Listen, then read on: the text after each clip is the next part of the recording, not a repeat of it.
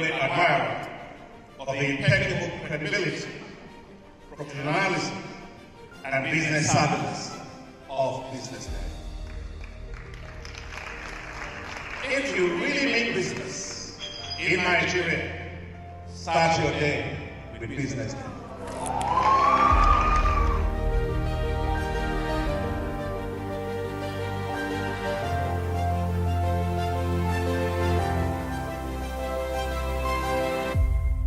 BusinessDay is West Africa's leading provider of business intelligence and information, delivering premium content across diversified media platforms, including online, mobile, and print.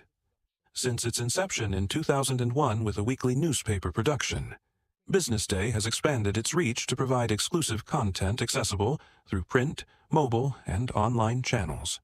Our premium offerings are further enriched with syndicated content from esteemed sources like the Financial Times, The Economist, and the Harvard Business Review. At BusinessDay, our mission is clear: to be the foremost provider of business and financial content, empowering readers to make informed decisions in Nigeria and Africa.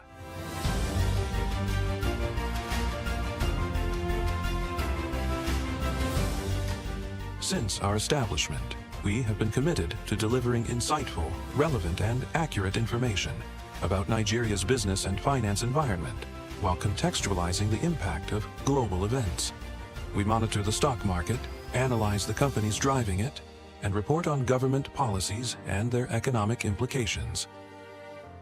For being consistent in organizing these CEO forums for almost the last 14 years, I think this was a commendation, and I think something that will encourage them to continue. From decoding market trends to dissecting economic shifts, we offer actionable investment ideas and serve as a compass for decision-makers navigating complexity. Beyond headlines, BusinessDay fosters discussions on critical issues through impactful conferences and events. These platforms bring industry leaders together to share narratives that drive innovation and spark meaningful dialogues. Our events galvanize connections, bridging the gap between inspiration and achievement. For businesses seeking visibility, our strong digital presence offers unparalleled opportunities, with millions of followers across social media and a dynamic website attracting visitors from within and outside Nigeria. BusinessDay is the ideal platform to boost visibility for your products and services.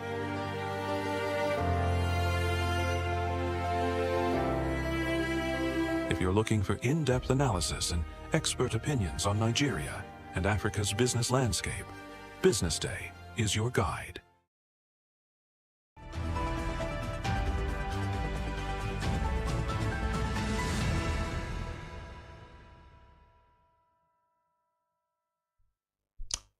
Good morning and welcome to the BDTV Breakfast Show. I am Bethel Olujabi, and it's a pleasure to be here and to start your day with us. Well, first, let's see what's making headlines this morning. Naira fall continues as market records highest rate of 1,550 Naira. Fubara blocked from accessing Assembly to present Rivers 2025 budget at Rivers State House of Assembly. Judge Oke's start of 5 billion Naira defamation suit by SSS against Syria.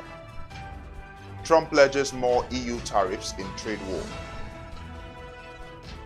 Ex-NFF President Amaju Pinnick loses FIFA Council seat.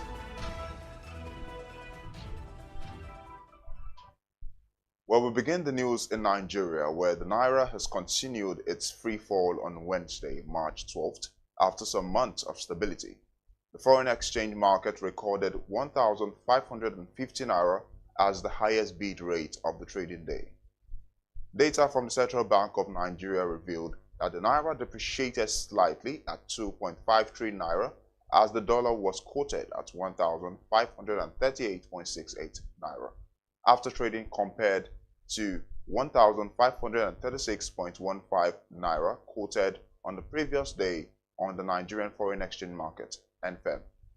The authorized currency dealers quoted the dollar at the highest rate of 1,550 naira on Wednesday, marking a 10% depreciation or 10 naira depreciation from 1,140 naira quoted on Tuesday.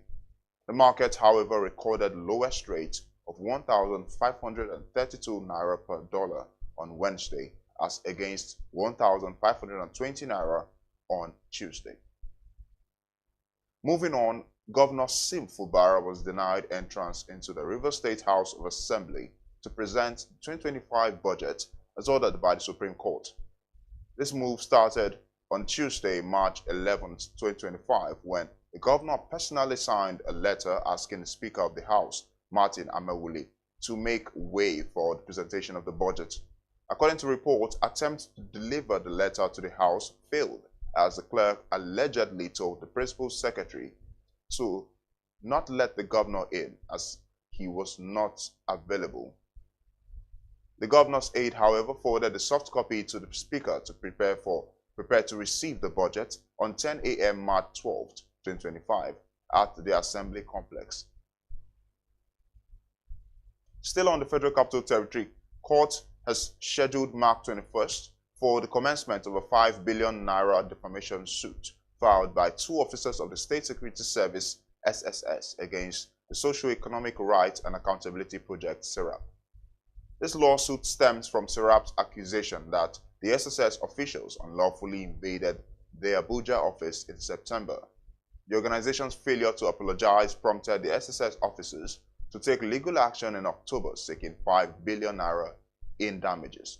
A published apology on SERAP's website, national newspapers and TV stations, as well as 50 million naira in legal costs, including 10% annual interest on the 5 billion naira until full payment. Well, to end the local news, the House of Representatives Committee on Human Rights has said that a bill aiming to abolish or significantly reduce the use of the death penalty is underway. Abiola Makinde, the lawmaker representing Ondo East and Ondo West Federal Constituency, and the chairman of the committee, revealed this development while providing an update on a separate bill for an act to recognize and protect human rights defenders. The Human Rights Defenders Bill, which he co-sponsored, passed its second reading during a plenary session. Makinde also says that discussions with relevant commissions have been ongoing to determine how best to amend the penal and criminal codes. On the foreign scene, President Donald Trump has revealed that his administration will respond to the EU's decision to impose counter tariffs on 26 billion euros worth of American goods. According to Trump, he will retaliate by charging back whatever they were charged. The bloc's announcement came as a response to 25% tariffs being placed on all steel and aluminum imports into the US, announced by Trump earlier this month. Canada has similarly announced retaliatory measures, saying it will place tariffs on more than $20 billion worth of US goods.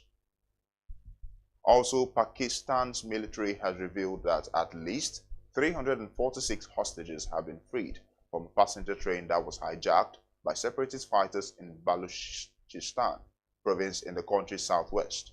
A military spokesperson revealed that the rescue operation had concluded on Wednesday, March 12th, eliminating all 33 attackers. According to security sources, about 27 hostages and one paramilitary soldier were killed over the course of the standoff. Now to sports. Ex-president of Nigerian Football Federation (NFF), Amaju Melvin Pinnick, has lost his bid to retain the FIFA Council's seat by a single vote at the poll which took place as part of the 14th CAF Extraordinary Congress in Cairo, Egypt. Pinnick scored 28 votes, only one short of both Ahmed Yahya of Mauritania and Suleiman Hassan Waberi of Djibouti, who each scored 29 votes to make it to the exalted panel. Impressive Morocco Fawzi Lekja swept 49 votes, with Egypt's Hani Abu Rida and Niger Republic's Jibrila Hima Hamidu netting 35 votes each. Lekja, Rida, Hamidu, Yahya and Waberi will join CAF President Patrice Motsepe unopposed for a second term as Africa's representation at the FIFA Council alongside Kanizat Ibrahim from the Comoros Island, who collected the women's seat by scoring 30 votes. To end the news, the South African under-17 women's team, Botswana, have arrived in Lagos on Wednesday, March 12th, ahead of the crucial FIFA Under-17 Women's World Cup second-round qualifying match against Nigeria's Flamingos on Saturday. Nigeria secured a 3-1 victory in the first leg in Pretoria as the Botswana vowed to put up a strong fight in Ikenne.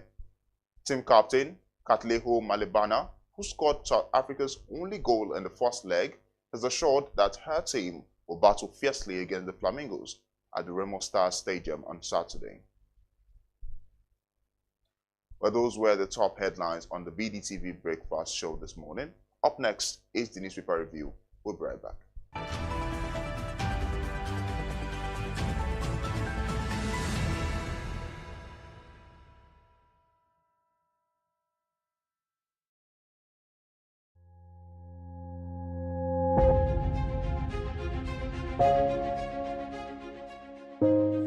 Good morning and welcome to the BDTV Breakfast Show. I am Bethel Ogunjobi. My name is Elizabeth Musa. And this is the social listening segment on the BDTV Breakfast Show. We're talking about the Fly Nigeria Act. Can you give us a background into what this is about?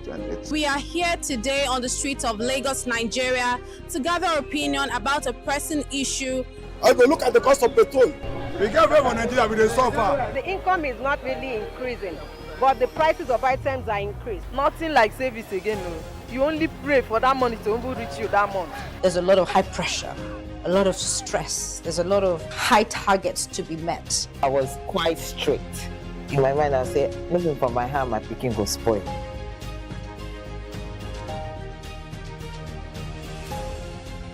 To allow all banks and all the players in the space. 15% inflation target achievable in 2025.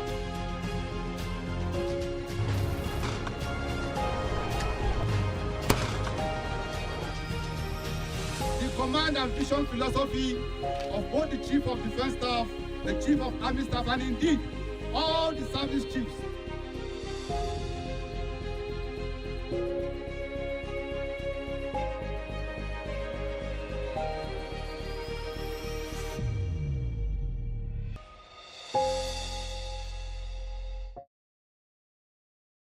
Attention business leaders. Want to make informed decisions? Join the ranks of the best with Premium Business Day. Access in-depth analysis and expert opinions to stay ahead. Subscribe now at premium.businessday.ng and unlock premium content. Plus, you get 50% off your first subscription. Don't miss out. Make smarter choices and seize new opportunities. Sign up now and elevate your business game. Visit premium.businessday.ng today.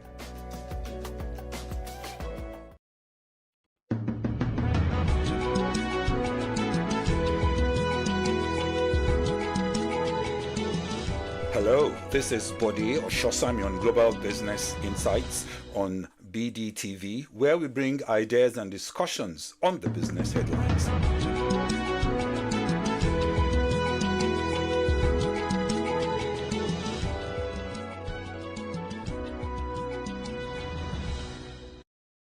Someone like me, they say Jackpa and Jackpada. I say let people Jackpa because guess what? They will Jackpada. When I left here over 30-something years ago, I left here very sad and I thought I was running away because I was just a young doctor. I didn't see any hope. Well, after doing everything I did, I've practiced medicine over 25, 26 years in private practice. I've gotten involved in all kinds of businesses in the United States. Guess where I am?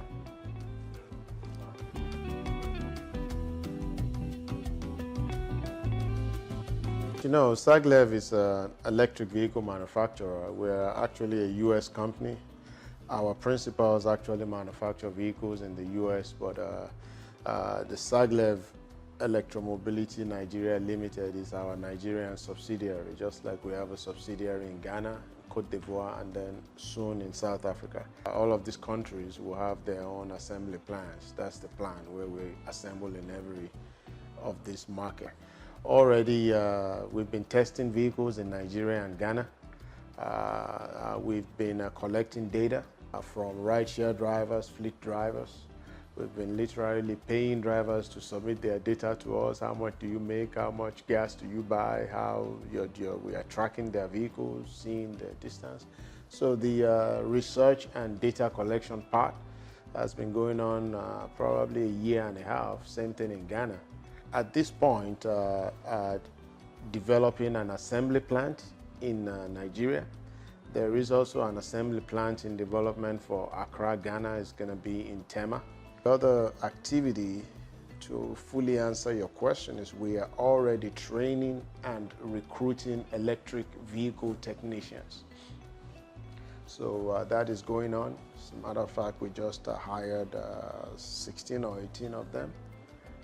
They are getting ready to start their online training, then they will go to classroom, and then they will go to practical training. So that's where we are in summary. Challenges, interestingly, because Nigeria is a country that has, so to speak, experienced a lot of trauma relating to electricity. You find out that the average Nigerian person all through the first question is power, right? But that has not been our experience, and we can talk more about that. So power could be a challenge, but power is very much a perceived problem. The other challenges we've had is that this is just a new product. 90% of what our company does is to actually educate people, because so many people don't even understand that they are perfect electric vehicle customers. So that is there. This is a novel product. So some of the other challenges are just, again, the charging network. Even though we are an automotive manufacturer, we have to reluctantly get involved in developing charging. It's just like being Peugeot or any automotive manufacturer, and all of a sudden you find yourself developing gas stations. Foreign exchange rate, we find ourselves in a challenging economic condition. But the way I like to tell people is that SAGLEV is actually a solution to that. So the fact that we understand that we bring in factors that actually help you to maneuver, around the economy is very encouraging to us. So, the challenges are there, but those are some of the main challenges. The data is surprisingly encouraging, because that is why you actually go somewhere and you collect the data. You can't just sit back and say, oh, this is what I think the data is. But the data is very surprisingly interesting. I want to tell you, when we first started talking about coming to West Africa, while gasoline was 180, 140 at some point a liter here, Naira, gasoline was 850 Naira a liter in Ghana, same in Cote d'Ivoire. So for you to sell an electric vehicle in Nigeria, it was not economically really viable. You can't make the economic case easily. But that has changed. A gallon is what, 617 now? So the story is different. And all of a sudden, and that actually led us to understanding that we have to fast track our plans. A rideshare driver that uses the smallest available vehicle on the road is spending 9,000 Naira a day on petrol. If you are saying a Toyota Corolla, Toyota Camry, Honda Accord, now you are looking at anywhere 17, 18, 19, 20,000 Naira. Now, if your car is even older, then you're spending more, because an older vehicle, an older motor burns more gasoline. Now, that is compared to an electric vehicle, which that smallest vehicle, some of the examples I will show you here today, it costs for 300 kilometers of distance, it costs less than 3,000 naira to charge it. That is such a big.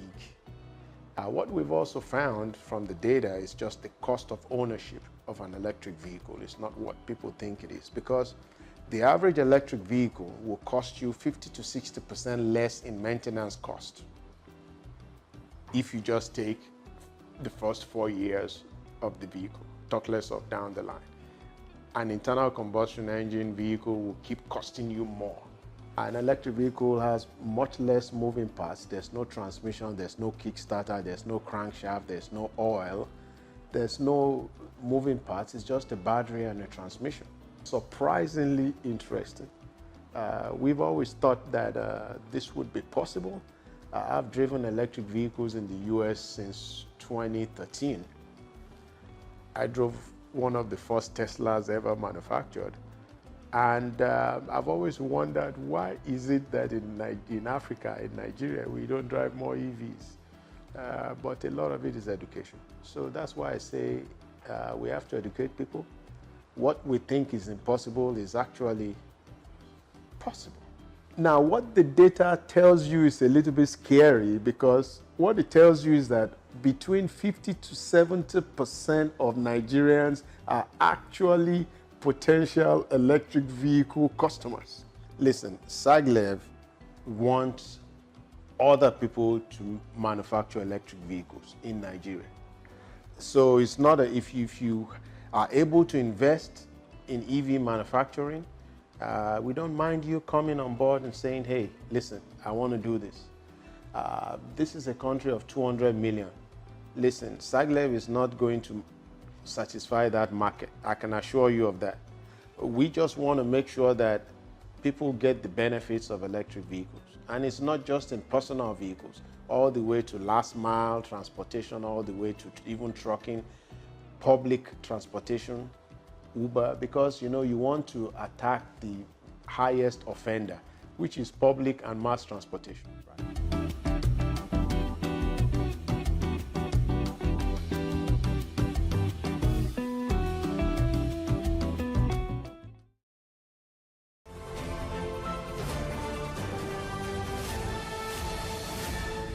You are watching Business Day Television.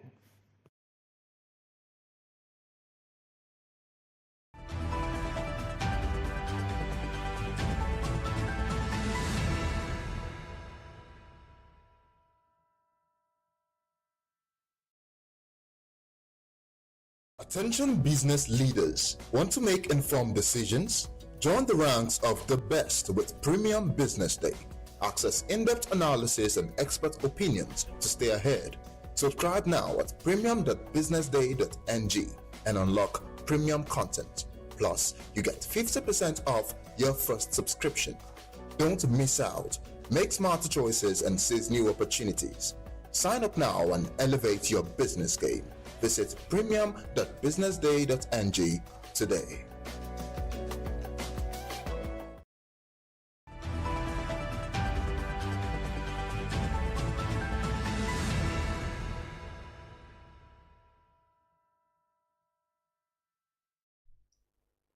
Welcome back. This is the newspaper review segment of the BDTV Breakfast Show, where we explore top headlines on the front page of our dailies. I am Bethel Ulujabi, and today, joining me in the studio for this review is our in-house analyst, Mohammed Akonji. Good to have you, Mohammed. Good morning, Bethel. How are you feeling today? Oh, very well. And how are you two doing too? Good. How's your week been? Very well. It's been moving on fine. And how have you been dealing with the heat? Oh, I mean, that's another very vital. You notice I'm trying to avoid any dark, oh my God, dark colors. The heat. In fact, at NIMET, you have to be able to release weather warning yesterday. Oh yes. Was likely going to be able to happen for the next 4 days. It was Sunday. I think I felt it the most. I was here with Liz, and in fact, I was telling her that I know this is a fasting period as well. So Sunday, last Sunday was quite enervating for me because of the weather. You know, everyone was so hot. So hot. Oh my God. And then Very, coupled with the with fasting as well. Yes. So maybe because at least I was actually jumping from one place to the other over the weekend, that last weekend. So that was when I knew, that was when I could feel the heat. You know, I feel that scorching heat on Sunday, and I know people have actually been talking about it. You know, in the last 3 days, that's really been unusual. And thankfully, people are really managing. Anyway. Good of you to jump in the studio here with us. Thank you very much for let's just get right into the discussion. So starting with the Business Day paper, right? We have 4 stories on the front page today. Start from the bottom. The bottom story says Dangote refinery eyes higher crude imports from Angola, Algeria, right? And Wike backed Fubara's impeachment as reverse crisis worsens. That's a really trending story right now. Of course. Now let's look at the top story here. The top story on the front page says foreign rice floods markets as costs squeeze local mills. Import from Thailand jumps 60-fold in 1 year. Over 50 small-scale millers shut down in 2024. Wow. That's it. A very interesting development topic. And very interesting topic. There. I mean, also unfortunate. Foreign rice again coming to the limelight. Right. I mean, if you go to 90% of households now, foreign rice.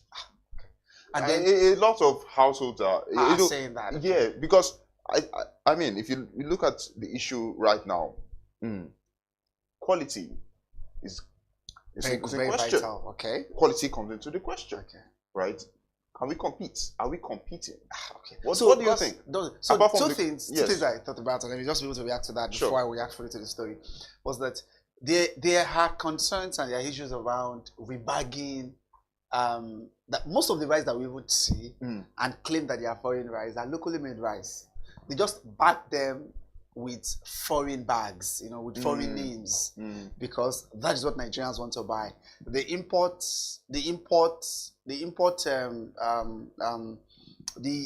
craziness or the import demand of Nigerians, the way Nigerians have actually been able to go so immersed themselves or so involved in importation, tend to be able to cloud or blind them from actually be able to see anything that is local. So concerns out there, and in fact, I was saying, or maybe in my office, about the rice I bought over the weekend, and then they bag it with a foreign bag. The bag was bagged. But inside the rice, inside the bag was a local rice. Yes. Wow. So I think that's another thing. That's an experience I had, and then when I actually raised that in gathering of people, you know, household as well, people say, "Oh, that's what people are doing now," because they know that the trending thing, what people want to buy. So the appeal for foreign rice is high. It's very, very high. So that import appeal are now beginning to be able to, you know, put one or two things together to be able to put that out there. Because the concern there, I mean, the Rice Millers Association, going back to that, is because remember the government of Muhammadu Buhari, the last administration, even the central bank pumped in trillions of naira into a particular program there, the Anchor Borrowers program, that was actually targeted at rice production in Nigeria. And if you look at the feasibility study that was done before the commencement of that intervention, then would say that, okay, the purest of rice that you see, or the best of rice, the quality of rice that you see actually come from Vietnam and Thailand then. And the CBN governor, because I remember I heard him very, very well saying that rice that we also plant in this nation can be able to rival those, especially the one from Anambra and Ebonyi. He mentioned those particularly. And that if we can be able to invest in our agricultural sector, especially rice production, we could be able to compete and rival with them. And that was what, you know, necessitated those days about shutting of the borders. We're not allowing rice to be able to come in from abroad. That was actually what informed that. Even though analysts, industry watchers complained that, okay, this should have been the job of the Ministry of Agriculture. Why would the central bank take that up? And today, where is the ABP today? Where is the Anchor Borrowers program today? That's been suspended. But the question we're now asking us, those gains there, at the time, we're trying to be able to look at the tons of rice that we have been able to get. There was a time, if you remember very well, 2 or 3 years ago, President Muhammadu Buhari, in fact, had a paddy rice in Abuja, a very big paddy, to say, this is the rice that actually been planted and been harvested by Nigerians. You saw those very big paddy then. Oh, this rice actually going to the millers, mills You have that very long pyramid, rice pyramid that was quite huge. Then, these will go to the milling, to everywhere. Then these are just been harvested. They will go to the mill factories so they can be able to sort out, the peculiar things about Nigerian rice, the stones and the things there, and then it will hit the market. That today, I don't think we'll actually be able to see the reality of that. That happens. But expert analysts have actually said that there were gains from that particular policy, Anchor's Brewers Program. We recorded substantial gain from that. But that appears to have been reversed as a result of import appeal that you mentioned. And what does not always be able to help matter at the same time is, maybe I can be able to call that the sheer greed of Nigerian manufacturers themselves, Nigerian rice millers themselves, who at a time, were trying to be able to rival imported rices, foreign rices, but actually charging the same price as them.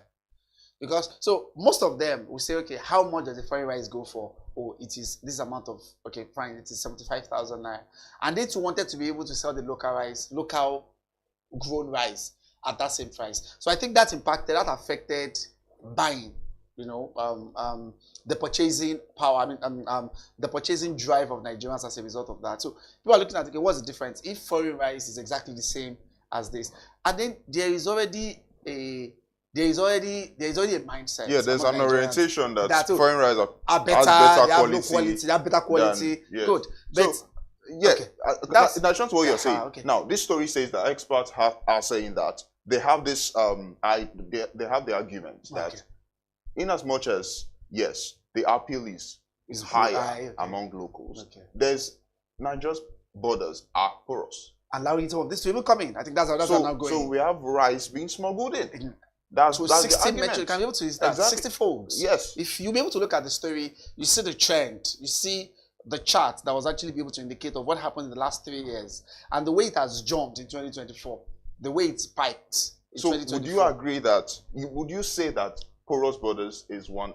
No, very important factor. What's happening at the borders? Oh, of course. I mean, there are investigative journalists or reporters who have gone there and have seen how custom officers have actually been able to collect, take kickbacks from most of these smugglers, allow smugglers to be able to even bring in rice at will. In fact, there was one of them that actually spoke to that said, to be able to smuggle in between the hours of 12 a.m. and 3 a.m., 12 a.m. and 3 a.m., they just opened the borders from Benin, from Togo, to allow rice people to come into this country.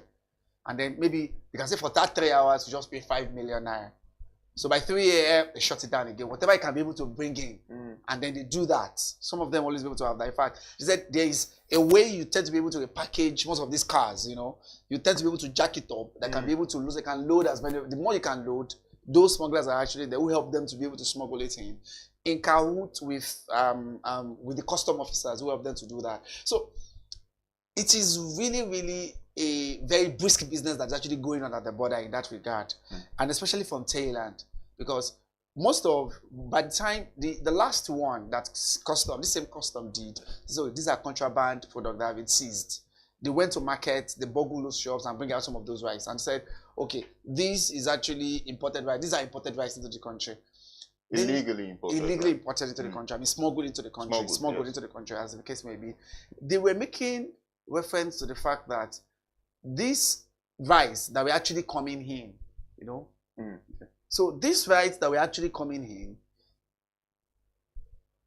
cannot be able to stand. I mean, we're talking about it, how from Benin Republic, from Togo, those particular two, how people connived with their staff, the staff at custom at the NCS, to allow some of these particular products to come in. So they boggled those shops, and they were asking them. One of them was asking them, how were you able to bring back these into the nation? So one of them, that's what I'm now saying, few of those bags that they brought in here, they were asking them that day to say, okay, but this particular rice here, this quality of rice here was actually produced locally.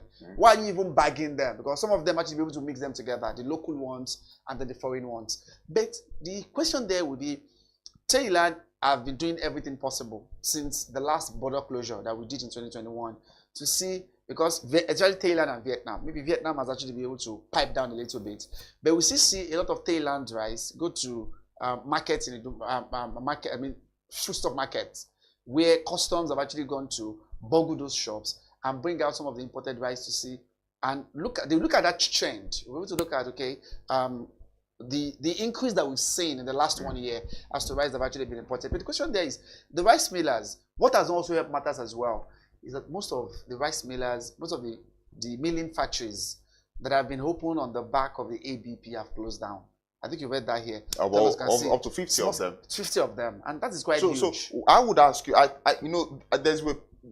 there's a trend in terms of small manufacturers, right? Rice millers. Yeah, exactly. Rice millers. Exactly. There's this quest for survival that doesn't seem to go through.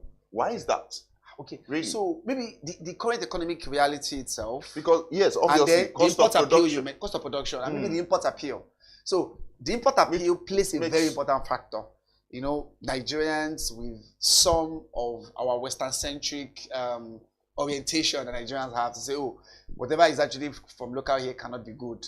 Whatever is coming from out there would actually be the best. So that played a part, very important part. So, and that's why even some of, as I said, some of them have to be able to disguise, to say even what they are doing.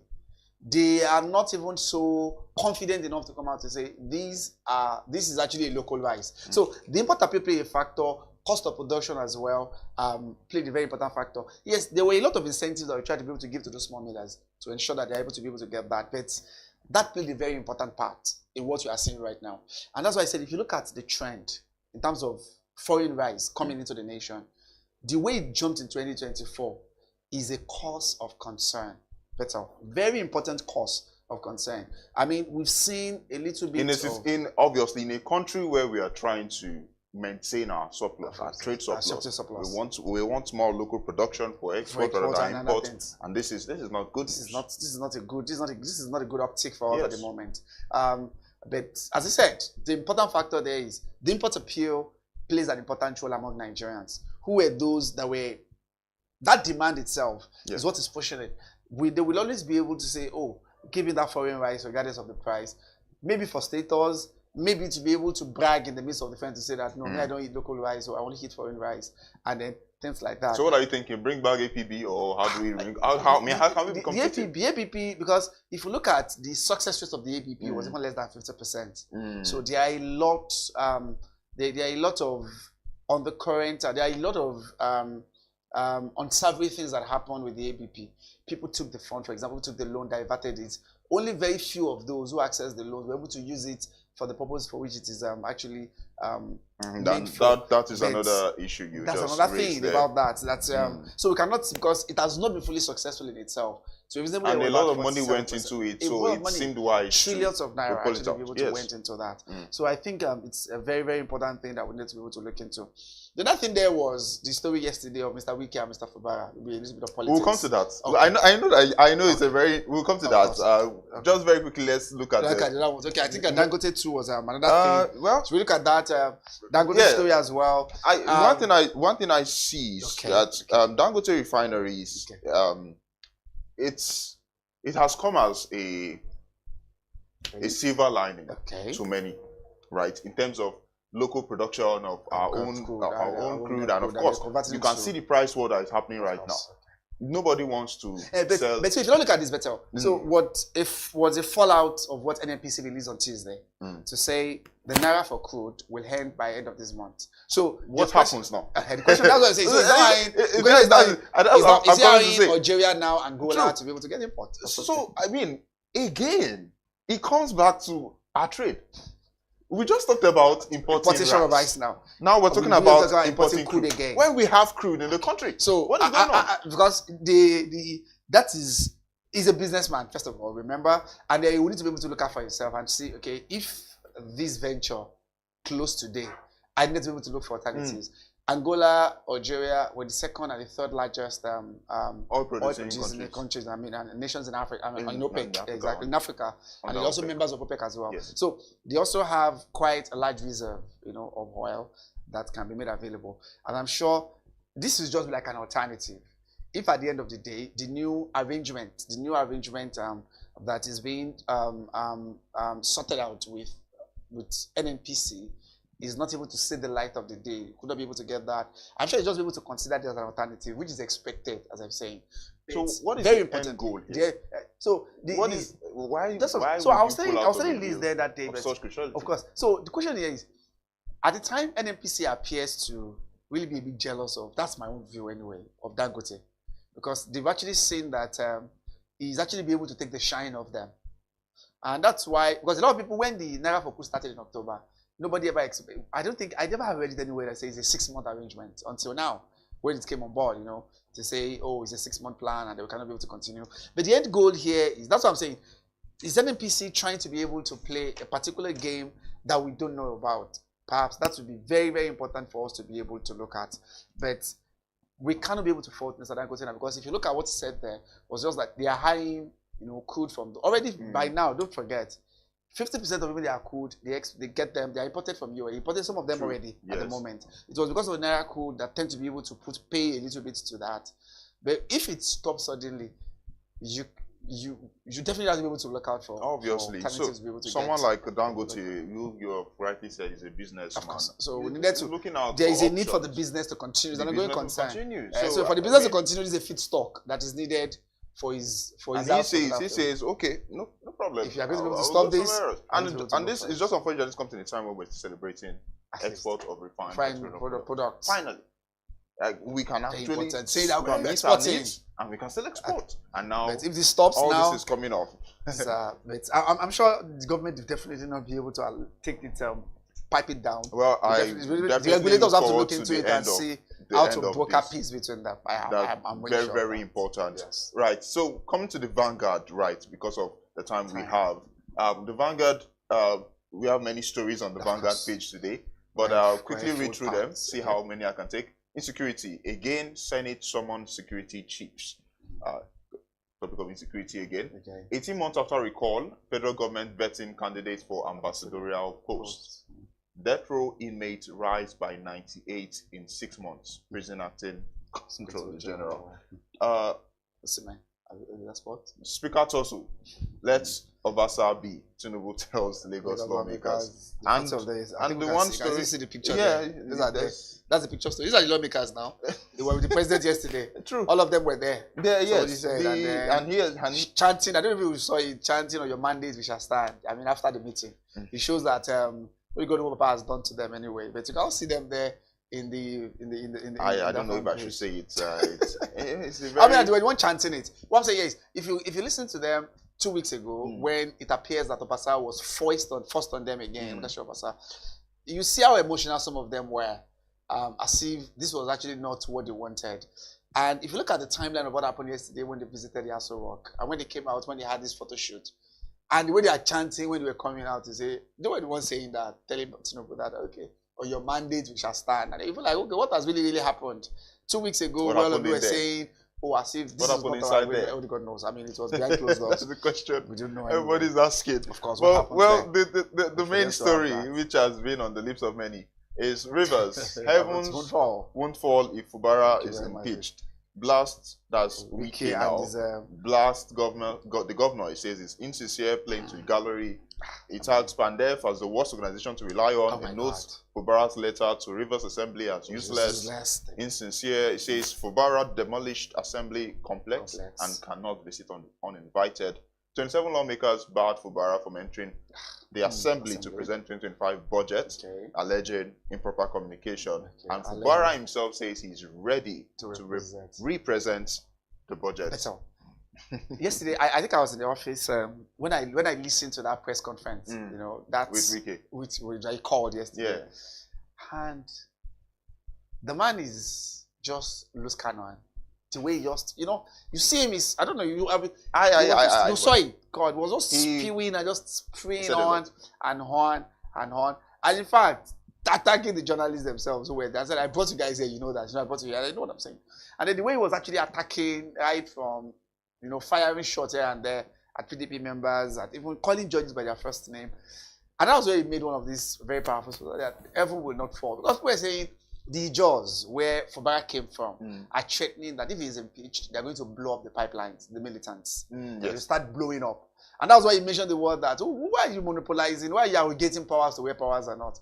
Who told you that other tribes, other tribes, that the Ogonis cannot also be able to blow up can also be able to blow up the pipeline. Why you think it's only them that can be able to do that? And that heaven will not fall. If he has committed an act of infraction, then he can be impeached. And he went, on that spree there. But the way it is now, but of course, that was actually before. That was after the governor yesterday visited the complex in Port Harcourt yesterday, and it was shut out, just like you've read. Yeah, he arrived in. So they said the video was really embarrassing. It was really embarrassing. For someone of that. So, but they released their own statement as well. The 27 lawmakers to say, okay, there was no notice, that no proper notice to them.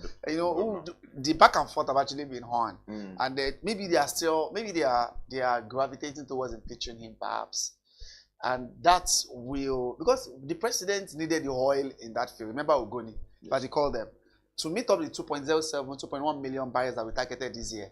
That part, that Ogoni land, that oil there, will play a very important role. And that's why the president is trying to be able to broker the peace. Both of them were there with him on Tuesday. In fact, they broke the fast together.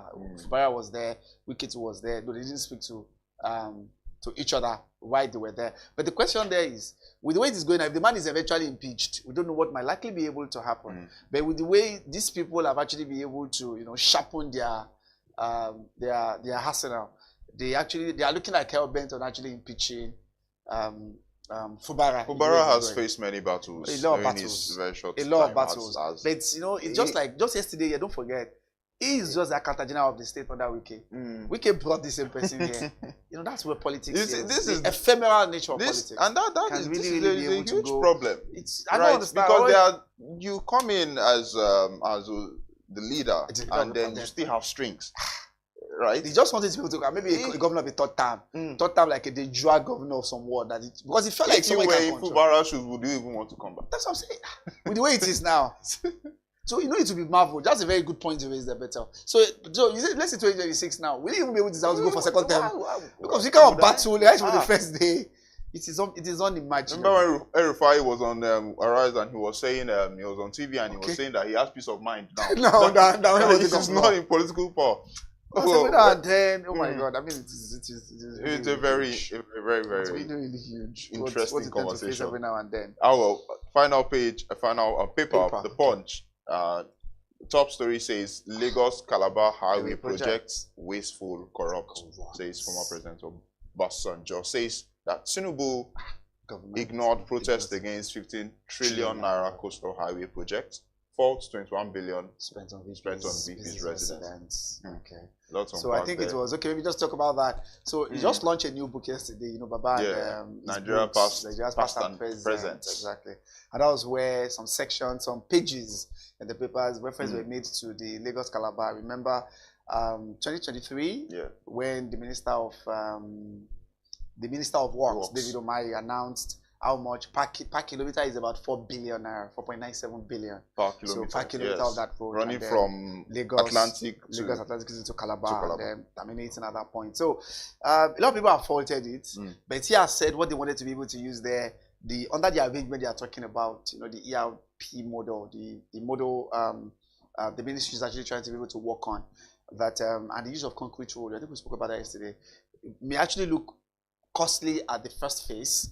But in the long run, compared to asphalt road, if it's actually built on asphalt, because I'm talking about the minister now, Minister of Works, provide a justification side by side, between doing the asphalt road on that lane and doing what's it called, the concrete road. And so because of the concrete road, that actually spike up the amounts to that rate, but that it will be in the benefit of Nigeria in the long run. If you look at the cost-benefit analysis of that in the immediate term, in the immediate short time, it can be cheap, it can be costly if you be able to build that road at that cost.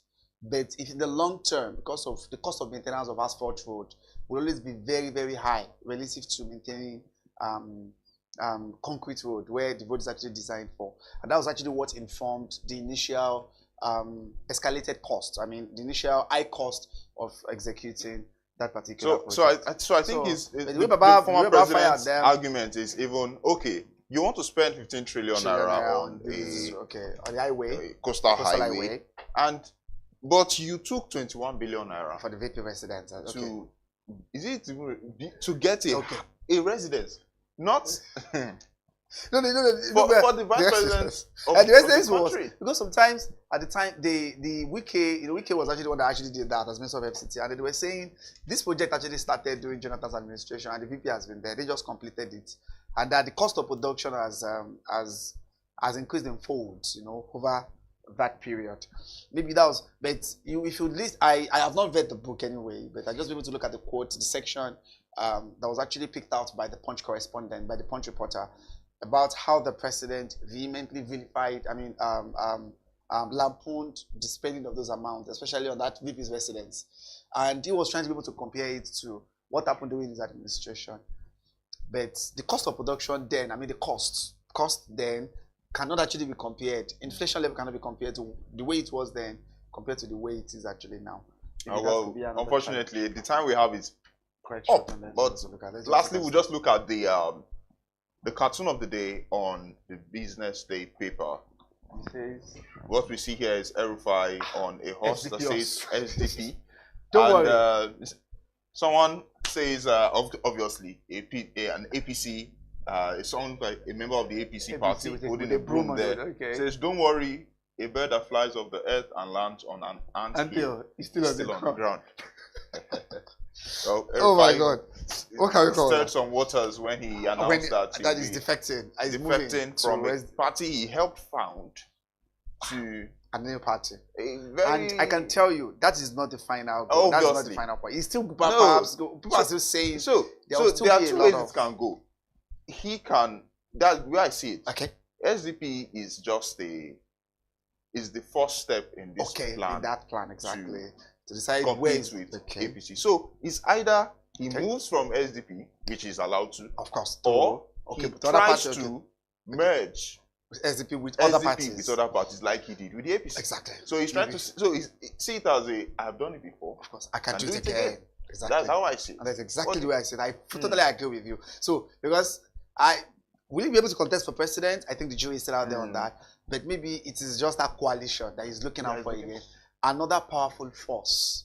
So, who are those that will be brought into the board? Will it be PDP as well? Maybe an NPP. Will it be Labour Party or an NPP? So that could be another powerful force that can now rival. I'm sure in days ahead we'll be able to see that. But the proverb there was actually very, very remarkable. That it is still the same thing. A bird that flies off of the ground, right? And lands on an anthill. Even though it's still on the ground. Thank you very much. Thank you. It was wonderful to have you here. And thank you very much for having me. Mohammed. Unfortunately, time is not on our side. Well, this is all we can take for today. Up next is the big story. Don't go anywhere. I am Bethel Jabi. We'll be right back after this.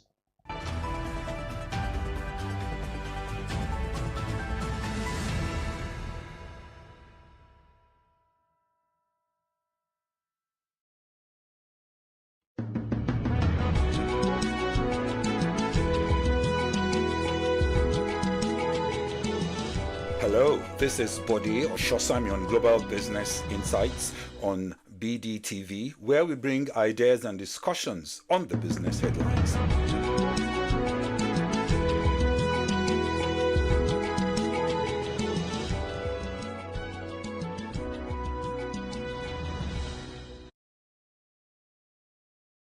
Hi there, this is the Business Day exclusive with Elizabeth Musa. Today I'm seated with the production team of Iwaju, the highly talked about Afrocentric animation series produced by Disney Channel in collaboration with Kugali. Very lovely to meet you, gentlemen. Actually, kind of cute. So Iwaju is a series that, of course, portrays a futuristic Lagos. Can you tell us about what this futuristic Lagos is? What does it depict? Iwaju depicts what Lagos might look like in the future, and we wanted to ensure that we were not just throwing science fiction elements around and slapping them onto Lagos, but we were trying to imagine if all the features, the main features of Lagos as we know it today, if they continue for the next 100 years or so, what would that look like? So we didn't take out anything that people know Lagos for. People know Lagos for traffic, people know Lagos for erratic power supply, people know Lagos for audacity, all those things, we made sure we kept them. We just exaggerated them by saying this is 100 years later. Things have gotten even worse in this direction. So I'll give a few examples. Lagos is overpopulated, largest city in Africa by population. If people keep coming into Lagos for the next 100 years, it's going to be even more overpopulated than it is now. So we designed the mainland in Iwaju to have these huge towers that can house many people, because the mainland would take most of the population, seeing as most people won't be able to afford to stay on the island. And when we designed these towers, we made it look like, you know how in Lagos, you see a bus and you know that this thing should not still be moving, it should not be walking. But somehow they forced it to still be, it's a moving corpse maybe, because it's like, well, how come this thing still works? They patched it together. So imagine they build these towers and the first like 10 floors of the towers are just containers, shipping containers, because Lagos is a port city. And they've slapped these containers together to form a building. But then after that bottom area, the higher up you go, the more the building turns into an actual nice building, because the richest people stay at the top. Just little things like that. We also thought science fiction usually has flying cars, and we don't want to put flying cars in Iwaju, because if the cars are flying, there will be no more traffic. But then we had an idea. What if only the richest people could afford the flying cars, so everybody else is still in traffic? So then we're able to show the traffic of Lagos and also show the wealth disparity, because the richest people can afford to fly over the traffic. Hola! Oh yeah, sorry. It's enough, thank you.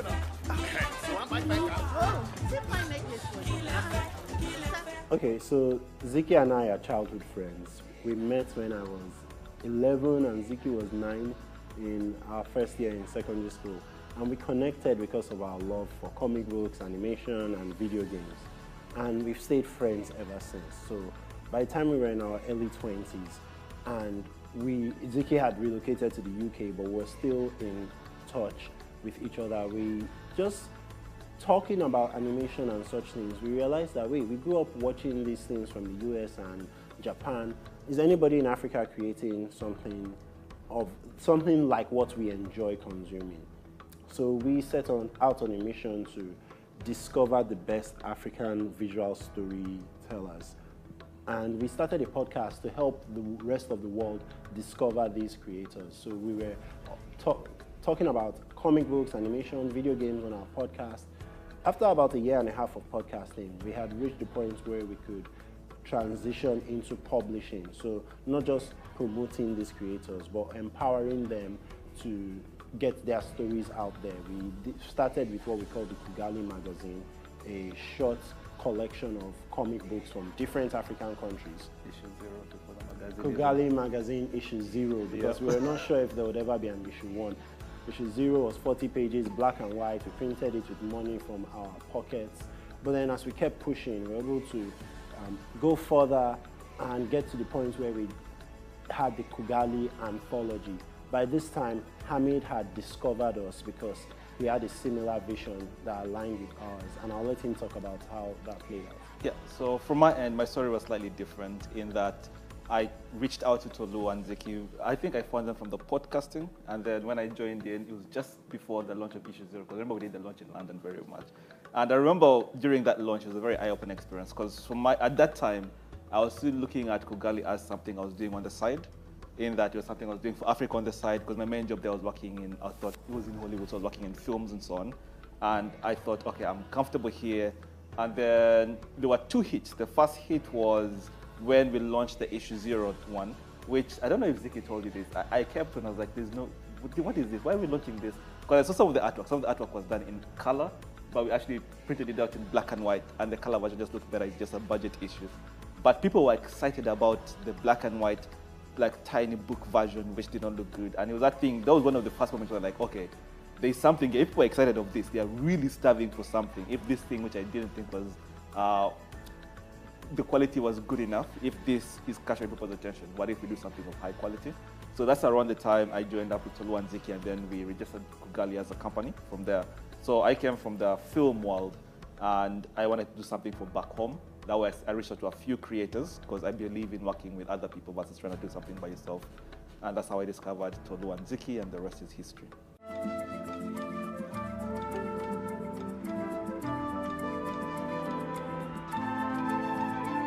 So back in 2021, you, Tolu, had mentioned that Iwaju will be out in 2023, but here we are in 2024, it's finally out. Can you give us a maybe a bit of a background about why it took this long or why you had to delay till 2024? We were done with production in June 2023, and we were just waiting for a release date like everyone else. We don't know all the factors that come into play when the leadership at Disney Plus fixes their release dates, because even Disney Animation was waiting for Disney Plus to tell us the release date. Remember, these are actually two different entities. Welcome to Lagos, Nigeria. So I've seen some of the clips of the lead actors talking about Simin, Tola, Kole and Bode. So what was the process of sourcing the cast of this animation like? The casting process was a lot of fun, but it was also a lot of hard work. How it worked is Disney had their own casting agent who was liaising with a casting agent in Nigeria, Lala Akindoju.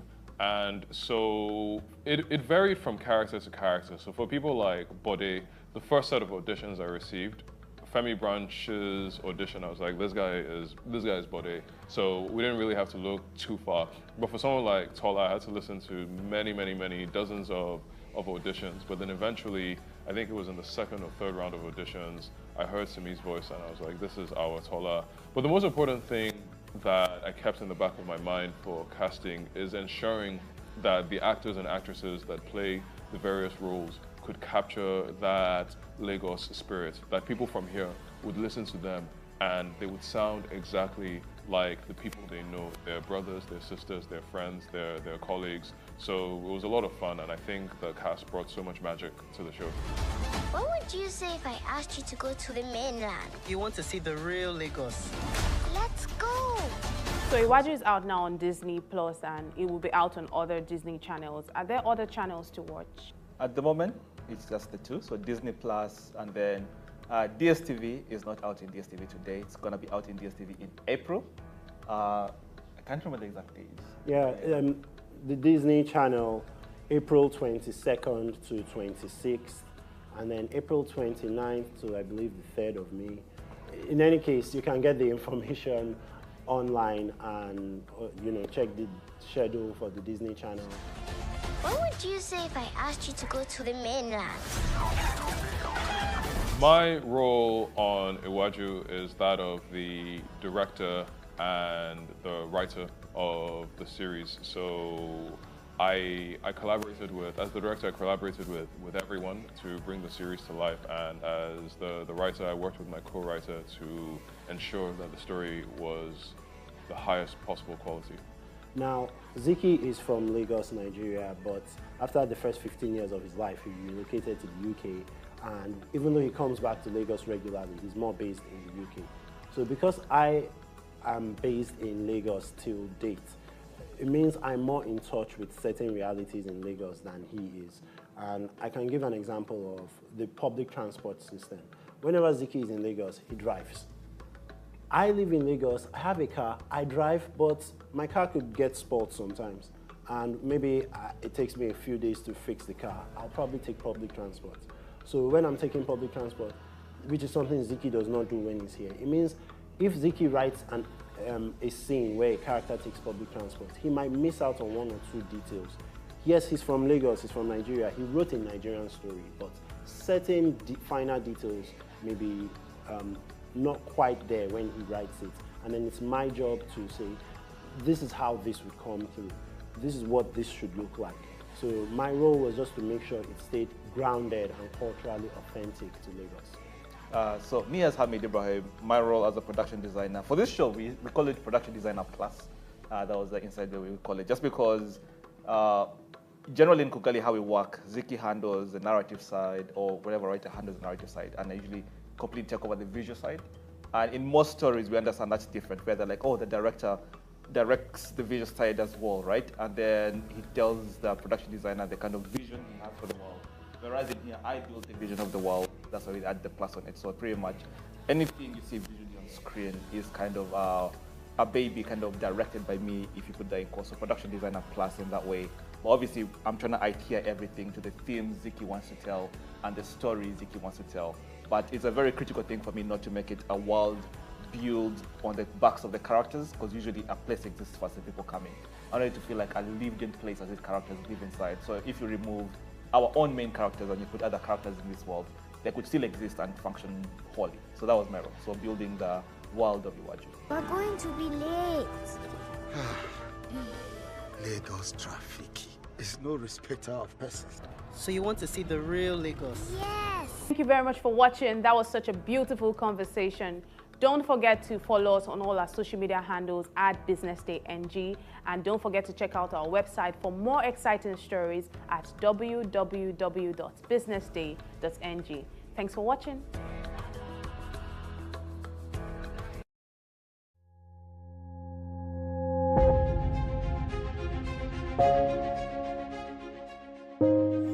Good morning and welcome to the BDTV Breakfast Show. I am Bethel Olujabi. My name is Elizabeth Musa. And this is the social listening segment on the BDTV Breakfast Show. We're talking about the Fly Nigeria Act. Can you give us a background into what this is about? We are here today on the streets of Lagos, Nigeria, to gather opinion about a pressing issue. I go look at the cost of petrol. We get very Nigeria with the suffer. The income is not really increasing, but the prices of items are increased. Nothing like servicing.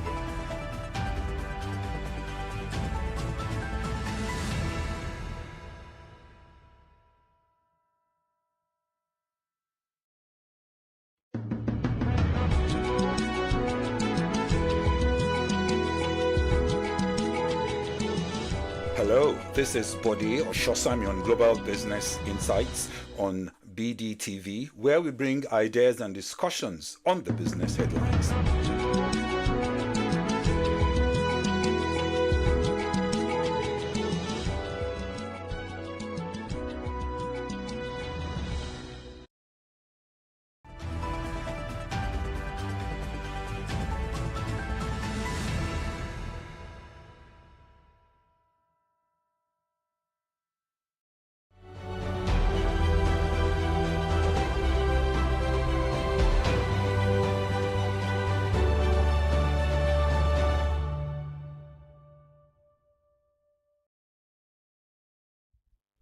Welcome to the Big Story segment of the BDTV Breakfast Show, where we discuss key issues shaping our nation and economy at large. I am Bethel Olujabi. Today we are focusing on MSMEs in Nigeria, exploring the challenges, solutions, and untapped opportunities in the sector. Micros, small and medium-scale enterprises, popularly referred to as MSMEs, are viewed as the engine of economic growth in any economy.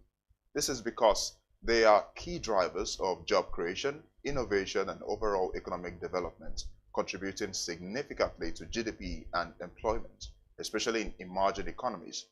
According to the Small and Medium Enterprises Development Agency of Nigeria, SMEDAN, an agency of the federal government saddled with the responsibility of policy formulation and advocacy for SMEs, there are about 39.7 million SMEs in Nigeria as of 2020.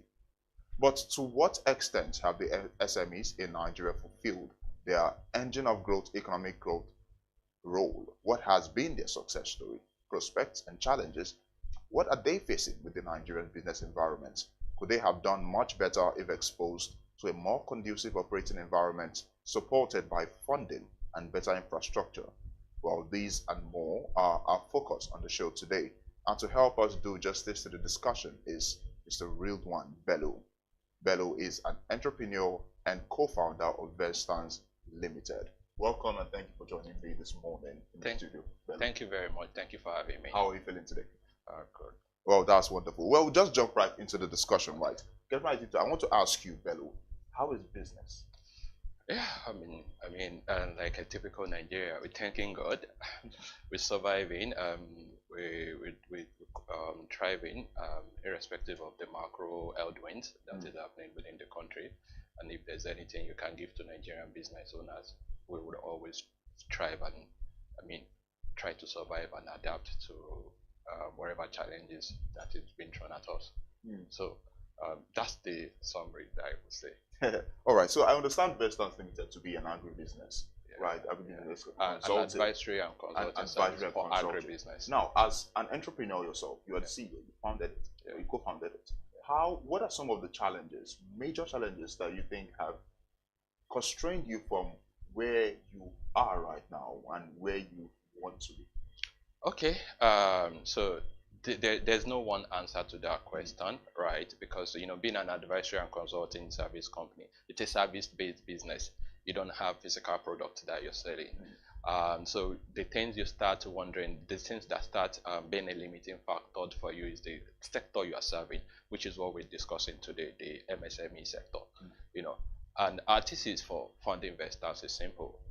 The big businesses, the big boys, the likes of the Holland, the Flour Mills and the like, they could afford KPMG for strategy, they could afford PwC and the likes for strategy, for certain advisory support to scale their operation. And we believe that these small other guys too, they need similar help. They can't afford those services, right? So can they find someone that understands where they are, meet them where they are, and provide those advisory support for them, right? And I'll give you an example. So as a small business owner, you're probably wondering, oh, you ask 10 of them today now, what's your challenge? Everybody will say funding. But if you give the 10 of them that money today, I can assure you that the rate of success would be less than 10% at the end of the day. Why is that a problem, right? So these are things that we look at and we say, okay, there needs to be more support in terms of advisory support to these SMEs. Many of them can engage in research to understand the market they are serving, right? Smedan saying 39.7 million number of SMEs in Nigeria as at 2020. Yes. And by the way, this agency has also reported that number dropped between 2017 and 2020. Yeah, I mean, I wouldn't say it's not something to take joy in, because when you look at the majority of these businesses, they were founded on the back of lack of choice. So most people are not set out to establish business and grow their venture, right? And so you want to find those that have the mindset right from the start to scale these businesses, not just to open a shop. There's a difference between running a shop and trying to build an entity that would become something bigger. So I would ask you, what key factors are hindering businesses, small or medium scale businesses, from scaling? You talked about the issue of expanding, right? What moves them from being small to successfully scaling in Nigeria? I think there's more than one way to look at it, right? And the first thing I would say is it starts from the entrepreneur itself, right? When you look at what the person behind the business, that's the first thing. When people are investing in startups and what you're saying in tech, people first invest in the person behind the business. So you as an individual, what credibility, what pedigree, what resources do you have before venturing into business? Now, it's easy to bank on that, knowing that, okay, we know this guy, he has done this, he has worked there, this is his qualification, we think he's smart, we think he's resourceful. That is the first layer of business that we need when we talk about people going into entrepreneurship, right? And when that is in place, then it's easy to now build on top of that. So that's where the issue of funding comes in. And when we're talking about funding, it's not just funding from government free money all the time, right?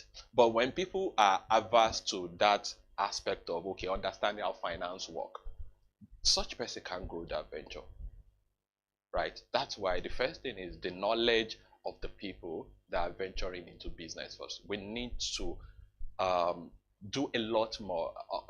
Organizing entrepreneurship program for 1 million people is not sufficient, right?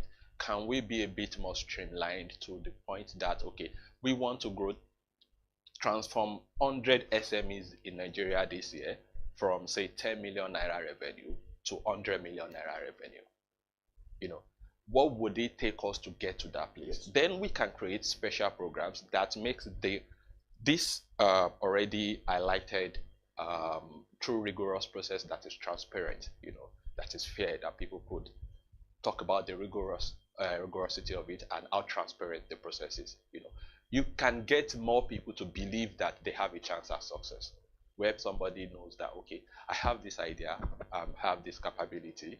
If I put in for this application, I should be able to get it. And then they go through such process to scale their mindset, their operation capacity, their efficiency to run their businesses. So for me, the first thing to invest in, if you're going to transform Nigeria small business space, is the mindset of the people behind it. We need to be able to think institutionally. We need to be able to think in decades, not just today, make money today and buy a car tomorrow off the money you made today. I hope that helps. Now, if you ask the average entrepreneur, what is the problem? Why haven't you, what's hindering your business success? They say funding, as you rightly said. Yeah. So now, moving beyond the, there's a ton of discussion about it, funding, loans, right, from Bank of Industry, What other, first of all, where is the disconnect? Why are businesses unable to access this money, right? And then, how can businesses better position themselves for it? First of all, that's first one, right? Oh, then the second question is, in the absence of this, what are some of the alternative funding sources? Okay. Yeah, thank you. Yes, without taking any thing away from the challenges of funding, right? It's clear. There's a big funding gap for businesses in Nigeria. Even for the big businesses, right? There's a project you want to do. There are not enough commercial banks in Nigeria that can even chest such transactions. You need multinationals, you need DFIs to come into it, right? Because of the scale. I mean, that's private capital. It's not as much as in abundance in Nigeria. Now, though there are still some, right? Supply 39. There's still some to supply those ones, but the challenge most time is the quality of the information available, the transparency of the process to access this funding, right? How do I know that my application is being treated? What do I need to know about what the requirement for these fundings are? Many times people just fill the form. They don't understand, okay, what's the thematic focus of this fund? The business that is also applying, they also don't understand the funding mix that they need, right? The financing mix. There's equity financing, right? There's debt capital, there's a mixed use, right? Now, it also matters that, okay, when you are applying, you understand the business you are doing, what kind of financing is optimal for it, right? So sometimes when you are applying for a funding and there are certain use of fund that you highlighted on the need, why you need that fund, and it doesn't tally with the objective of the funding, right?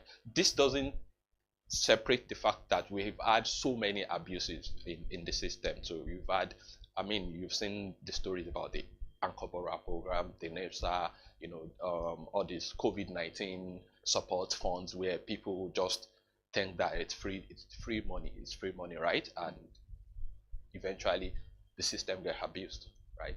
So that for us, it's a major challenge, because for every funding that goes out and it's not properly accounted for, is an opportunity denied for other serious businesses. So one of the things that can be done with respect to that is to ensure that, okay, the quality of the information that is released per this particular funding, the focus of those funding, and the people managing the funding, right? It has to be a lot more transparent, like I said. And for me, that's the most important thing about funding space. Now, you talked about what are the other alternatives that businesses can... Just to note, getting loans from banks has become a major issue for many, because the interest rate is high, right? Yeah. For people who cannot afford the interest rate that are being offered. So that's why now the question now becomes, okay, what are the alternative sources? Okay. Right? Yeah, the banking is understandable. Everybody is expect to the MPR rate, and what we can ask for is for government to have a concessionary. I mean, we've had the concessionary that I've used before, but redesign them to be optimal. Now, beyond that, I think there's also the power of community, where entrepreneurs can create communities of like minds, a cooperative model. And if you know cooperatives, the financing terms are usually relaxed, maybe 10%, 20% in a year, 10% mostly, right? you have a business that you are doing and you have a clear line of sight of your revenue, receivables, and the like. Having a community of similar businesses around yourself, coming together could help through that cooperative to access financing at a very safe and soft term. I feel that is one for the players in the non-structured sector. Many of us, our parents, use the cooperatives to support us through growing up, right? We can also go into that for businesses. This is something that we're seeing not just in Nigeria, right? The number of global enterprises that today that ordinarily they did not start as a big company. It's a group of cooperatives of individual small business owners that pool resources together to consolidate as one. And I'll give you an example. There's no reason why all of us in this room now, about 8 of us, we are selling the same product and producing it at the same time separately, when it costs us the same money to go to the same market where each and every one of us buy the same resources. I'll give you an example. Say somebody making soap. Women, when they're doing this women empowerment, you see this woman making shea butter, that one making coconut oil, and their whole capital is just about 100,000 naira, and every one of them take over the same cost every day, transport cost, the same packaging cost. What if we consolidate as a group through a cooperative model, right? And then that 100,000 put together is ₦1 million starting capital. That transport cost, that raw material sourcing cost, you've been able to cut it down, and everybody is able to push the product. You have better distribution. So for me, I think that's something that a lot of small business owners need to also start thinking about. Okay, so I can't go to bank, but I should know 2, 3. I tell people all this all the time, and that's why the first thing I mentioned is that when you're setting up to start a business, it's very important that it's also what investors look at. Who is that person behind the business? Can he raise funds? Now, it's very important that you have the pedigree to say, okay, you have some financing need that should not take long. You have a circle of close community that you can easily say, okay, can you advance me this float? And don't worry, I'll handle it. And I have testimonies for that, right? Where businesses were able to support them through float because we know the people behind it, we know their pedigree, and so they don't have to go through the stringent commercial bank terms. So for me, that's another thing that business owners need to think about. So what do I do as, say I'm an entrepreneur, I have an entrepreneurial mindset, I want to start a business, a micro business with less than 10 employees, I don't have much money, I'm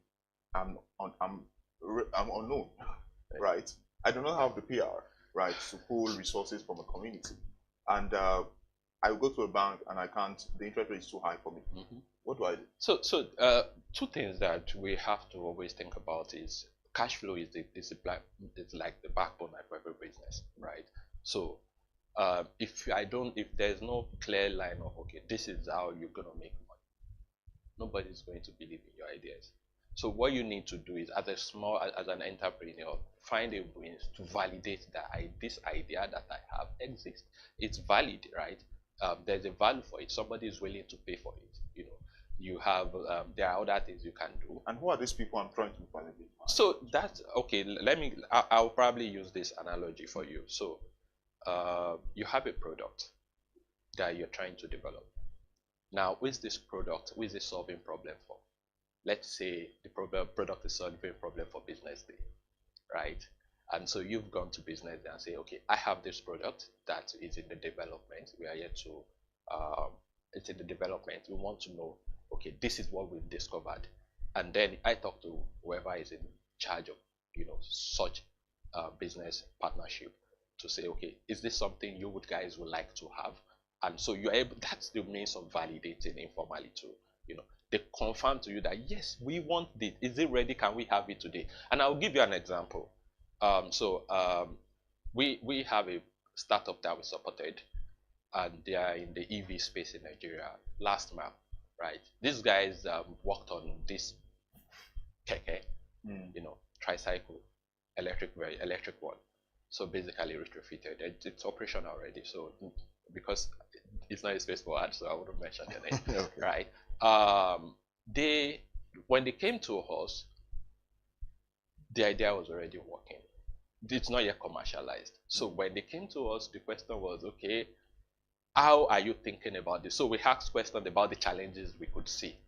How are you thinking about this? How are you solving the energy problem? How are you solving the driver problem? How would they be able to pay you? And there will be questions, stories about, there's NURTW that arrested me today, so that's why I could not make my money and pay you. And when they answer all those questions, we felt like, okay, this has something, right? Is this problem genuine? Yes. Is this a real solution? Yes. Okay. So what do we need to do? Okay, we need to set up. They need to set up this. What would it cost to set up that? And through our structure, we're able to support them, raise some sort of seed funding for them, right? On the back of knowing what they've done already. So nobody's going to fund you if you've not done anything, right? That shows me traction. Are you getting me? We are in Nigeria. It's in the other climb that you might have somebody just believe in your idea and just dash your money immediately. In Nigeria, people will only give you money with traction, right? Because everybody wants their money to be back, right? So for them, we're able to support them, and with that funding, they've been able to scale their operation. Set up a station, have from just a single tricycle to now having about 50 tricycle in operation. Now they are setting up another station in somewhere, another place with another 100 tricycle coming in. Upon that, they've been able to receive, additional investment. So for me, the most important thing business owner, young entrepreneurs need to understand is traction is the most important thing, right? Validate that this business idea that you have actually is solving. There's a market for it. So forward thinking, right? You mentioned it. So anticipating challenges or whatever roadblock there might be, and then proposing or also preparing to solve it or to navigate through it. Showing how you're thinking about that, how you're intending to solve it. And obviously you've worked with so many SMEs, right? Let's talk success stories. What are some businesses you've seen that have been able to meet a roadblock, and how are they able to go through it? Obviously, everyone has some unique challenges. Challenges that this person might experience might not be what you might face, right? So if you have some examples, it could be yours. It could be yours. Yeah. So I like to follow stories on trajectory of businesses, right? So, and in Nigeria, I think the number that we can pick as a story of resilience and growth from small business to what they have today. And I'll give you 2 to 3 examples. One of them is Saru Agrosciences, right? Last year they acquired Presco, which is one of the top 2 agricultural firms on the Nigerian Stock Exchange. Saru started in Nigeria in 1992. I think this is similar to somebody starting business last year with the way the economic headwind was in 1992, right? And today, see, acquiring such a business, a Dutch entity that is having market cap in billions of naira, that's something to say, okay, there can be growth. It's not just instant. Beyond Saru, which is now a very big business, I'll probably pick someone everybody can recognize, SoFresh. SoFresh started as a single, LD meal.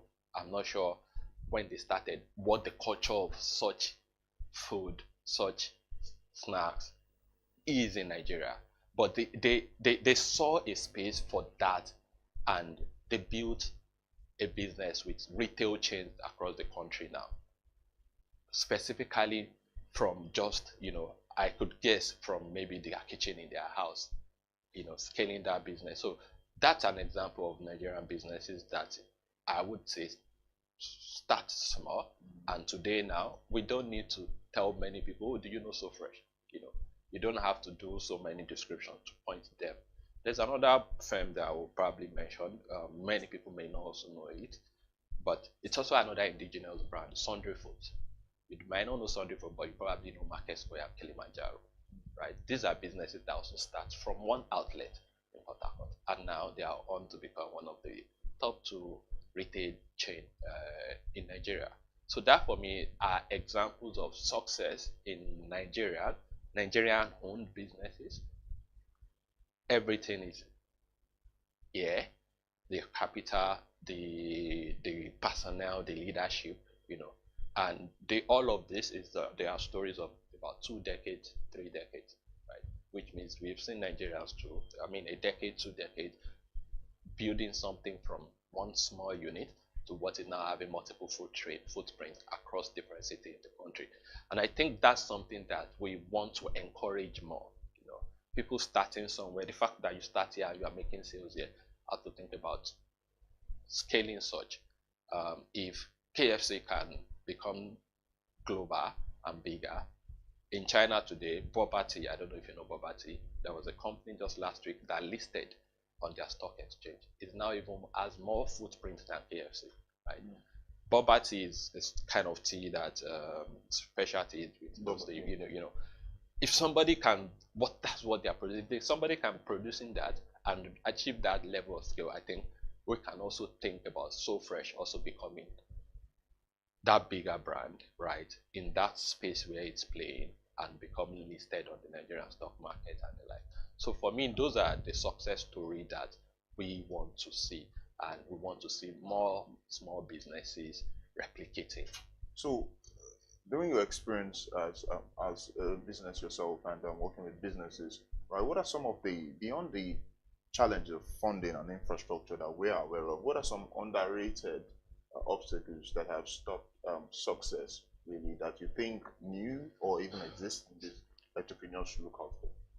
I think one of the most something that people don't talk about often is the respect for rule of law and sanctity of contract, right? And this is a very, very, very difficult topic to address, because many businesses, they would not grow without the big businesses supporting them. And so you are producing, say, this item, and you supply it to this big company, and then your receivable days is not sanct. Your receivable days, like what I receive, when you are going to get money back for supplying, because they don't pay immediately, it's a credit word out there, right?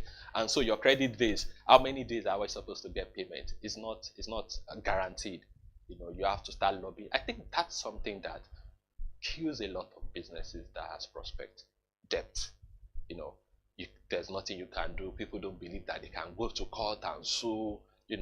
Those things, I feel that it's one big problem. If I know that I supply you, I fulfill my end of the supply, I have to fulfill my end of the contract, and my money must come in on every 5 business day, right? It's easy for me to even take bank loan, because I know that money, nothing will shake it. It will come in every 5 business days, and you can have inventory financing as a product from the financial institutions. But when you don't know, you've supplied, and then you start going like you're begging for your money, I think that's something that really, really significantly affects small businesses, right? People need to be able to respect contracts, right? You've had people, pitch an idea, demo a solution to institutions that they believe are big enough. This will solve their problem, and before you know it, someone is already backsliding on that contract or giving it to someone else to do what without a competitive bidding process. It also applies to even government, right? There are so many businesses that could apply for government contracts, but they don't believe that they will get it, right? Because the process is not as transparent. And these are the things that you can use to engender strong business environment where everybody has a chance at success, right? Either via working with a bigger corporate firm or even working with government entities. So that for me is something that if there's more respect for rule of law and people believe in the sanctity of contract, I think we might see a lot of changes, because I'm very sure there are so many people that they want to do business, but they don't have the the mental or the capacity to go through these hurdles when they come around. Very interesting. And I would ask you this, right? Usually I would ask, because we're running out of time, but usually I'll ask what would the government do and all that. But I'll put it this way: if you had the power to change one policy or introduce a policy that will have a very big impact on your business or MSMEs in the country right now, what would it be and why? I think that the last statement that I made would probably be the thing I would do when it comes to ease of doing business environment, right? So his business, maybe a special court to handle business transaction for SMEs, where people are able to know that, okay, you can't cheat me if you've done what we're supposed to do, right? It unlocks significant value, right? It's among the things that it does, it reduces bribery in the cost of procurement, it ensures transparency in the procurement processes, and so everybody is able to bring in their best to the table. I think that's something that I would personally say that would really help businesses, because you can easily unlock capital too when everybody knows that there's property rights, that nobody will touch that thing. You have your intellectual property will not be stolen. There's so much that this thing, it's not fun. You don't get to hear people talk about it, but there's so much that you can unlock in capacity and capabilities from people. Beyond that, I think another thing that would need to be done is, beyond doing for for large quantity where you just want to train 1 million, as say you want to train 1 million, can we move to quality? I say, okay, just like I said at the beginning of the program, can we help say this year we want to grow 100 businesses across these sectors into this number of revenue in a year? So what's the revenue benchmark for that sector? Maybe it's 50 million. We want to grow them to 500 million in a year. What would they need? And so we have, and this is something that is done in, say, China, right? You have big companies take on small companies and mentor those small companies to the point where they can receive external funding. So you don't just have one big company doing everything. There's, for example, just as an illustration, a Dangote or a flour mill or an Olam, right? Bring up small businesses that are playing within that space, just a small entity, and they bring out like maybe 10 of them to mentor, to grow, which means, okay, probably provide some input into those companies' operation. They get some guidance from the leadership and management, right? And so these businesses grow to the point that, okay, now they can receive external funding and they can stand on their own. It's not just, we need hundreds of such businesses in Nigeria. And that, for me, is one of the most important actions that government can decide to take over the optics of quantity, quantity that they can't really survive on their own, they can support themselves. These 39 million businesses you've mentioned earlier, if you come down to it, how many of them are remitting taxes? Right? How many of them have an employee that has pension? But with this structure, you bring in more people, there's increase in earning power, purchasing power, and so you have the multiplier effect on the overall sector. Now, I would love to have this conversation, going on, but time is up. Before you go, I want to talk about innovation. AI is coming to the scene, and it's threatening jobs. Now, for an industry, MSMEs, that provides account for over 80% of jobs right now, jobs that people are losing, that security that they had, being part of an MSME. I mean, we talk about Childec recently cut about 89 people off their workforce, replaced them with artificial intelligence. So the question is, how do we find the balance of productivity and flexibility, how do we ensure that businesses can still do its job? MSMEs can still do their job as economic providers in terms of job opportunities and remain sustainable and productive.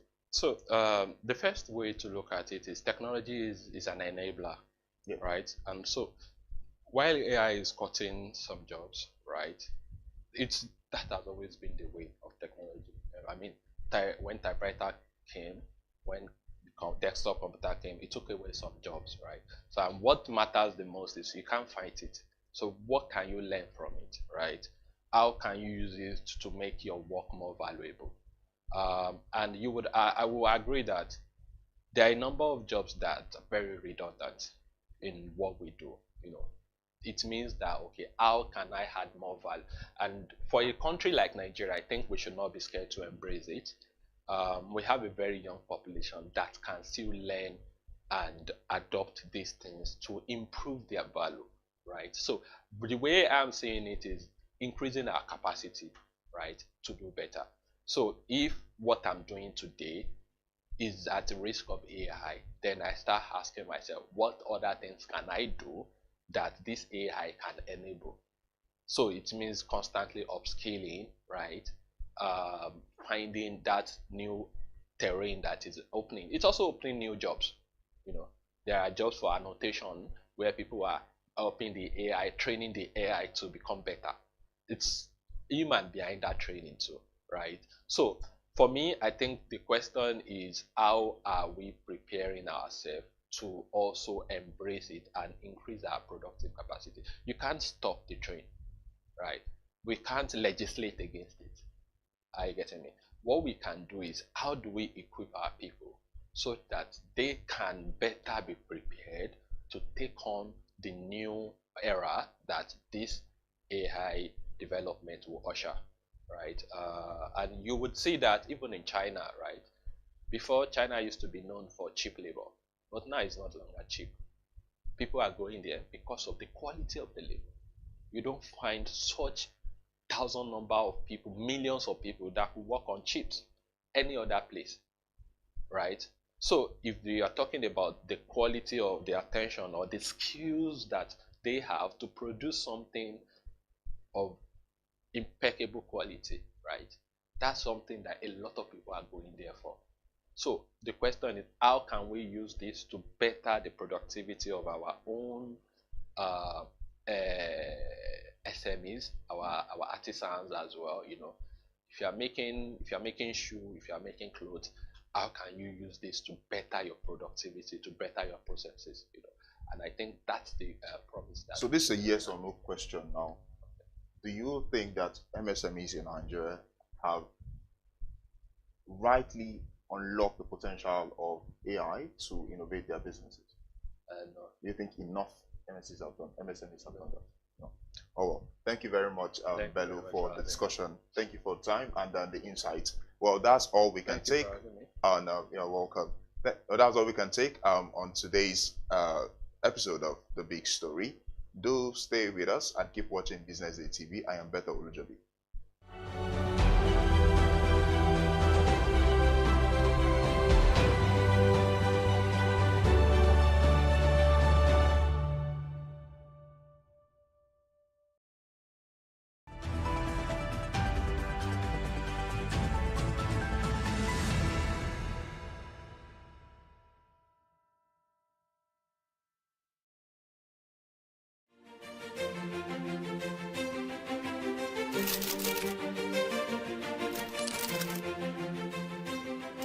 I am, of course, a great admirer of the impeccable credibility, professionalism, and business savviness of BusinessDay.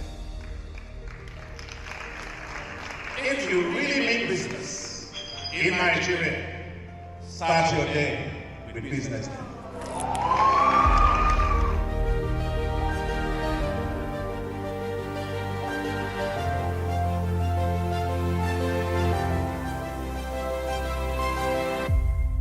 BusinessDay is West Africa's leading provider of business intelligence and information.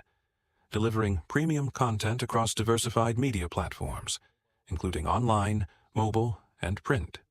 Since its inception in 2001 with a weekly newspaper production, BusinessDay has expanded its reach to provide exclusive content accessible through print, mobile, and online channels. Our premium offerings are further enriched with syndicated content from esteemed sources like the Financial Times, The Economist, and the Harvard Business Review. At BusinessDay, our mission is clear: to be the foremost provider of business and financial content, empowering readers to make informed decisions in Nigeria and Africa.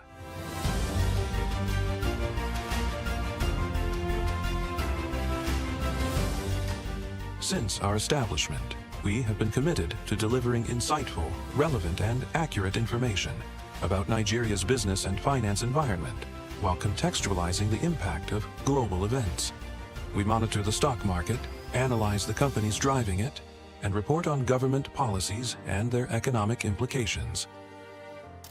For being consistent in organizing these CEO forums for almost the last 14 years, I think this is worth commendation, and I think something that will encourage them to continue.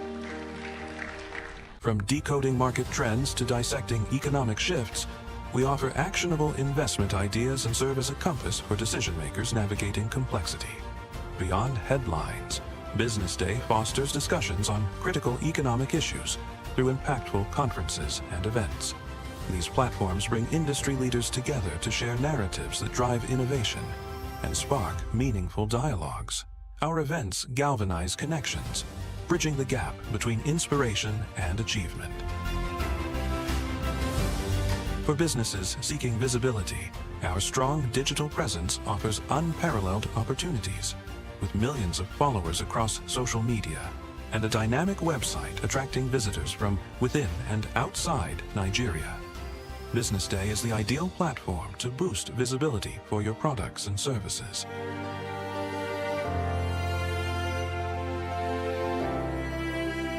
If you're looking for in-depth analysis and expert opinions on Nigeria and Africa's business landscape, BusinessDay is your guide.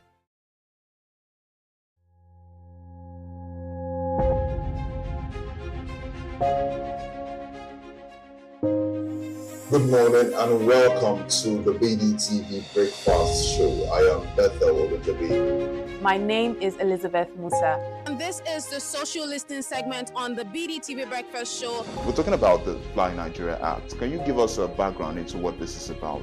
We are here today on the streets of Lagos, Nigeria, to gather opinion about a pressing issue. I go look at the cost of petrol. We get very much Nigeria with the suffer. The income is not really increasing, but the prices of items are increased. Nothing like service again, no. You only pray for that money to reach you that month.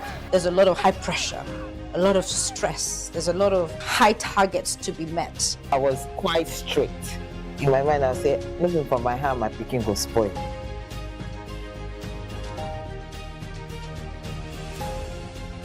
To allow all banks and all the players in the space 15% inflation target achievable in 2025.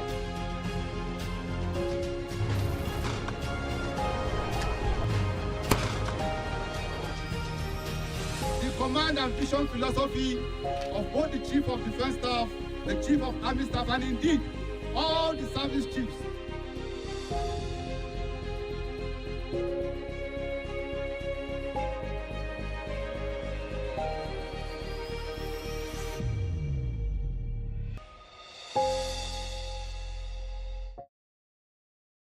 There's dignity in labor. Everything in life is about perseverance. And if you don't love what you are doing, you will not make it. There was somebody told me, go home, rent a shop and be selling gari. I am Madam Eunice Carlo. I'm a bus Korokwe driver. By the grace of God, I'm 60. I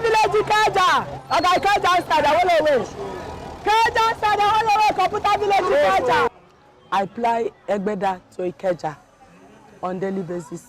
I worked for some time, then I stopped. I opened a shop. At the end of the day, the shop closed. When I do take money from home to go to the shop, and it's the money I take from home that will take me home back. So the shop was not moving. After some time, it's my younger brother that now asked me if I can do this. I said yes, instead of being a liability. Because when I stopped the shop, because it was not adding, it was reducing my finance. He now asked me if I can do this. I said yes. So that's how he bought it for me. I started this in April 2021, and it's my boss that I used to learn. From 2021 till date is what I've been doing, which is 2 years. It depends on the money somebody is expecting on a daily basis. But for me now, the work now, when I think last year it was fair. But this year is nothing to write home about. Since the fuel increase, it's nothing to write home about. But at least, at all, now it was. Sometimes I get 3,000, sometimes I get 5,000. My family is very, very supportive. When I just come out in the morning, when I go home, I just bath and eat, no disturbance.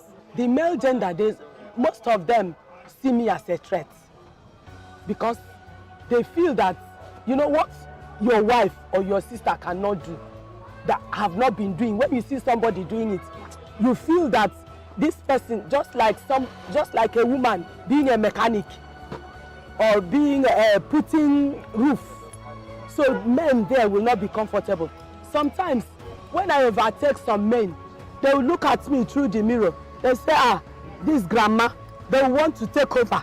And when they want to take over, when I come here, they will not allow me to go. So I just give them chance.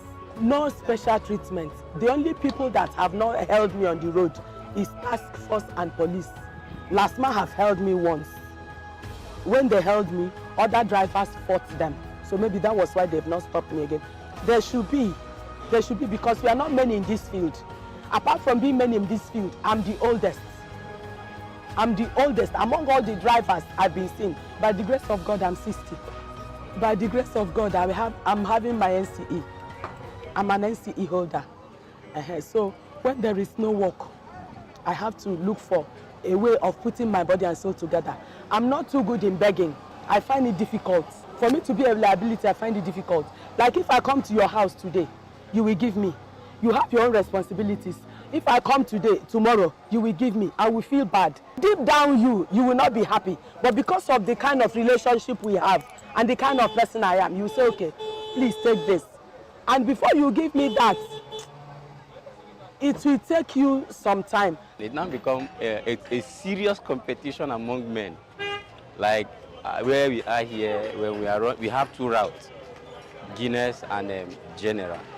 So each time she is going to General, and while most of the men are avoiding that General and always going to Guinness. So, and what they do say is, because she is mama, nobody will challenge her. And we are always avoiding General route. Though it's fun, she's very, very fun to do, very agile. She doesn't back down. Here what they just call her, Madam Ikeja. She doesn't back down. As a human being, I feel bad at my age doing this. But if I feel bad and sit at home, maybe by now I would have been on wheelchair because I'm not the type that sits idle. Thoughts would have gotten me down. Thoughts of this or that. But by the grace of God, with what I'm doing, I'm using it to foot some of my bills. Not all, but some of my bills. I'm using it to foot it. There's one thing in life. Determination is very, very important. When you are determined on what you want to do, you will have challenges. If my mind is not made up that I'm doing this work, I would have been frustrated out of it. Drivers, they talk anyhow. Passengers, some will tell you, why are you doing this? Why not? There was somebody told me, go home, rent a shop and be selling gari. They have called me COVID. You know that time was the period of COVID-19. They have called me a COVID-19 driver. Somebody said, if you think it's good for you, why are you doing this work at this age? So things like that. Passengers will say so many things. It will enter from this ear and go away from the other ear. Because if I put it in my mind, I will not come out the following day. Everything in life is about perseverance. And if you don't love what you are doing, you will not make it. My challenge in this work now is agbero and fuel. Today I've not worked. The money I used to buy fuel now is the one I worked yesterday. I pay Lagos State, all the money agbero pay, I pay. And I don't work in the night. From now I'm going home. So since I was unable to work in the morning, my going there now, everybody will want to collect all their money. So it's of no use. The advice I have for women, both young and old, begging is not the best. Number one, begging, people look down on you, number one. Number two, when you are begging, you are not sure of what you will get the following day. That is two. Then number three, there's dignity in labor. There's dignity in labor. Like when you come out with your hard-earned money, you know this is the money I earn. You know how to spend it. But if you go out begging, you say by tomorrow, if you're able to get 5,000 today, you say tomorrow I'll get 10,000. What if you go tomorrow, you get 1,000? It will not be able to solve your problem. Apart from that, some women use their body to get what they want. I've been in a situation where somebody asked me, are you not a woman? I say, yes, I'm a woman. But by the grace of God, I can't. I can't. I have my integrity. I feel those people that beg, they put themselves low. Because the person you are going to beg, some will just look at you and say anything they like about you. And that dignity will not be there.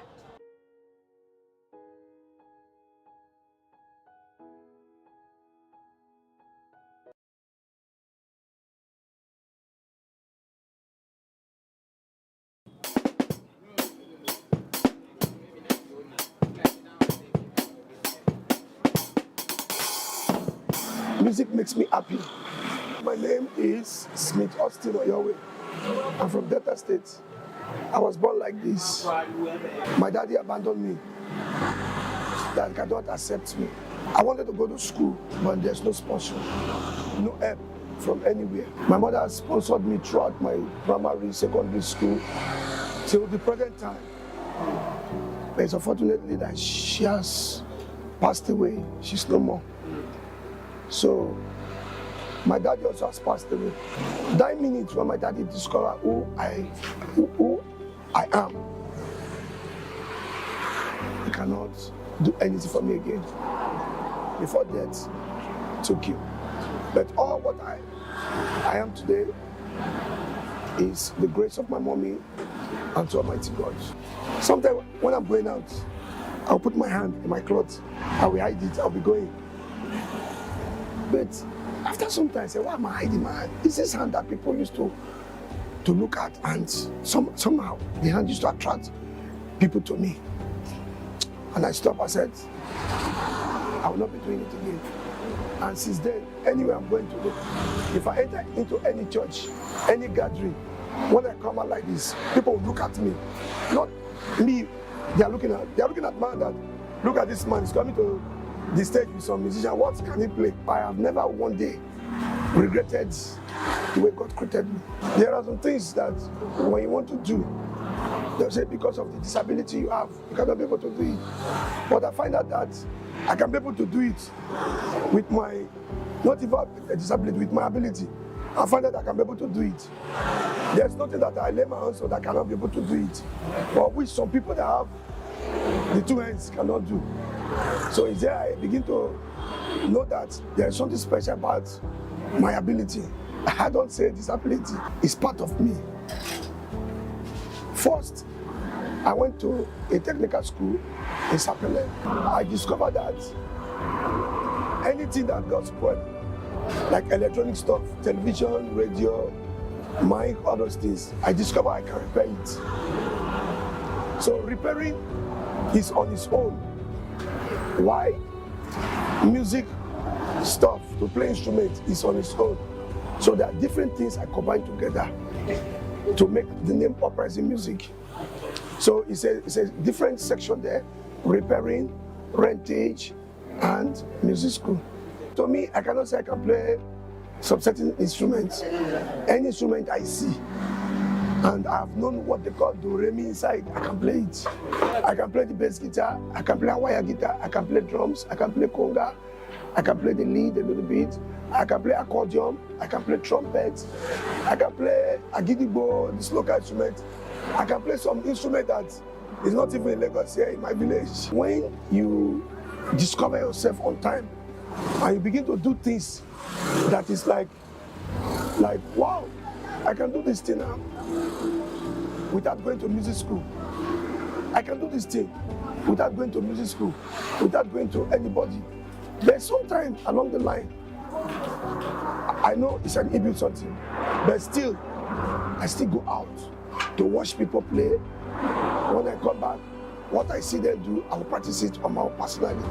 So it makes me to improve in any instrument I lay my hands on. Since I came to Lagos, 1989, December,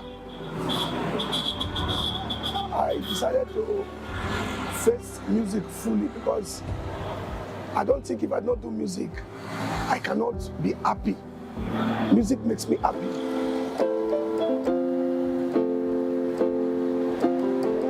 There's no sponsor anywhere. There's nobody that will sponsor you in anything you put your hand to do in Nigeria. It's only when you come out with something and some people discover you and they believe in you, it's there you can see sponsor. But when I started my own, there's no sponsor. What I did then is this. Because if God is with you, you have the whole world. I can repair. I want to buy this guitar. I don't have the money to buy guitar. I may go to shows. I told you I don't go to show again. I may go to shows with some big musicians. Maybe I play keyboard, I play drums. The money they paid me, I don't spend anyhow. I'll save the money. When I save the money 2 to 3 times, I can be able to afford a guitar. The first guitar I bought in my life was 1,500. I was so happy doing it because I know that one day, God will raise me up. There is not much challenge. It's like what the Bible used to say, he that is in me is greater than he that is in the world. He that is in me doesn't need rehearsal. He that is in me, he doesn't need any help from human being. But sometimes we do need human help. There's no advice you can give to anybody because everybody is wise in Nigeria. Sometimes I have some blind in my school here. They can play drums, they play guitar. They brought them from disability home. They are still in my school here. I have their videos.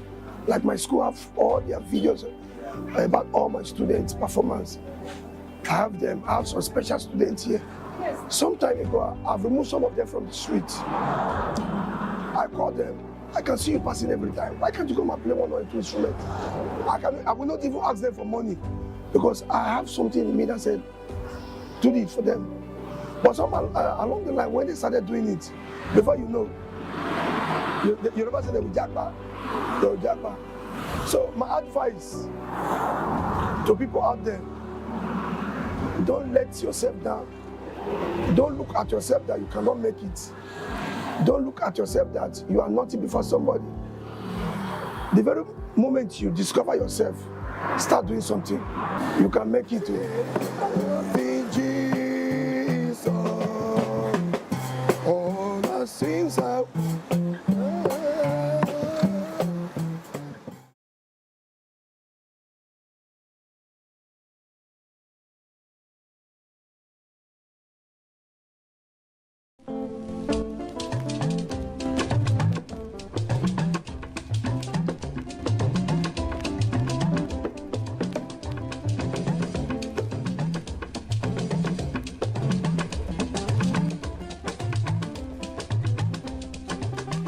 This is the Craftsmanship Chronicle series on Go Local, and on this episode, our focus is on wood, trees in our hood.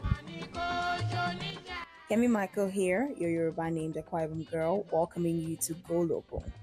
Now, Go Local is a podcast where we delve deeply and explore our nation's local uniqueness. Go local, buy local, and together we stay global. As we get into it, do also grab a cup of your favorite drink and a snack you would love to munch on. Oh, and make sure to make it a Nigerian snack and get ready for an amazing ride. Since humans first realized they could make use of the materials they found in the vicinity, wood has been used and altered by us. People eventually learned about the special qualities of wood as they utilized it to satisfy a wide range of human requirements in peace and conflict, farming, and industry. Throughout history, trees and their wood have been essential to human existence. Since ancient times, wood has been one.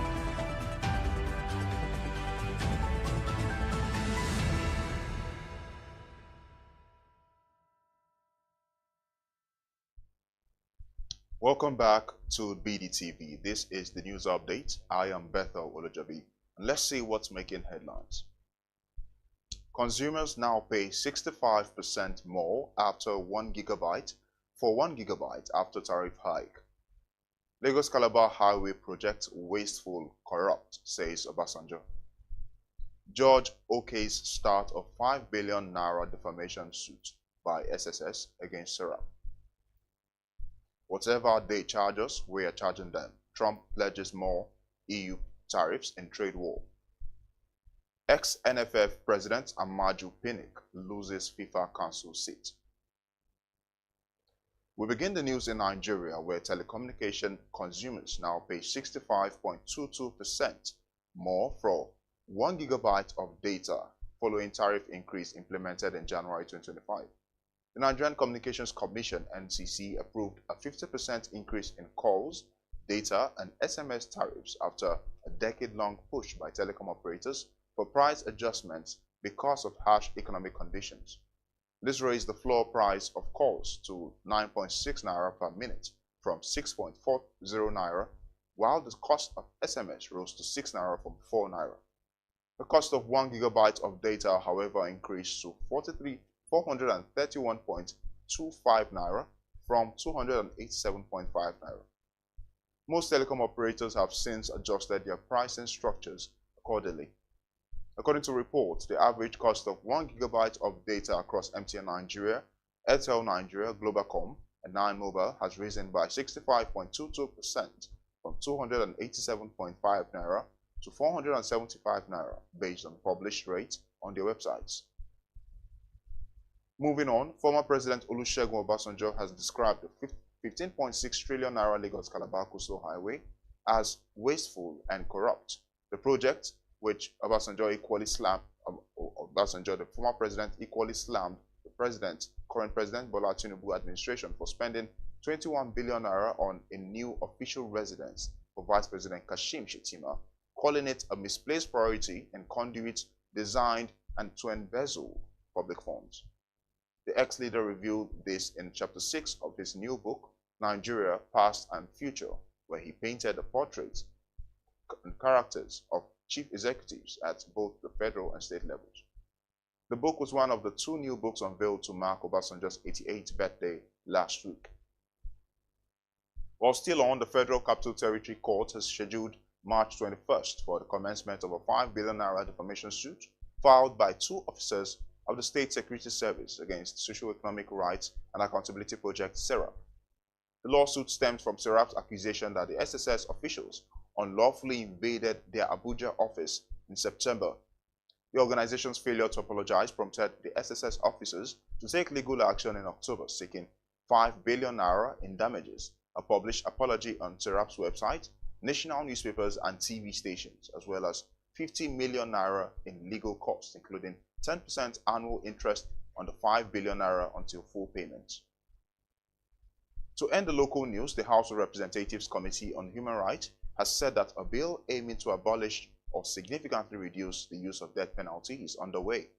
Abiola Makinde, the lawmaker representing Ondo East and Ondo West Federal Constituency and chairman of the committee, revealed this development by providing an update on a separate bill for an act to recognize and protect human rights defenders.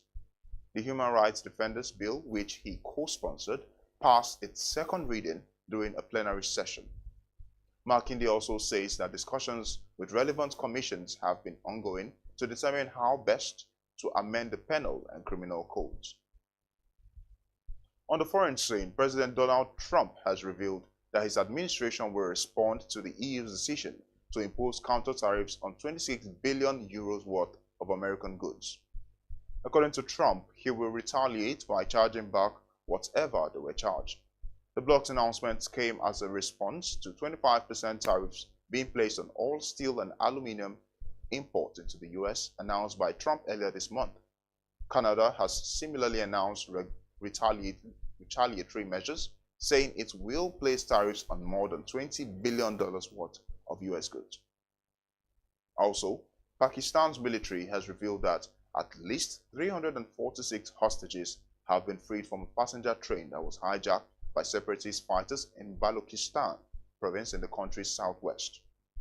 A military spokesperson revealed that the rescue operation had concluded on Wednesday, March 12th, eliminating all 33 attackers. According to security sources, about 27 hostages and one paramilitary soldier were killed over the course of the standoff. Now to sports. Ex-president of Nigeria Football Federation (NFF), Amaju Melvin Pinnick, has lost his bid to retain the FIFA Council's seat by a single vote at a poll which took place as part of the 14th CAF Extraordinary Congress in Cairo, Egypt. Pinnick scored 28 votes, only one short of both Ahmed Yahya of Mauritania and Suleiman Hassan Waberi of Djibouti, who each scored 29 votes to make it to the exalted panel. Morocco's Fawzi Lekjar swept 49 votes, with Egypt's Hani Abu Rida and Nigeria Republic's Jibrila Hilma Hamidou netted 35 votes each. Lekjar, Rida, Hamidou, Yahya and Waberi will join CAF President Patrice Motsepe, unopposed for a second term, as Africa's representatives at the FIFA Council, alongside Kanizat Ibrahim from the Comoros Island, who collected the women's seat by scoring 30 votes. To end the news, the South African under-17 women's team, Botswana, have arrived in Lagos on Wednesday, March 12th, ahead of the crucial FIFA under-17 Women's World Cup second round qualifying match against Nigerian Flamingos on Saturday. Nigeria scored a 3-1 victory in the first leg in Pretoria, as the Botswana vowed to put up a strong fight in Ikene. Team captain Katleho Malebana, who scored South Africa's only goal in the first leg, has assured that her team will battle fiercely against the Flamingos at the Remo Star station on Saturday. Those were the top headlines on the BDTV News Update. Do stay tuned.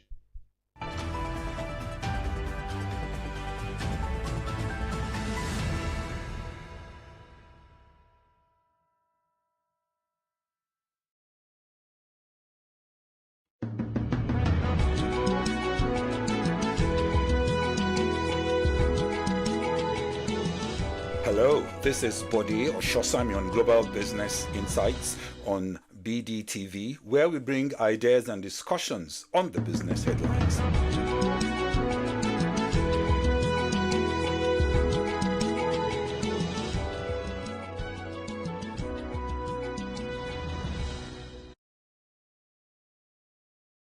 Attention business leaders. Want to make informed decisions? Join the ranks of the best with Premium Business Day. Access in-depth analysis and expert opinions to stay ahead. Subscribe now at premium.businessday.ng and unlock premium content. Plus, you get 50% off your first subscription. Don't miss out. Make smarter choices and seize new opportunities. Sign up now and elevate your business game. Visit premium.businessday.ng today.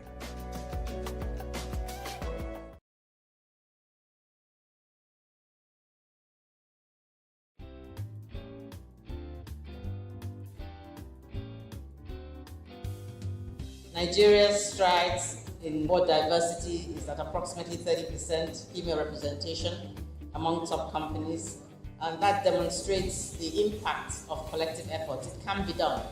So with intentionality, we can replicate this across all sectors and all levels. Please let us continue to champion gender equality and women's empowerment for national and global prosperity. Just like the keynote speaker Funke Opeke said today, that when you start on a journey, you never really know where it's going to take you to. Yeah, so you have an idea. We had a plan. We're very intentional. There was clarity around the vision, clarity around our model. And we took it in stages. And as we've gone along, new ideas have come in from the advisory board members, from all the volunteers that have come in. The important thing is that the core principle is, in line with the vision, is to develop women to build a better nation. And we're focused on building leadership capacity through structured mentorship, and also the advocacy part of our work to try and ensure that the right policies, the right laws are promulgated, and that where policies and guidelines already exist, that they're reviewed if they're not fit for purpose, to ensure that every human being, male and female, has an equal opportunity to actualize themselves and to, achieve their aspirations. Well, what I'd like them to take away is that, first of all, it's a mentoring book. It's a reference point. It's a guide. What we've done here as Whisker is to chronicle, the path that we have trodden in terms of mentorship for the last 16 years. So it's very, very rich in terms of evidence-based, in terms of, a track record of a model and a methodology that actually works. So we're hoping that, everybody will pick up a copy of this book, try and get access to it, either physically from the Whisker office or online, because we're going to make sure it's available online on Amazon. And through this process, appreciate the importance of having a mentor, having a role model, having a sponsor, building relationships, and all the things that we teach, in the Whisker School of Excellence. It's a talent development solution. It's a leadership development toolkit. It's a guide for training your staff. So I think in every secondary school, in every university, in every office, if you're looking for how you can better manage your talent, not just your female talent, your female and your male talent, then this is a book that can really help you. And you try to fix the price at a level that we think, is affordable and accessible to everyone, because what we're trying to do through this book is to democratize mentorship, because we feel that mentorship is so important. Meetings at 1 a.m. Now, women who are married or in committed relationships and things like that find it difficult to attend 1 a.m. meetings. And these are where decisions are taken, far-reaching decisions. You say, oh no, everyone's working during the day, we can only meet after midnight. No, you have to make sure that we change the culture of politics to suit women as well. Thank you. It's important for structures such as, I spoke about the passing of the bills, the gender bills in front of the National Assembly. This gender bills encourages the 35% affirmation bill, which we have signed in Kwara State, to make sure that there's 35% and women at least, to also make sure that women have special seats, so that certain seats, go to women, to make sure that women's have, because currently women's spouses who have foreign spouses cannot get Nigerian citizenship. Yeah. This is not the case for men. Men who have foreign partners, their spouses get citizenship. Yeah. So that would also, encourage women in this regard if all these gender bills are passed. Apart from these gender bills, that takes us to the table. I talked about the culture of politics, making sure that the culture is friendly to women. Yeah. It's very important not to have meetings at 1 a.m. in the morning. Yeah. It's very important to make sure that women are informed of these meetings, giving adequate preparation, and made to, take one step further, are able to use their voices. Now, for what we've done in Kwara State, we, encourage that more states do that, and we have seen more states also do that. I told you we have the youngest female House of Assembly member in Kwara State. And this is fostering a young woman to use her voice. And we have 5 women in the House of Assembly. Other states like Ekiti State have 6 women. We have states like Ogun, Ebonyi, and other states that have women deputy governors, and so many other states. So at the subnational level, we are seeing that increase going on. So at the federal level, that's why we're encouraged by the gender bills being passed. Now we get women at the table. We want them to be able to stay at the table. So the mentorship and sponsorship is important, because for a woman to go into politics is very expensive. So we need to foster ways in which to be able to sponsor them, to keep them in there. and to make sure that once they are there representing us, they can use their voices. So these are, some of the structures that we have. We want organizations to sponsor women to come forward, pick a particular woman and be able to sponsor her through so she can get through. We're already seeing the changes by the changes in law. We need laws to be changed, and the changes are coming in law. Then we need to change the norms, and culture. Yeah. So I talked about transforming norms. We had a conference in Abuja where we invited traditional rulers to come and talk to us about their role in transforming norms. In certain places, women can't do certain things. So the more we are able to mainstream that women can participate in certain things. And you see, we also need to shape perception.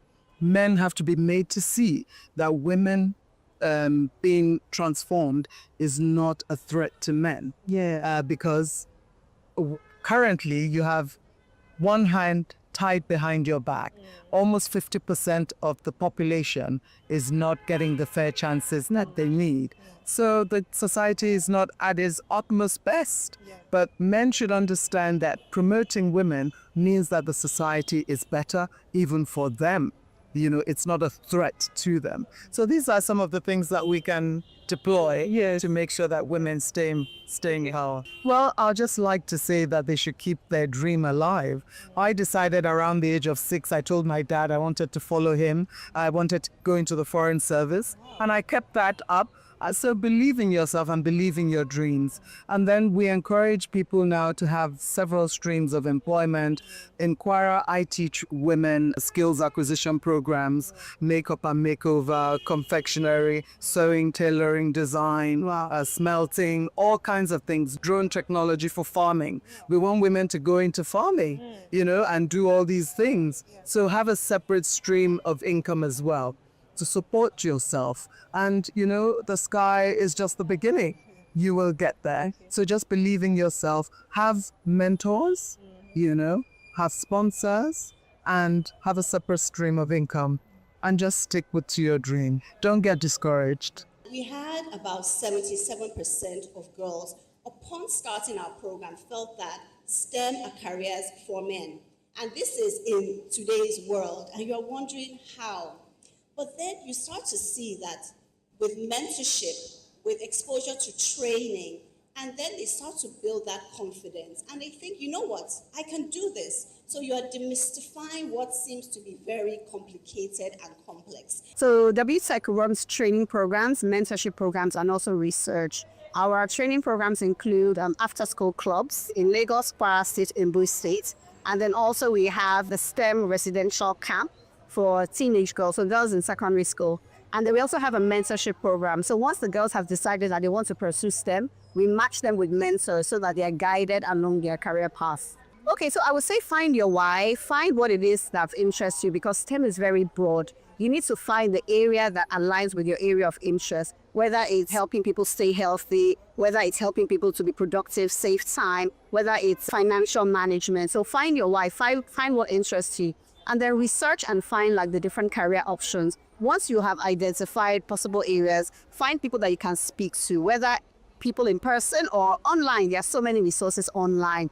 And then once you are there, then of course the training never stops. So make sure that you keep learning and learning so that you can stay relevant in the field. I've had about 3-4 male CEOs who were able to identify the value in me and decided to sponsor me through the organizations that I worked for.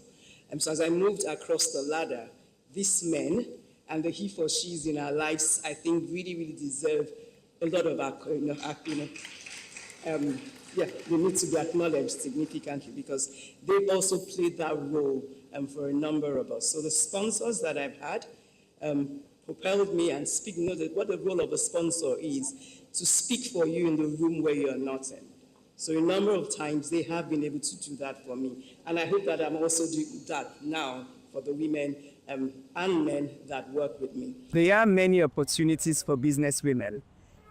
Where interest rates are in Nigeria today at very high levels beyond 30%. Through the Bank of Industry, we, FSDH, and a number of other Nigerian institutions have been able to access cheap funding for female entrepreneurs that are running successful businesses. So interest rates that are close to not single digits, but early double digits, and is available to structured businesses who want to scale their businesses. So that's one scheme that is available. We in FSDH, we also have beyond financing solutions, we have non-financial solutions for women. So because we realize that beyond money, beyond funding, there are other things that business entrepreneurs require. So we provide mentorship programs, we provide training, we have tie-ups and alliances with some institutions that help to train women and help them be successful in their businesses. We also attach them to mentors within their fields that help them scale their business, help them better understand what they should be doing and looking out for in business. For women starting off in their career, I would say that identify where your strength is, identify what you love to do in that space. Banking, finance was my own love, really. And there was one area that I knew that I wanted to know more about. Second thing, be a subject matter expert in anything you choose to be. Because you're a woman doesn't mean you're going to be pushed up, and we need to get away from that. You have to be a knowledgeable woman, a subject matter expert in your field for you to expect to be elevated. And so do your best, know your work, and be consistent. Do not give up. We're talking about grit today, which is the strength of character. Be consistent. Make sure you do not give up. There will be challenges along the line, but challenges do not define you. Challenges actually help you to scale. So embrace those challenges and you'll be amazed at what comes out of you. And I wish you all the best, and I look out to hear success stories for all the women around. One of my key takeaways, I would say, is from the keynote speaker, CEO of Main One, Funke Opeke. I heard her story, and I have to say this is the first time I'm actually hearing her story. And when the facilitator was introducing her, right, and she talked about the fact that she eats nose, as cereal for breakfast. Yeah. I was like, okay, let me see that. And then she came on, and I have to say that her story is a testament to the theme of this conference, which is resilience.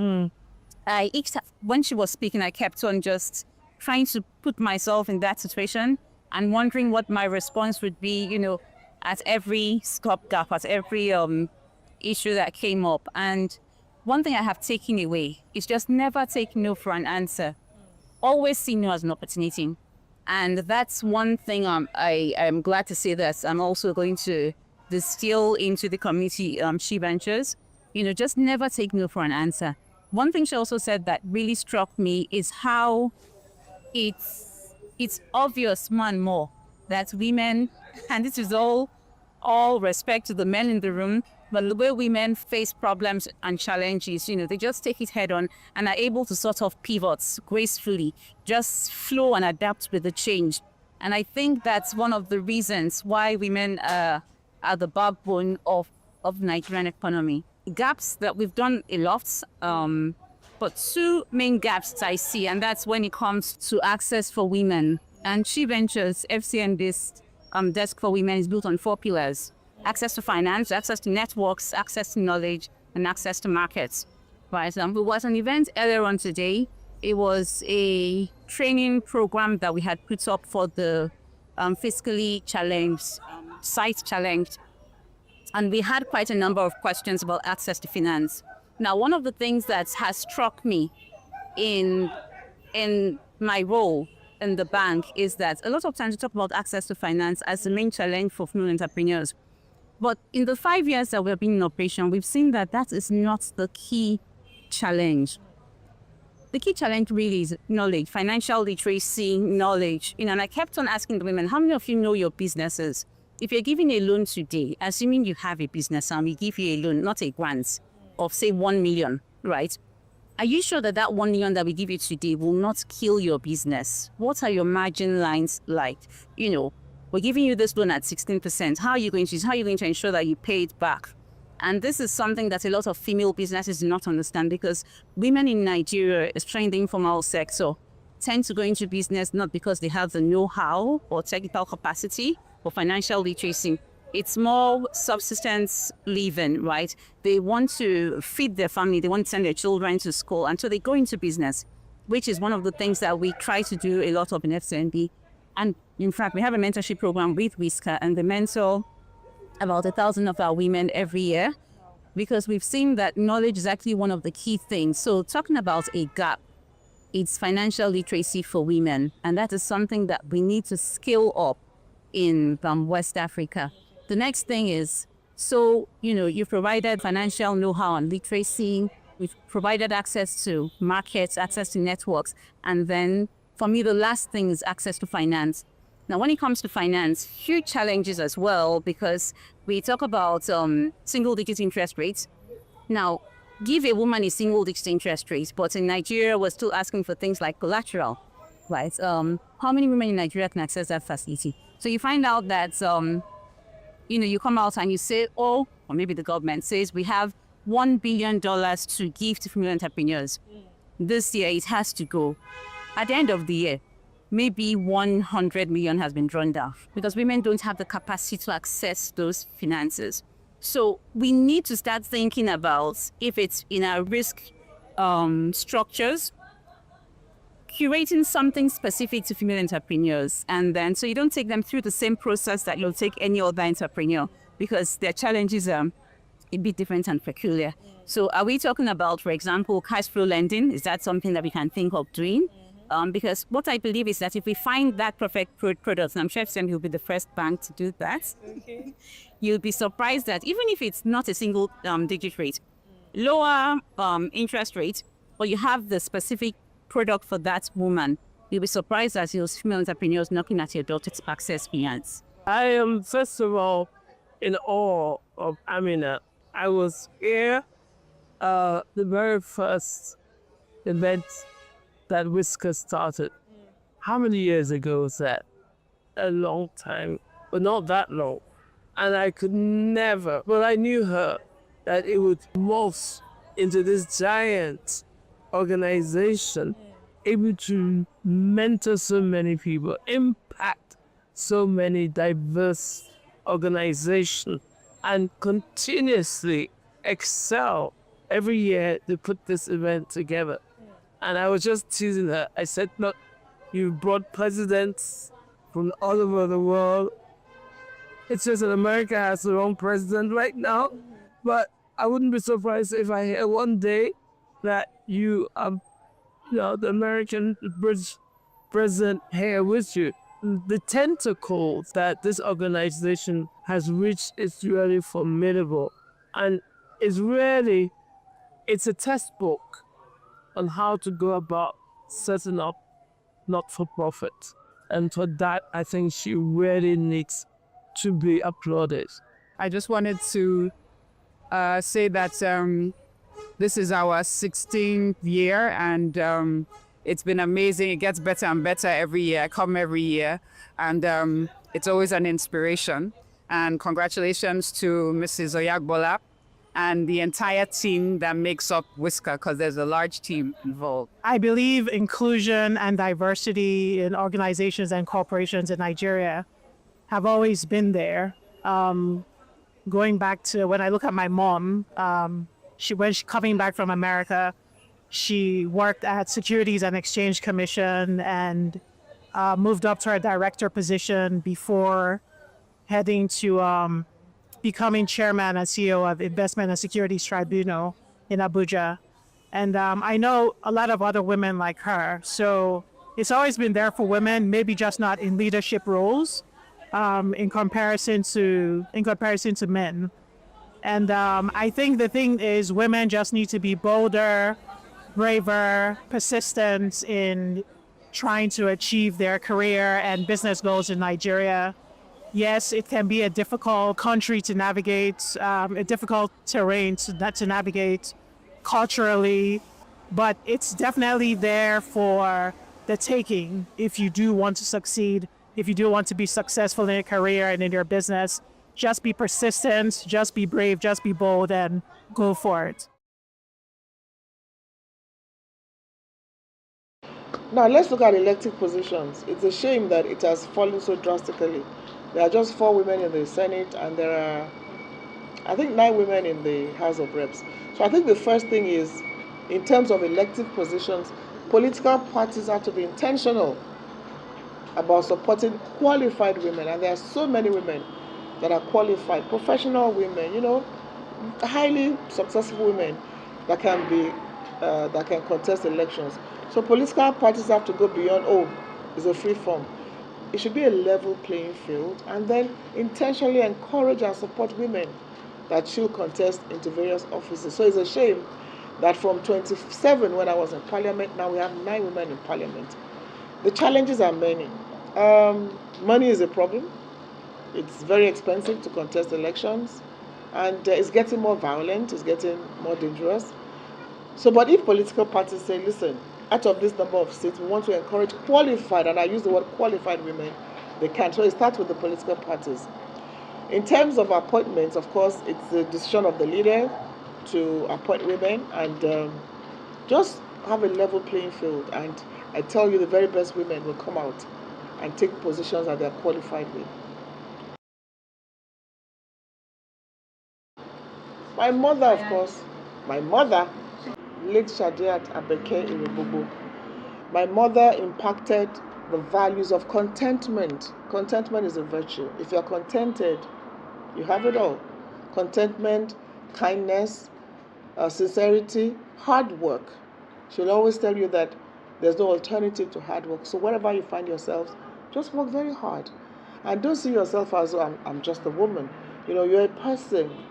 You have abilities, you have competence, so encouraging you to go out there and, show the world what you can do. So my mother remains my number one influence. Then on television has to be Oprah Winfrey, because Oprah Winfrey used television to change lives. So when I was on television, I learned that you could use television to change lives. And the late Mrs. Miriam Babangida, I worked with her for 5 years, and her Better Life program and the way she carried on also had an influence on me. So yes, those 3 women, my mother, Oprah Winfrey, and the late Mrs. Miriam Babangida. I think first progress is that we have survived. 5 years, here we are as a diaspora commission. And then today, diaspora is on everybody's lips. So we have put diaspora issues on the front burner. So you find that, people even have started taking even diaspora from us. Everywhere is diaspora, this, diaspora, that. Because we've been able to show that it's about human capital development. It's about connecting with Nigerians all over the world that are doing great things. Other countries cannot talk about their development without their diaspora. Nigeria should not be an exception. So we're glad that Nigeria is embracing its diaspora. There's still a lot more to be done. At the Diaspora Commission, we've come up with programs like the Diaspora Day, which brings diasporans together July 25 every year to share notes, share experiences, talk with one another and say how much more the diaspora can do and what more the government can do. We have the Diaspora Investment Summit, which creates a platform for the diaspora to say where they can invest in the Nigerian economy. And we're very proud of that too. And we have the diaspora investing particularly in healthcare, education, agriculture, food business, ICT, and all that. And it's going to continue to grow. Of course, remittances, over $90 billion. But remittances goes to basic things to take care of your family, healthcare, and all that. We're also saying the diaspora should be a critical investment factor. So the diaspora remains very, very important to the economy of Nigeria. And we are building our data portal so that we can know where they are, register on the data portal. Data is very key. And we intervene wherever diaspora matters are common. And so basically, we've been able to engage with our diaspora. Look, there's so much more to do. We've done this for 5 years. There's so much more to do. And we hope that with better funding, we can do a lot more. But the key thing is engaging our diaspora for national development. I will continue to do that. And the idea is that Nigerians at home work with Nigerians in the diaspora to build this great country ours. It's a partnership, it's a collaboration, and we continue to engage aggressively to get more of our diaspora to see what they can do back home. Some are just building capacity, some are just giving back, some are investing, some are training younger ones. So there are many ways you can collaborate, because whichever way, home will always be home. Well, it's an interagency collaboration. Basically, the Office of the National Security Advisor deals with most of these issues, but we work together. There's an interagency committee set up by the federal government under the ONSA's office. However, as I speak with you today, a major concern is actually Iraq. Over 5,000 Nigerian women are stranded in Iraq. I just got another distress call just a few minutes ago about another Nigerian woman, being locked up somewhere. So my appeal is, we've said it before, beware of some places. We just brought back his wife's corpse from Iraq. And our embassy that supervises Iraq has been working so hard. The acting ambassador has been working so hard to deal with this case. So please, agents, traffickers need to be dealt with. They need to be arrested. They need to be tracked because they are luring people to dangerous places. So as the matters come to us, we work with the Office of the National Security Advisor, NAPTIP, Refugee Commission, Humanitarian Affairs. So it's an interagency collaboration dealing with these issues of stranded Nigerians. But as a Diaspora Commission, we've received thousands of petitions that we deal with, and we continue to deal with them. But please, please, please, please, you need to be careful where you're going to. You need to find out where you're going to. You need to be sure of where you're going to. Imagine a place like Iraq. Agents are taking our women there under very, very dangerous conditions. They get there, and it's a distress call we get. So it's worrisome. I remember when we had issues with Lebanon. Lebanon had to stop work visas to Nigerians going there, and it has worked. But now it's Iraq and some other places. Libya is unfortunate. We're still getting distress calls, but the International Organization for Migration has been very, very helpful in bringing stranded Nigerians back. So as we get the distress calls, we send to IOM, and they do help to bring them back. But please, you can't keep going to these countries and getting stranded. It's not worth it. It is just not worth it. Like I said, there's an interagency committee. This one now to deal with, like for instance, if you have Nigerians stranded coming back, is headed by the Ministry of Humanitarian Affairs. NITCOM is there, Refugee Commission is there, NEMA is there, Immigration, interagency collaboration, so that when the information gets in that they're coming in, the federal government will decide what they can do to support their return home. And then we have Office of SDGs and humanitarian and others. Those who want to get trained will be trained. Those who want to work, there are ways around it. So this is being dealt with by the Interagency Committee, headed by the Ministry of Humanitarian Affairs and Foreign Affairs. Well, the numbers that the mission has now, and they have communicated, I think it is something that already had deportation orders. So there are some Nigerians that already, had deportation orders. They had, it's been over, and they have been given the order to come back. These are the first set that will come back, when they indeed will be back. And I think there are 80-something. There are larger numbers, but those that are already in the deportation camp, they had orders that they will be deported even before now. I think about 85 or 80-something. So those are the first set that if they do get deported, we should be expected to come to receive them. Not at the moment, but like I said, some are already in the deportation camps. They've been served deportation orders even before now. And what we say is that a migrant is not a criminal. That you're migrating, you're not a criminal. You're in search of a better life. You wanted to be documented, you wanted to be legal, but you couldn't be. So in sending them back to their countries, treat them with dignity and respect. We're not talking of people who are in prison because they did drugs or committed a crime. It's a different thing. But these are just migrants seeking a better life. So even if they have to come back, it should be done with dignity, with decency. And as they do come back, Nigeria as a country should also, be looking at what can they do, how can they be helped. So they are not criminals, and they should not in any way be treated that way. That we're going to ensure. NAPTIP is the agency responsible for trafficking, but we work with them. We collaborate with them. So we do what we can do. But NAPTIP basically is the agency that should check trafficking, ensure that the agents are arrested, and they are doing that, actually.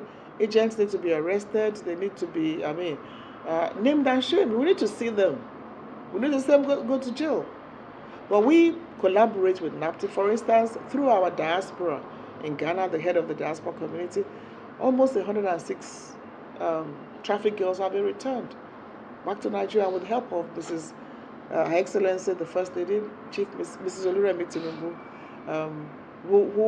who gave us a bus to be able to bring these girls back. We've been bringing them back, but really, how do you stop them from being trafficked? I think that's the key thing. So the traffickers need to be nabbed. As I speak with you, another 3 have been arrested in Ghana, thanks to Chief Callistus, who has been working tirelessly on this with the Ghanaian authorities. So really, the agents are the problem.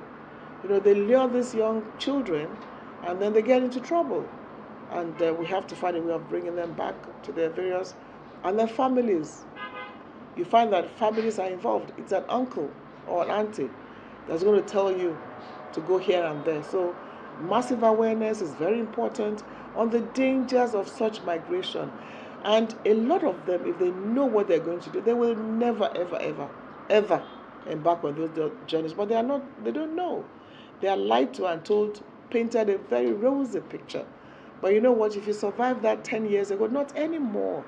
The world in itself is much more difficult now. Every part of the world is much more difficult. And then, where you're running to, in most cases, they are not just worse off than where you're running away from. So let's look at the opportunities in our own country and what can be done here. I mean, if you're going in search of a better life and, getting a job and all that, it's fine to become a better person. But what's the point of going and then we're bringing back your body bag or hope with hopelessness? Nigeria too has to do what it has to do. An enabling environment for jobs to be created so that there can be more jobs. If you build more SMEs, more people will have jobs and all that. So that has to be done. But at the same time, those who are going, know where you're going to and be sure that you're not going to a worse place than where you're living. And massive awareness with you, Business Day, with the media. It's important that we all take it as a project. Massive awareness will save maybe the next person that wants to go on the next dangerous journey.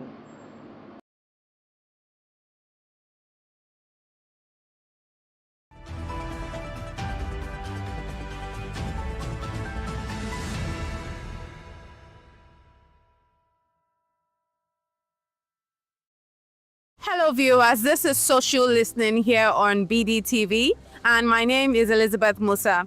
Today we are here on the streets of Lagos to get thoughts on the major political controversy that erupted in the Senate House. The senator representing the Kogi State constituency, Senator Natasha Akpoti-Uduaghan, has accused the Senate President Godswill Akpabio of sexual harassment. And this is following a seating arrangement brouhaha that erupted earlier on. The fallout has been intense, leading to heated confrontations, disciplinary actions, and a 6-month suspension. But was justice truly served?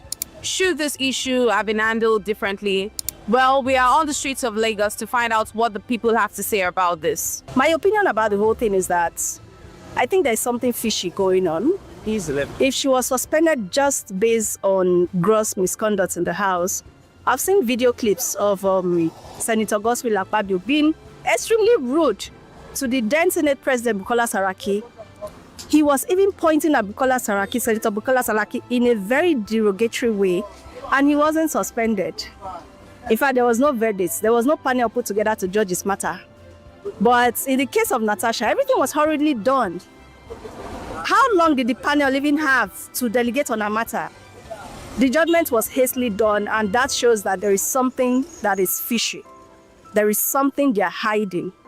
And it's a bit tricky and very sensitive. There are some things I would want to see on camera, but it wasn't a fair one. It wasn't a fair one at all. In my own honest opinion, I feel like she wasn't given a fair hearing. At least if something like that occurs, you should at least try as much as possible to give our audience, let her speak everything that is inside of her mind. But I mean, just jumping the gun and suspending her is way overboard. Me personally, it didn't actually go well with me. because I felt it's against human rights. That's what I feel.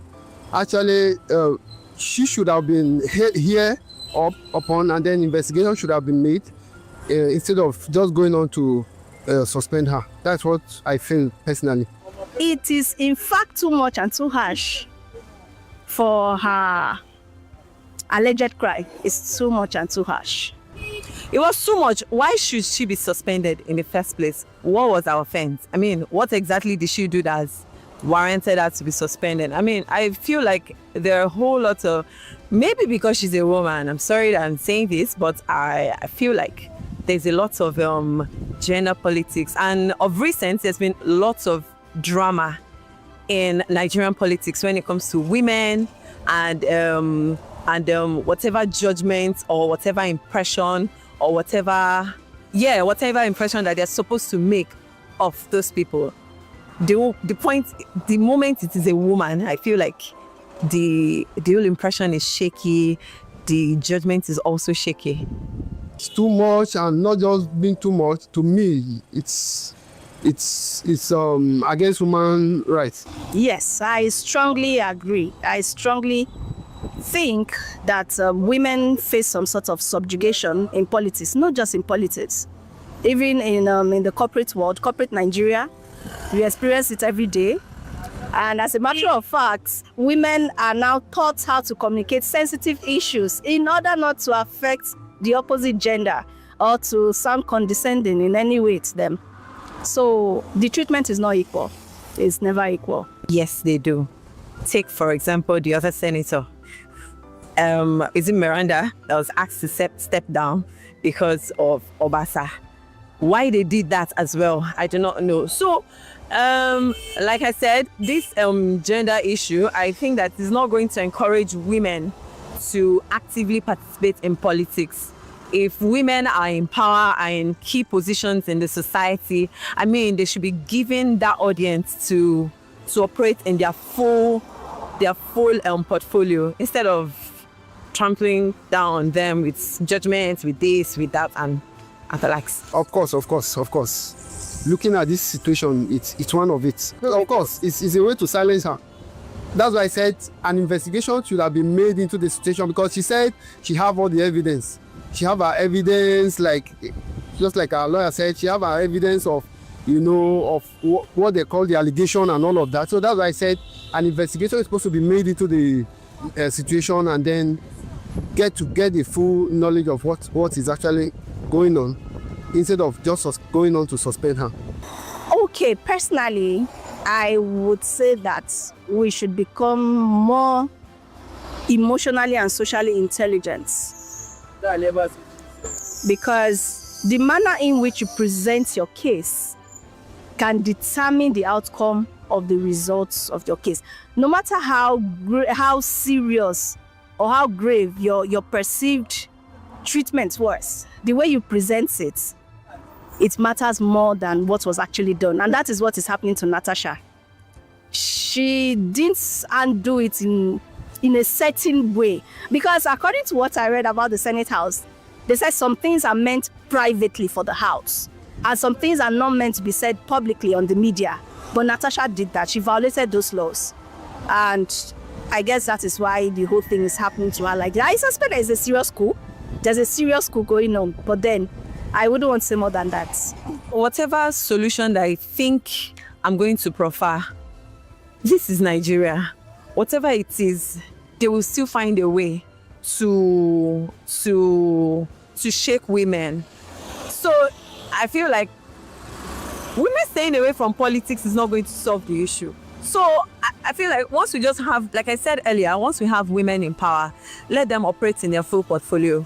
If they operate in their full portfolio, if they have one or two issues, give them a fair airing. Not that we just come out from nowhere, trample upon this one, trample upon that. It will scare women from going out or coming out to participate and hold important offices in the society. That's just what I think. I felt there shouldn't be silence. It's an indication that I don't know how to put it. Is it that they are a bit deprived of being to speak out? But I felt they should join hands together. They should, when situation like that comes, they should join hands together to ensure that they are not being put aside. Attention business leaders. Want to make informed decisions? Join the ranks of the best with Premium Business Day. Access in-depth analysis and expert opinions to stay ahead. Subscribe now at premium.businessday.ng and unlock premium content. Plus, you get 50% off your first subscription. Don't miss out. Make smarter choices and seize new opportunities. Sign up now and elevate your business game. Visit premium.businessday.ng today.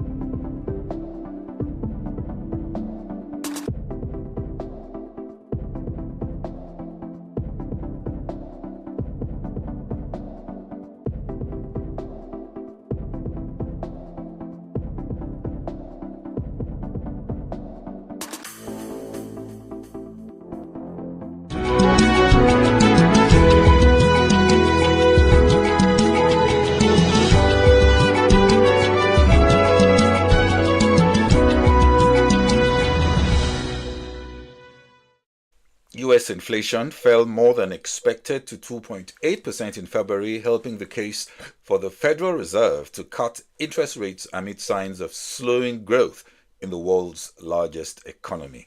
On a monthly basis, CPI rose 0.2% after 0.5% increase in January. The core CPI, which excludes volatile food and energy prices, rose 3.1% year-on-year, also less than 3.3% increase in January and below estimate of 3.2%. On a monthly basis, the core CPI rose 0.2%.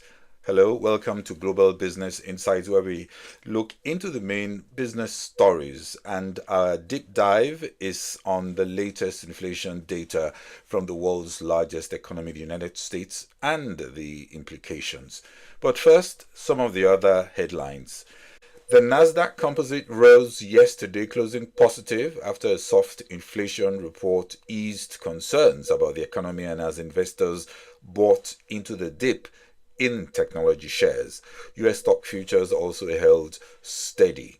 On tariffs, Canada yesterday said it will impose 25% tariffs on more than $20 billion worth of US goods in retaliation for the Trump administration's steel and aluminium duties that just took effect.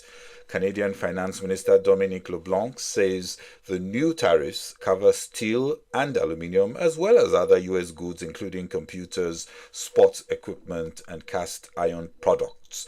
While the EU also announced retaliatory tariffs, the UK says all options are open as it weighs next moves. Amid ongoing uncertainty in global markets, oil prices yesterday moved up 1.94%, supported by the weaker US dollar. The Brent crude standard was over $70 per barrel as the market tightened with a lower forecasted surplus. Prices are still expected to remain sensitive to external developments. Crude oil inventories in the United States saw an increase of 1.4 million barrels during the week ending March 7, according to the latest data from the U.S. Energy Information Administration, that's the EIA. This was after the American Petroleum Institute, API, reported on Tuesday a build of 4.247 million barrels in U.S. crude oil inventories amid strong product draws. The EIA now expects the global market to be in a 100,000 barrels per day surplus in 2025, compared to a previous forecast for a surplus of 500,000 barrels per day. The oil market seems to be largely ignoring the possibility of a US-brokered Ukraine-Russia ceasefire, given the uncertainty over where Russia stands. European Central Bank President Christine Lagarde said yesterday that they cannot ensure that inflation will always be at 2%, but she added that they must still set the monetary policy so it converges as close as it can towards 2%. She added in a speech that trade fragmentation is also likely to lead to larger, more disruptive relative price changes. This was as another ECB Governing Council member, Gedimas Simkos, said that it remained irrational to commit to future rate decisions. As Tesla navigates a brand backlash from Musk's affiliation with the Trump presidency, investors are trying to understand the damage and whether it is permanent. And indeed, analysts do not have a precedent to guide their response to the reputational damage over the last few months, which is on a scale which has never been seen before in the automotive industry. Geopolitics has roiled auto markets before, but at a different level. Hyundai, for example, took a hit in 2017 after Chinese citizens boycotted the brand to protest over South Korea's decision to deploy a US missile defense system. Tokyo and Nissan, among others, slashed production in China after anti-Japan protests over disputed territory closed dealerships and slammed sales. For Tesla, the hit has been across several geographies. Sales in Norway and Germany have sunk over the past few months, partially due to Musk's political interests. In February, Tesla's Chinese shipments plunged by 49% to 30,688 units, its lowest monthly figure since July 2022. In California, traditionally Tesla's biggest domestic market, sales sank for 5 straight quarters. So it's all about the combination of a broad market slump in the auto market, complicated by the Trump backlash, which is coming at the worst time. The U.S. Federal Trade Commission is moving ahead with an antitrust probe of Microsoft that was opened in the waning days of the Biden administration, signaling that the administration FTC chair Andrew Ferguson is going to prioritize scrutiny of tech giants. In his first public remarks since taking the chair position in late February, Ferguson said investigating the tech sector is his highest priority. Early moves include seeking information on censorship by tech companies and wanting to understand how their recent investments hurt competition. India's inflation rate in February fell to a lower than expected 3.61%. That's in February as vegetable prices cooled, also lower than expected 3.98% for the period. It was also the first time in over 6 months that inflation has come in below the Bank of India's target of 4% and the lowest print since July 2024.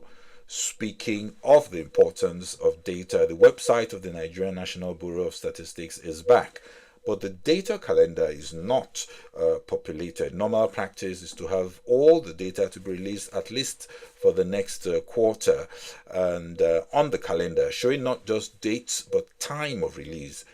But rebased GDP data we also expect to see next month, and hopefully some of these other issues will be addressed.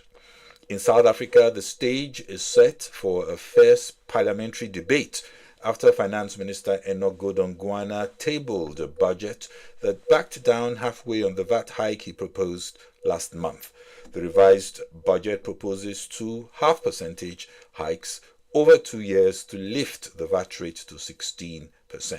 The budget, however, delivers on the promise to stabilize the public debt ratio in 2025-2026, though this will now peak at 76.2% of GDP, up from the 75.5% estimated a year ago.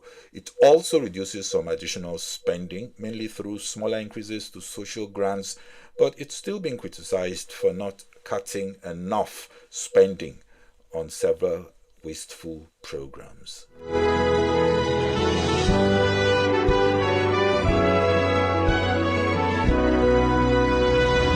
And in the US, as inflation cooled, stock futures were up in response as the figures raised expectations that the Federal Reserve would pursue more aggressive interest rate cuts. However, the data predates most of Donald Trump's new tariffs, which have raised concerns that price pressures could rise further. Economists are noting that tariffs will raise U.S. consumer prices and slow the U.S. economy as companies delay spending decisions, and we have Goldman Sachs analysts, for example, cutting GDP growth forecasts to 1.7% from 2.4% at the beginning of 2025. The best case could be a lingering stickiness or an inflation upward blip, as U.S. Treasury Secretary Bessent is saying that tariffs imply a one-time adjustment. Indeed, purchases have been front-loaded, implying a short-term drop in trade as tariffs fully kick in. Like I said in an earlier episode, from the last experience with Trump 1.0 tariffs, inflation did inch up, but not materially so, and not for long, as inflation was more driven, at least then, by demand factors rather than supply. The Federal Reserve is saying it wants to understand the complete demand-supply dynamic around various policy shifts, and especially the retaliation scenarios we are likely to see, including the impact of other interventions such as tax cuts and lower deficits. Others argue that it seems Trump will be quick and flexible to make necessary future adjustments to avoid an inflationary spiral or any further drag on an economy he has campaigned is entering a golden era. For now, it is all more uncertainty, which is weakening sentiment rather than substance, as markets are bracing for a recession in the US. What this means is that this year will be one to stay very close to the data. Still, yesterday's inflation data was seen by analysts as dilutive to the stagflation narrative and, most importantly, restores policy flexibility from the Fed. What we mean is that the Fed will have room to ease should, in case labor and activity data presents weaknesses in economic growth expectations. Other analysts comment that given that U.S. equity markets have been exceptionally strong over the last 2 years, it's right to expect a correction, adding that coming policy shifts like tax cuts and easing regulations suggest better news ahead for equity markets. JP Morgan CEO Jamie Dimon said it's difficult to accurately assess the current state of the U.S. economy, saying the geopolitical uncertainty is the biggest risk right now. Other analysts say the times call for looking and being skilled to find the signals through the noise of the frequently changing tariff policy coming out of the White House. Given the backdrop of volatility and uncertainty, analysts are advising more prudence and staying more defensive than usual, implying that in the near term, treasuries will rally further amid growth scares that seem to be predominating. Defensive trades means preference for safer havens and less risky treasuries over high-yield corporate bonds, and a bias for defensive equity sectors over cyclicals. Having generous cash and liquid buffers than normal also makes sense. The drama is nowhere over, given that we are just in the first quarter of a 4-year ride. But not everyone is bearish. UBS says while market risks have certainly increased, they still have an overall bullish view on the U.S. economy. And their base case remains that the U.S. economic growth can remain resilient, enabling the equity rally to resume, supported by continued heavy investment in artificial intelligence and progress towards its monetization.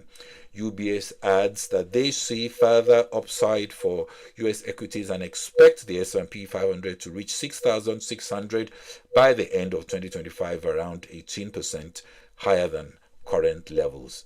It is a year in which investors will need to be extra cautious. The Bank of Canada cut interest rates by 0.25 percentage point to 2.75%, adding that Trump tariffs is causing a new crisis. The central bank, after easing rates 7 times in 9 months, said that a different uncertainty was already hurting investments. Caution needed, they say, as new inflation risks have to be balanced with easing rates to improve growth. In the UK, financial regulators are prioritizing concerns over economic growth and not heaping more rules on companies as they scrapped plans to impose stricter diversity, equity, and inclusion rules. The Financial Conduct Authority also abandoned proposals to publicly identify firms under investigation after industry argued it could damage reputation of companies before proving wrongdoing. Shares of Rheinmetall jumped 6.2% yesterday on Germany's benchmark DAX index. Europe's top ammunition maker's stock has more than doubled within a year as a result of a surge in defense spending expected by European leaders. Asian shares are lower despite the rebound in Wall Street due to cooler than expected inflation. Later today, we will get the latest U.S. producer price index data or wholesale inflation print. Chinese markets also slipped as investors eye the next trade war moves. Well, that's all we can take on this episode of Global Business Insights. We are on Business Day TV daily, 11 a.m. West Africa time. Thanks for watching. This is Bode or Shosami. Bye-bye.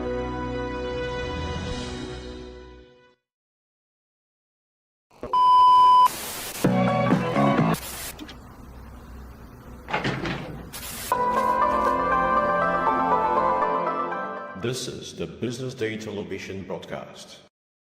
Attention business leaders. Want to make informed decisions? Join the ranks of the best with Premium Business Day. Access in-depth analysis and expert opinions to stay ahead. Subscribe now at premium.businessday.ng and unlock premium content. Plus, you get 50% off your first subscription. Don't miss out. Make smarter choices and seize new opportunities. Sign up now and elevate your business game. Visit premium.businessday.ng today.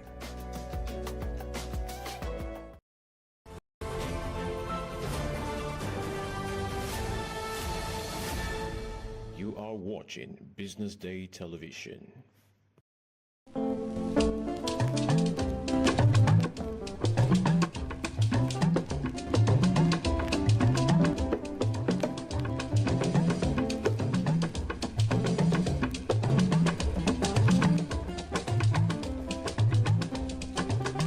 This is the Craftsmanship Chronicles series on Go Local, and on this episode, our focus is on wood, trees in our hood.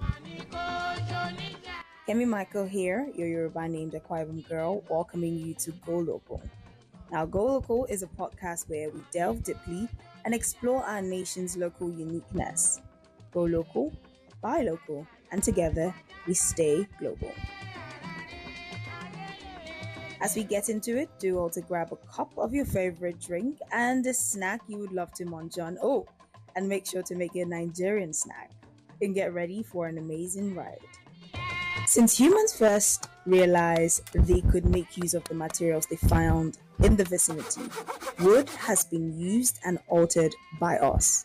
People eventually learned about the special qualities of wood as they utilized it to satisfy a wide range of human requirements in peace and conflict, farming, and industry. Throughout history, trees and their wood have been essential to human existence. Since ancient times, wood has been one of our most vital building elements, used for construction as well as for production of tools, weapons, and furniture. Wood has historically played a key role in a lot of areas, and we Nigerians are part of that history. For this episode, I went to the Itamaga sawmill in the Ikorodu area of Lagos State, where I was able to speak with the General Secretary of the sawmill. My name is Alhaji Kabiru Adegboyega Ibrahim, and this is Sogidowo sawmill Itamaga. So I'm the secretary to the association, General Secretary to the association, Sogidowo Plant Marketers Association of Nigeria. Here in Nigeria and around the world, we have several uses of wood, such as agricultural purposes, for making musical instruments, for carving religious figurines, to create household furniture, for casket production, for fortification, as well as for source of energy supply, for example, our firewood and general logs for fireplaces. The wood production in Nigeria has specific process, and I will leave the explaining for the experts. The woods normally come in 2x6. That is for roofing. So when they buy to the, like the ones you are looking there now, and it's 2x6. So when they bring it here, so if you want to saw it, you saw into 2x4, 2x3, 2x2. Those are the roofing planks. So we saw into to those sizes if you need it for roofing. So we take it from the shed down to the machine side. So we saw it there. If it is roofing, so it's all 2x4, 2x3, 2x2. So for facing board, that one is 1x12, 1x12x12. So now like the one that they are putting down there, so that is 1x12x12 for facing board. So after you roof, so facing board, so you cover breeze or whatever. So that's what they use that one for. So to seal the roof with the ceiling. So that's what they use it for. Just like other industries, the wood industry sure has its challenges. The challenges we usually face is the problem of this marine police or guard or whatever. You know, they are extorting us too much. You know, Nigeria, that's Nigeria system, corruption. After we will have saw wood, process it, take the license, but they usually collect approval for wood, any wood cut. After that, if you pass through the water, if this marine police or whatever see you, they will still collect money as if you never collect any paper. So that's Nigerian problem. So we face many challenges, yeah. At the same time, after they are coming from the river, the canoe bash, those the trucks that are coming into the sawmill, those are the policemen on the road trying to collect something, collect money. Those are the challenges we have. Vegetation of Nigeria can be broadly classified into two types, that is, forest and savanna. Now, according to Statista in 2021, Nigeria exported forest products amounting to nearly 109.7 million US dollars. Most of these products were roundwood and sawnwood, amounting to roughly 52.4 million and 8.1 million US dollars, respectively. Other main exported forest products included paper and paperboard. The wood always come from Bayelsa State, Ondo State, Edo State, and from Oyo as well. But the one coming from Oyo, that's 1 by 12 by 12, and at times 2 by 12. But 2 by 6 wood for roofing normally come from Bayelsa, Edo State, Ondo State, and at the same time from Ogun State, Ogun Water side. The customer you have, if it is an old customer, you must have a relationship. He can call you on phone and place order. So you call transport for him. When you've concluded with him for the quotation of the wood, so if you help him process it, call transporter to transport it. So they will take it down to him. Or some do come inside to the market by themselves. So they will negotiate price, buy the wood, call a motor to pack it. Because the transporters they have their own association as well. According to the United Nations, Nigeria has the highest deforestation rate in the world, with an estimated 3.7% of its forest lost every year. That's what I'm saying, our problem here. And these forestry people that are supposed to be handled that Ministry of Agri. Wherever they cut timber, supposed to plant it back immediately. I know they don't do that. In the question of say 5 to 10 years now, there will be the issue of a wood scarcity. Those places that I'm talking the other time, Bayelsa, Edo, whatever.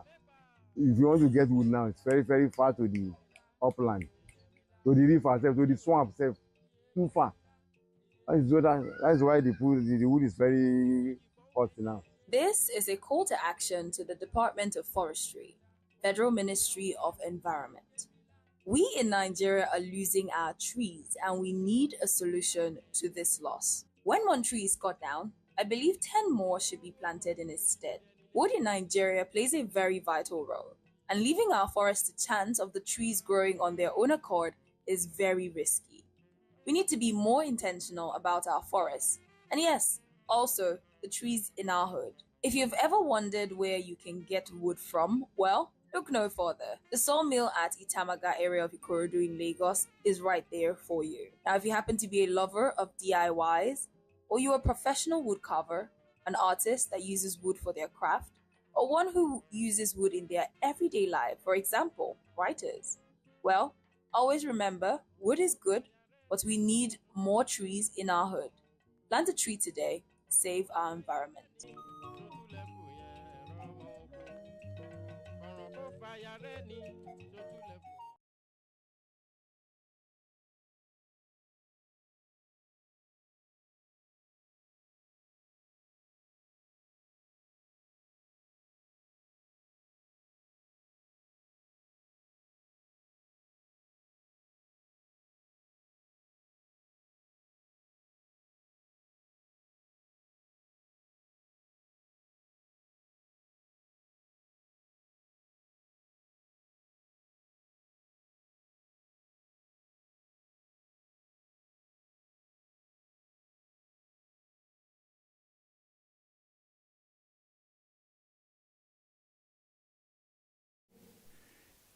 may I humbly call all of you to rise for the African Union anthem, please.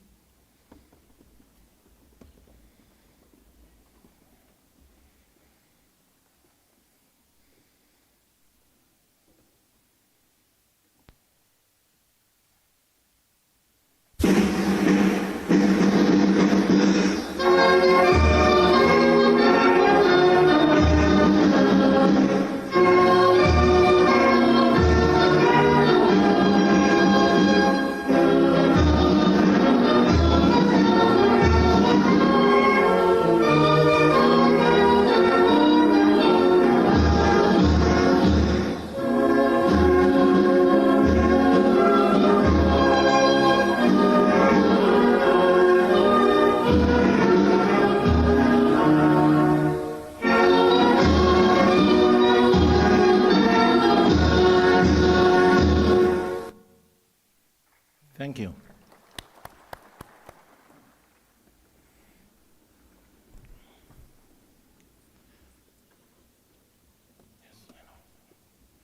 Your Excellency João Lourenço, President of the Republic of Angola, Chairperson of the African Union. Your Excellency Taye Atiske Selassie, President of the Federal Democratic Republic of Ethiopia. Your Excellency Musa Faki Mohammed, outgoing Chairperson of the African Union Commission. Your Excellency Mahmoud Ali Yusuf, Chairperson of the African Union Commission. Your Excellency Dr. Monique Nsanza Baganwa, outgoing Deputy Chairperson of the African Union Commission. Your Excellency Ambassador Salma Malika Haddadi, Deputy Chairperson of the African Union Commission. Your Excellency Ambassador Josefa Sako, outgoing Commissioner for Agriculture, Rural Development, Blue Economy, and Sustainable Environment. Your Excellency Ambassador Albert Moshanga, outgoing Commissioner for Economic Development, Trade, Tourism, Industry, and Minerals. Your Excellency Dr. Amani Abu Zaid, outgoing Commissioner for Infrastructure and Energy. Your Excellency Ambassador Minata Samati, outgoing Commissioner for Health, Humanitarian Affairs and Social Development. Your Excellency Professor Muhammad Bil Hussein, outgoing Commissioner for Education, Science, Technology, and Innovation. Your Excellency Ambassador Bankoli Adiyo, Commissioner for Political Affairs, Peace and Security. Your Excellency Moses Vilakati, Commissioner for Agriculture, Rural Development, Blue Economy, and Sustainable Development. Your Excellency Ambassador Ama Tom Amwa, Commissioner for Health, Humanitarian Affairs and Social Development. Your Excellency Lirato Mataboyi, Commissioner for Infrastructure and Energy. Your Excellency Madam Nardos Thomas, COO Audanipad. Your Excellency John Kasia, Director General, Africa, CDC. Distinguished ambassadors, members of the Permanent Representatives Committee, Your Excellencies, heads of the African Union organs and heads of regional economic communities and regional mechanisms here present, Your Excellencies, representatives of permanent observers to the African Union, Your Excellencies, representatives of partners, international and regional organizations, honorable guests, members of the press here present, ladies and gentlemen, all protocol observed, a very good morning to you all. It's my honor to welcome you all to the official handover ceremony of the African Union Commission leadership, held today in the African Union headquarters in the beautiful city of Addis Ababa. I'd like to take this opportunity to reiterate our deep gratitude to the Federal Democratic Republic of Ethiopia, the host of the African Union and the diplomatic heart of our continent. Excellencies, ladies and gentlemen, on this very special occasion, allow me to extend our deepest gratitude and highest appreciation to the outgoing leadership for their unwavering dedication, visionary guidance, and tireless efforts to our beloved continent. Excellencies, your leadership has not only steered the African Union towards remarkable achievements in peace, security, and economic transformation, but has also left a lasting legacy in our collective journey towards realizing the aspiration of Agenda 2063, the Africa we want. As you embark on new endeavors, we are confident that you will continue to serve Africa with firm dedication as you always have. Excellencies, ladies and gentlemen, it is our great honor and privilege to express our heartfelt wishes to our incoming leadership as they take on this great strategic responsibility. The future carries immense challenges, but also boundless opportunities to shape the future of our continent. Your leadership will be instrumental in strengthening our institutions, upholding the principles of good governance, and advancing peace, security, and sustainable development, all in pursuit of the noble aspiration of Agenda 2063. As you tackle this important role, we stand firm to work alongside you, offering our full support and unwavering commitment to a stronger, more unified and prosperous Africa. Excellencies, ladies and gentlemen, having said so, the program of today's handover ceremony will stand as follows. We'll be starting by the oath ceremony for the four elected commissioners, which will be led by Her Excellency Professor Hajir, the Legal Counsel of the Union. We have a statement by His Excellency Musa Faki Mohammed, outgoing chairperson of the African Union Commission. We shall then have a statement by His Excellency Mahmoud Ali Yusuf, chairperson of the African Union Commission. Then we shall receive remarks by His Excellency Taye Atiske Selassie, President of the Federal Democratic Republic of Ethiopia, which will be followed by remarks by His Excellency João Lourenço, President of the Republic of Angola, Chairperson of the African Union. And lastly, we will have 4 sessions of family photos in front of the Nelson Mandela Hall. And before that, we will close by the African Union anthem.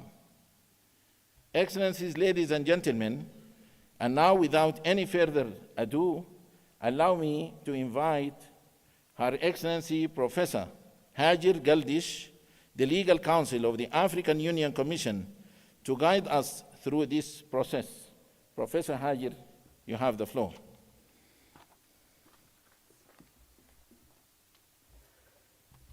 Bismillah ar-Rahman ar-Rahim. Salatu wassalam. In the name of Allah, peace be upon Muhammad, peace be upon Prophet Muhammad. De l'Union africaine. Excellency Mr. Chairperson, Excellency President of Angola, President of Ethiopia, the outgoing and incoming chairpersons, Excellencies,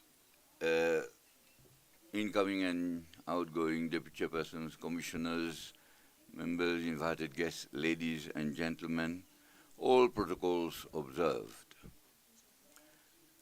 First of all, I want to recall that the 46th ordinary session of the Executive Council held here in Addis Ababa on 12 and 13 February elected and appointed for a term of 4 years, that is, commissioners of the African Union. His Excellency Moses Vilakati, a commissioner in charge of agriculture, rural economy, blue economy and environment, representing the Southern African region. Excellency Leratu Mataboke, commissioner in charge of infrastructure and energy from South Africa, representing the Southern African region. Excellency Ambassador Bankole Adeoye. In charge of political affairs, peace and security, come from Nigeria, representing the West African region. Excellency Ambassador Ama Amwa, Commissioner in charge of health, humanitarian affairs, social development, coming from Ghana, representing West African region. Excellency, the Executive Council also instructed that the elected and appointed commissioners be sworn in the presence of the chairperson of the commission. So pursuant to that decision and in conformity with the practice of the African Union, we shall now proceed with the swearing-in ceremony of the 4 elected commissioners in the presence in front of the chairperson of the Commission of African Union. I call the commissioners to the podium one after the other to take the oath. And I will start with His Excellency Bankole Adeoye from Nigeria, re-elected and appointed as Commissioner for Political Affairs, Peace and Security. Your Excellency, please come to the podium to take the oath.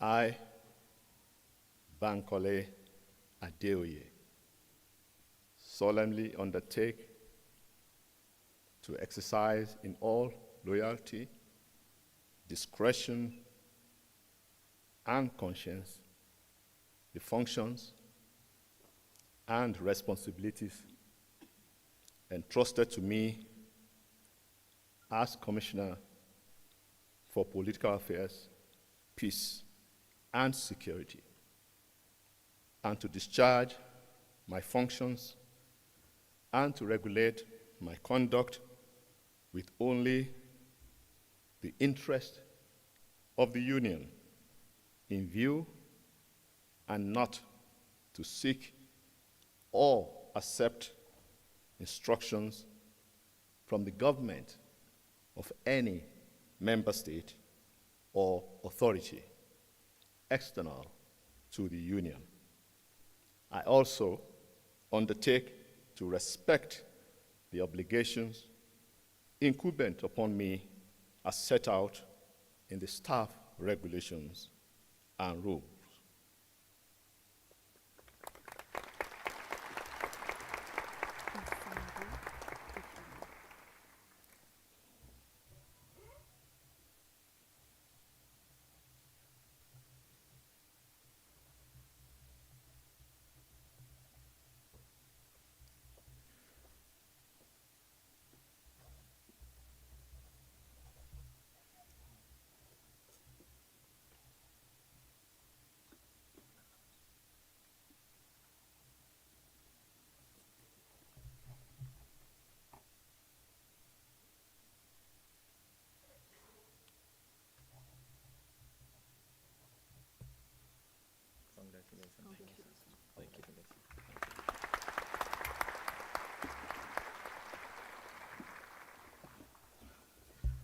I will move now to His Excellency Moses Vilakati from Eswatini, elected and appointed as Commissioner for Agriculture, Rural Development, Blue Economy, and Sustainable Environment. Your Excellency, please come to the podium to take the oath.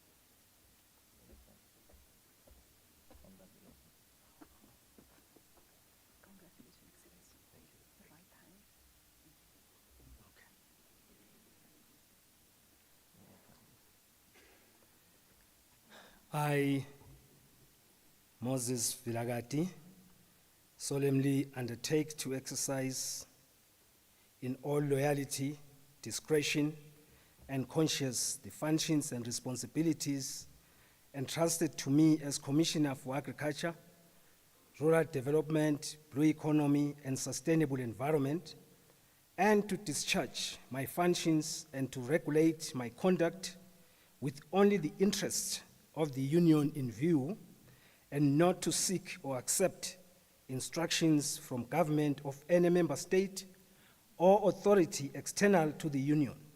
I also undertake to respect the obligations incumbent upon me as set out in the staff regulations and rules.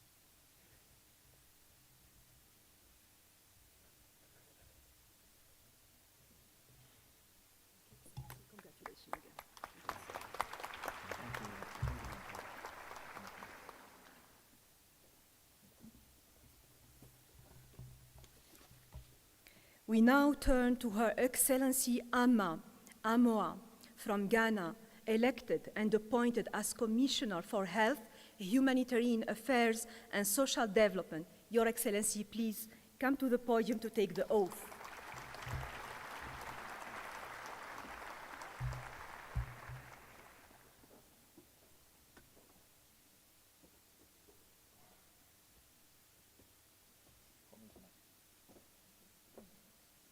Congratulations, Excellency. Raise your right hand. You raise your right hand. Okay. I, Ama Adoma Chum Amwa, solemnly undertake to exercise in all loyalty, discretion, and conscience the functions and responsibilities entrusted to me as Commissioner for Health, Humanitarian Affairs, and Social Development, and to discharge my functions and to regulate my conduct with only the interests of the Union in view, and not to seek or accept instructions from the government of any member state or authority external to the Union. I also undertake to respect the obligations incumbent upon me as set out in the staff rules and regulations. So help me God.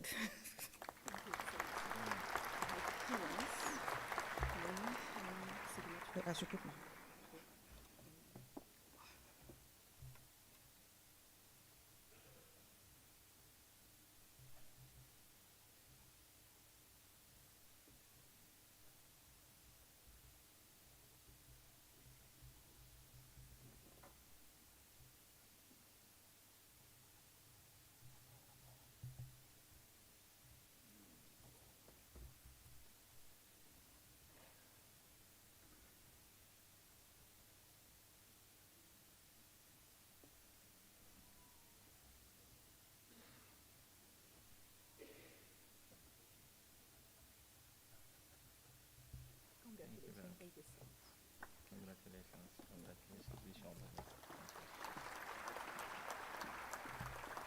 Finally, I would like to call to the podium Her Excellency Lerato Mataoge from South Africa, elected and appointed as Commissioner for Infrastructure and Energy, to take the oath. Your Excellency, please come to the podium to take the oath.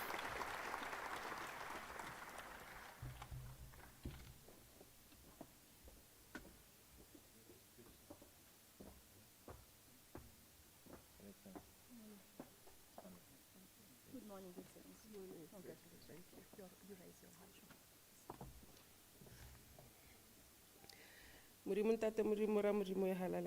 I, Lerato Dorothy Mataboge, solemnly undertake to exercise in loyalty, discretion, and conscience the functions and responsibilities entrusted to me as Commissioner for Infrastructure and Energy, and to discharge my functions and to regulate my conduct with only the interest of the Union in view, and not to seek or accept instruction from the government of any member state or authority external to the Union. I also undertake to respect the obligations incumbent upon me as set out in the staff regulations and rules. Untuse Morena Jesu.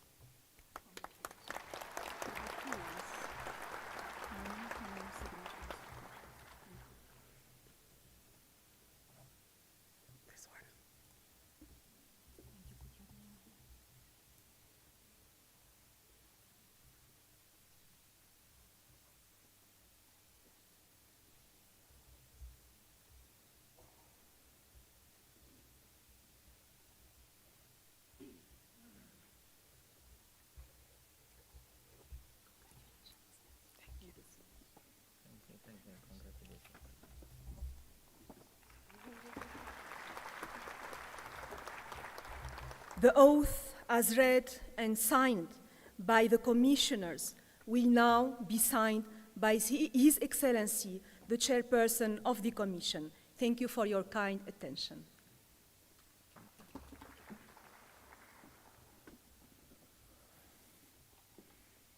Thank you, Professor Hajer, Legal Counsel of the African Union Commission. Congratulations to our new commissioners. And I would like to request another round of applause for all of them, please.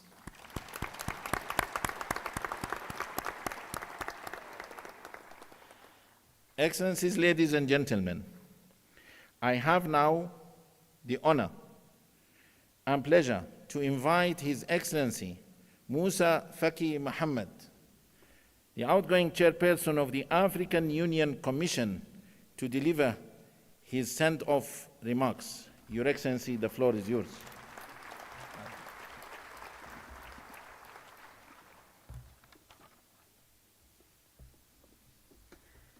Excellence. Excellency Mr. João Manuel Gonçalves Lourenço, President of the Republic of Angola and the current Chairman of the African Union.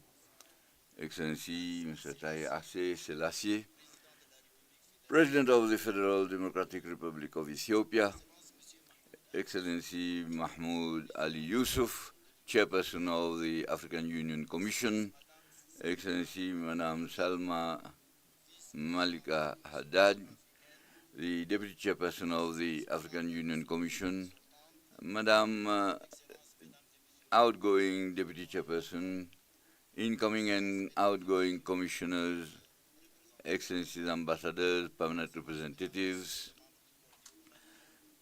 members of the diplomatic corps accredited to the African Union, representatives of the regional communities and regional mechanisms, heads of the specialized institutions of the African Union, and specialized institutions, ladies and gentlemen. First of all, I would like to thank their excellencies, João Manuel Lourenço, President of the Republic of Angola and the current Chairman of the African Union, and Haile Selassie, President of the Federal Democratic Republic of Ethiopia, for having graced this handing over ceremony by their presence.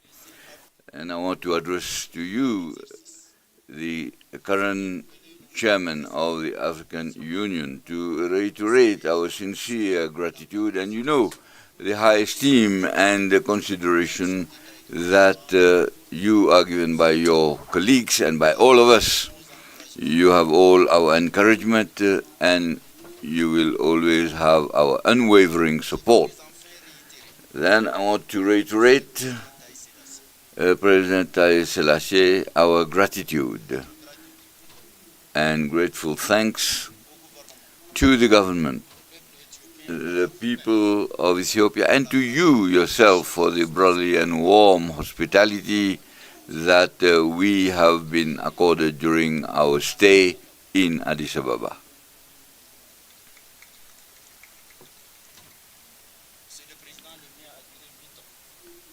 Mr. President, I stayed for 8 years on behalf of my family, my wife being present here in the hall, for all the care and hospitality that we have benefited in Addis Ababa among our Ethiopian brothers and sisters.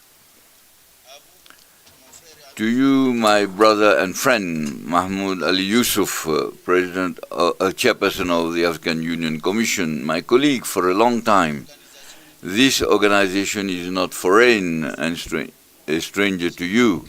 You know it very well, and I have no doubt that your capacity to steer it towards higher horizons, you can rely on my availability each time that you think that we can be useful to you in any circumstance or for any work. For the success, difficult but exalting mission that you are going to take over. To you, my sister Salma Haddadi, the Deputy Chairperson of the Commission, we have known you as a dignified representative of your country, Algeria. We know the strength of your commitment and your professionalism. We have no doubt that you will carry out and fulfill your mission efficiently to produce the results. To my brothers and sisters, the elected commissioners, your selection by the eminent persons of the panel is on the basis of your competence and your capacities. A political choice confirms the virtue, and I have no doubt that all these augurs well for the work and the significant result in the service and for the benefit of our continental organization. Excellencies, ladies and gentlemen, may I pay a deserved tribute to my sister, the outgoing Deputy Chairperson, Dr. Monique. You have faced day and night the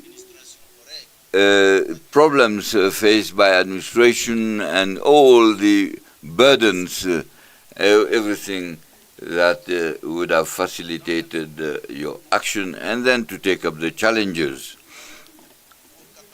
And for your managerial capacity, your tenacity, and your and endurance, I want to pay tribute. I want also to thank the commissioners. Zolefa Sako, if you can stand up, please.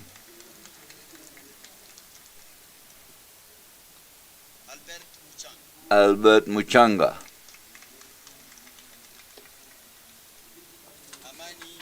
Amani Abu Zaid. Minata Sesuma Samate. Bankole Adeoye. Professor Muhammad Bil Hussein. Each one of you have unreservedly devoted yourself to move forward Agenda 2063 and the department programs of which you are in charge. In these collective efforts, you have all shown with your respective teams the technical and professional qualities which has raised the status of our organization in a very difficult circumstance and context.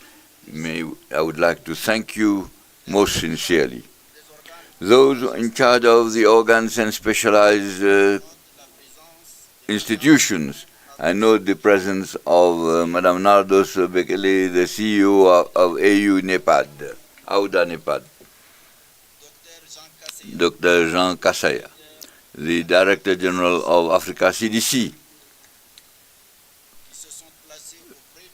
who have been in the forefront of a struggle for a better future of African peoples.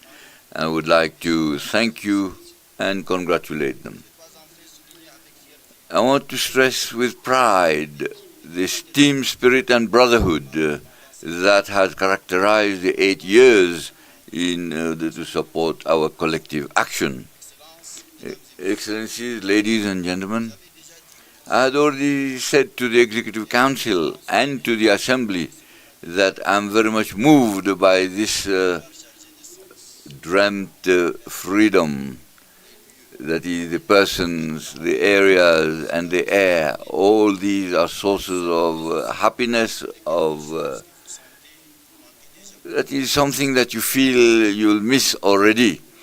But you rest assured that I will never forget this for even one moment.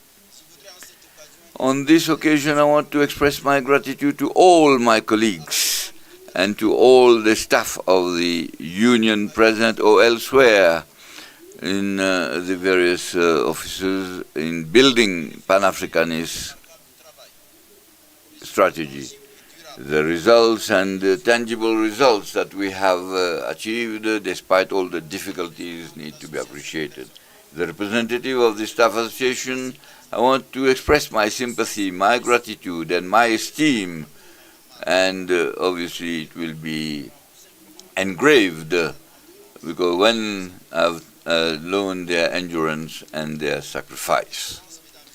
Excellencies, ladies and gentlemen, I would like to stress that the expectations and the challenges that you will face, but also the opportunities that will open up.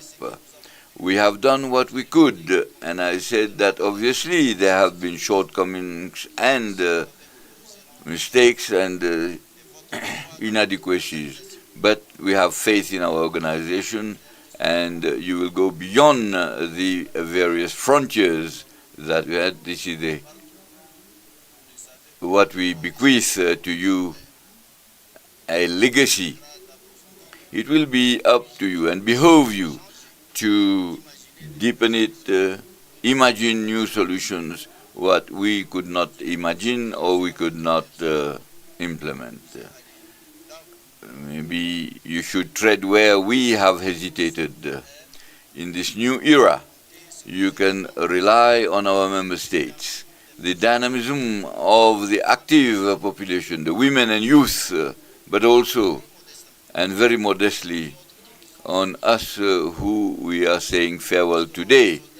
We will remain disciplined soldiers and available even when we have gone away in order to contribute with whatever energy that remains in us in order to contribute to this adventure and project. I wish you full success for taking over this venture of the organization.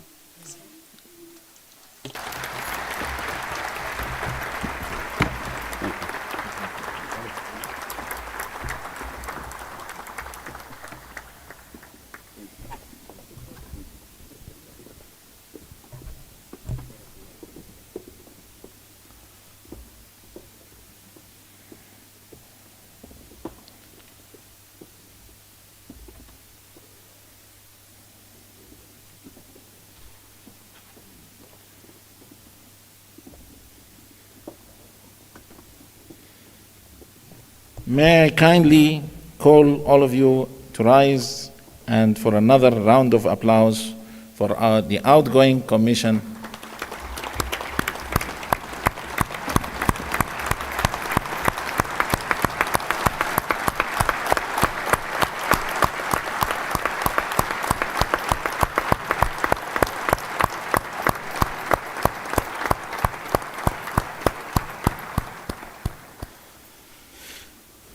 Thank you, Your Excellency.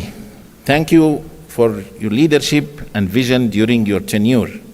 Your mandate, Excellency, was marked by complex international and continental conflicts and challenges, but you were able to lead the Commission brilliantly, with determination and with the supreme interest of the continent at heart.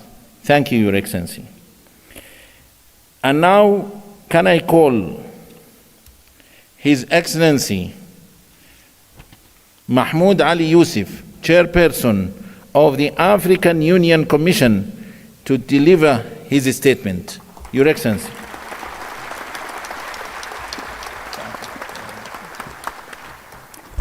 Bismillah ar-Rahman ar-Rahim. Monsieur Joao. Your Excellency, Mr. João Manuel Lourenço, President of the Republic of Angola, the current Chairperson of the African Union, Your Excellency, Mr. Taye Selassie, President of the Federal Democratic Republic of Ethiopia, Your Excellency Mr. Musa Faki Mahamat, outgoing Chairperson of the African Union Commission, Honorable Ambassadors representing Member States of the African Union, Deputy Chairperson of the African Union Commission, Honorable Commissioners, distinguished guests, ladies and gentlemen. Today is a watershed moment in the life of our union. As we do the handover ceremony, which is not a mere formality, it actually symbolizes the continuity of our collective commitment for an integrated and prosperous Africa. I'd like to express my sincere gratitude to His Excellency, the President of the Republic of Angola, who is the current chairperson of the African Union for this year. Mr. President, your commitment towards peace, development is actually a source of inspiration, and you can count on my full support and on the support of the African Union Commission to actually undertake this very delicate mission of yours. I want to doff my hat to my predecessor, Mr. Mustafa Faki Mahamat, for his dedication and for the progress made. He's actually given us a basis on which we are going to build this continent further. I also would like to pay tribute to all the commissioners for the work done and also recognize the work of the Deputy Chairperson. Your Excellencies, Africa is at a crossroads. Our people are aspiring for a continent with dignity and peace. As the chairperson of the African Union Commission, I can actually measure the weight of this responsibility. We are not only going to manage an institution, but we also have to cater for the ambitions of our people. Our priorities are crystal clear. Imperatively, we have to step up the implementation of the second 10-year plan, 2024-2034. It is only in translating our ambitions into tangible reality that we will be able to meet the aspirations of the African people. We have to be pragmatic and dedicated to the work that we do. We have to ensure progress on the continent. So we have a huge task ahead of us to undertake. The African Union Commission has to be proactive and properly coordinated, and I will ensure that the interaction between our organs is even strengthened in order to guarantee proper implementation of our program. We also have to have a look at our financing of the organization. This autonomy, this independence, this dependency on our partners is not the way to go to ensure sustainability of our programs. And then the implementation of the institutional reforms has to be intensified. The African Union cannot continue to have highly bureaucratic system. We have to be very agile, capable of actually meeting the challenges that are ahead of us. Ladies and gentlemen, Africa has to take its destiny in its own hands. It is time for us to stand up as a determined continent capable of actually weighing on global decisions and proposing solutions to crises that we all face today. Today, I'm taking this commitment before you to work to actually strengthen our union and take our institution to the height that will meet the aspirations of our people. We have to bring in a new impetus in this organization and also ensure that Africa plays a key role in international sphere. Is indeed the cradle of mankind, but it will also soon be the main driver of global growth. Our continent has what it takes to change the course of its history, and I have no doubt that this century will experience the rise of Africa. Let us work for it,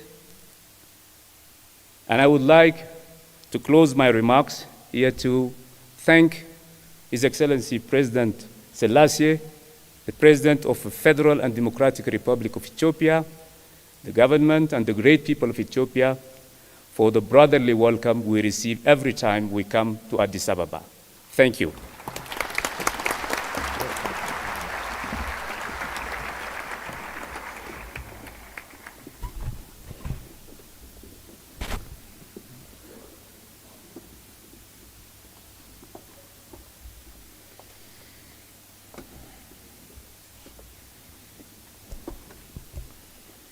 Thank you, Your Excellency, the excellent successor for the excellent predecessor.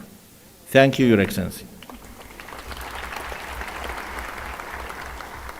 As you assume this strategic role in a context where Africa faces multiple continental and global challenges, we wish you all the best during your new mandate, and we stand ready to provide all kinds of support. Excellencies, ladies and gentlemen, it is my distinct honor and pleasure to invite His Excellency Taye Selassie, President of the Federal Democratic Republic of Ethiopia, to deliver his remarks. Your Excellency.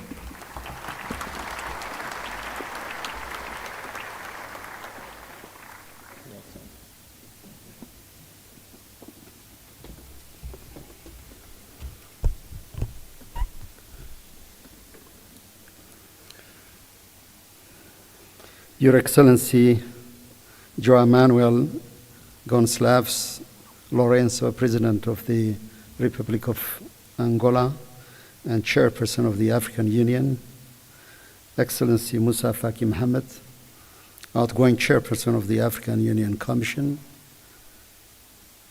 Excellency Mohamed Ali Yusuf, incoming Chairperson of the African Union Commission, Excellency Monique Nisanza Baganwa, outgoing Deputy Chairperson of the African Union Commission, Excellency Salma Malika Haddadi, incoming Deputy Chairperson of the African Union Commission, Excellencies Commissioners, Ambassadors, members of the Diplomatic Corps, ladies and gentlemen.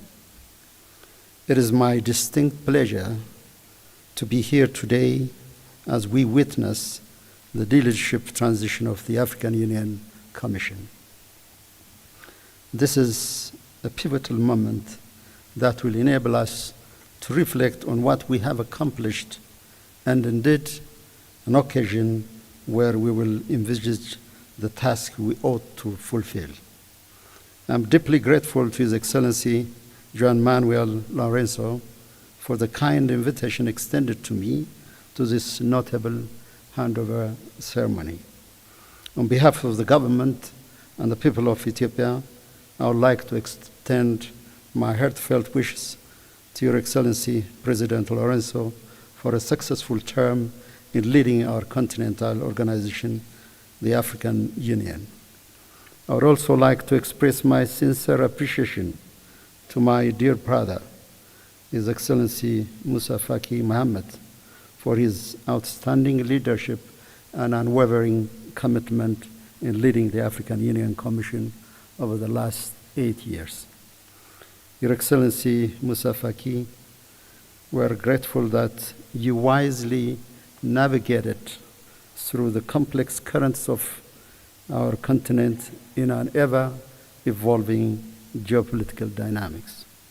Indeed, your commitment brought forth tangible results.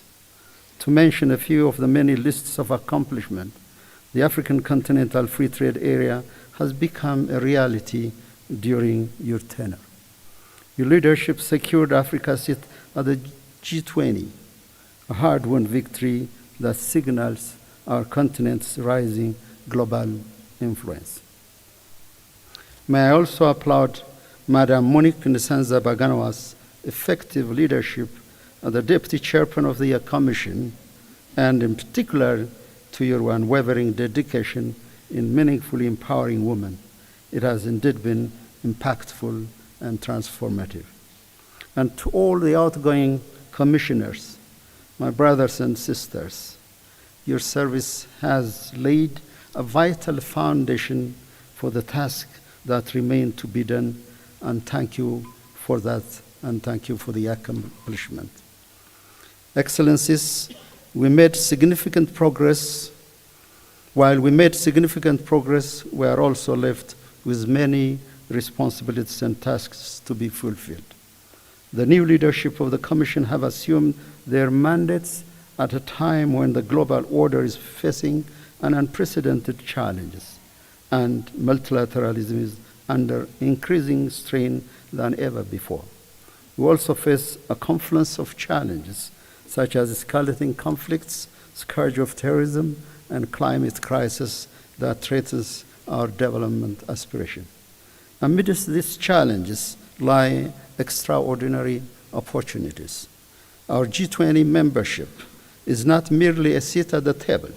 It is a platform that will make Africa an active contributor in shaping our collective objectives for economic development. Without meaningful African participation, the G20's common framework for debt treatment has proven to be inadequate and inundated by inefficiency, delays, and lack of clarity.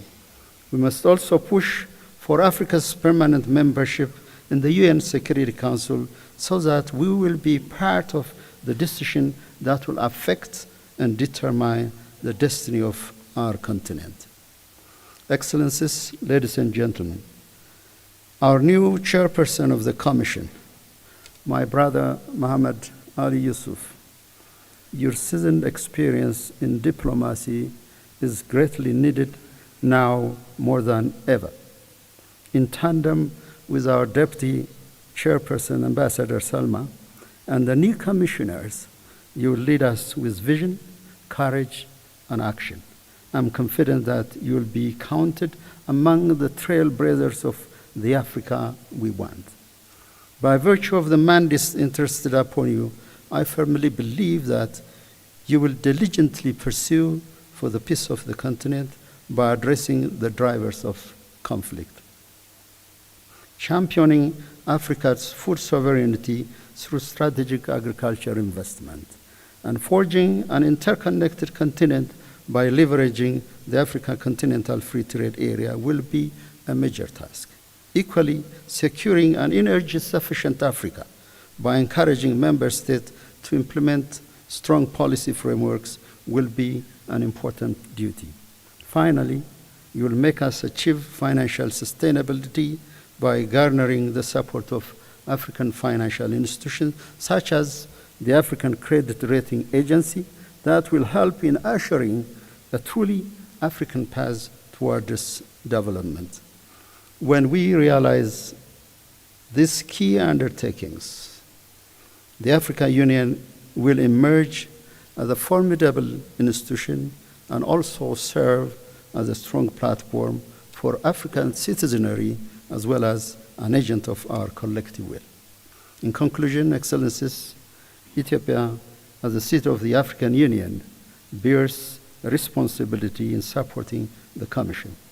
We would like to reaffirm Ethiopia's unwavering support and full cooperation as the new leadership is set on to undertake the mandates entrusted on them. May I also seize this opportunity to extend my best wishes to the outgoing members of the Commission and their future endeavors. Your exceptional service to our continent will always be cherished. I look forward to seeing you again in your second home, Addis Ababa, Ethiopia. I thank you all.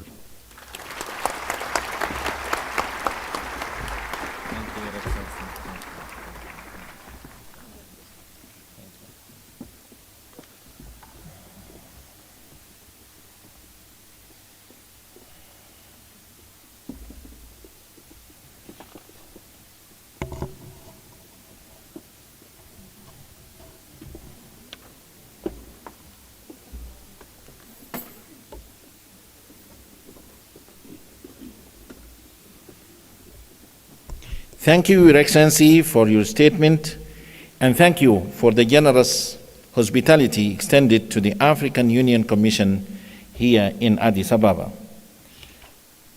And now, it's my great pleasure and honor to invite His Excellency João Lourenço, President of the Republic of Angola, Chairperson of the African Union, to deliver his remarks. Your Excellency, the floor is yours.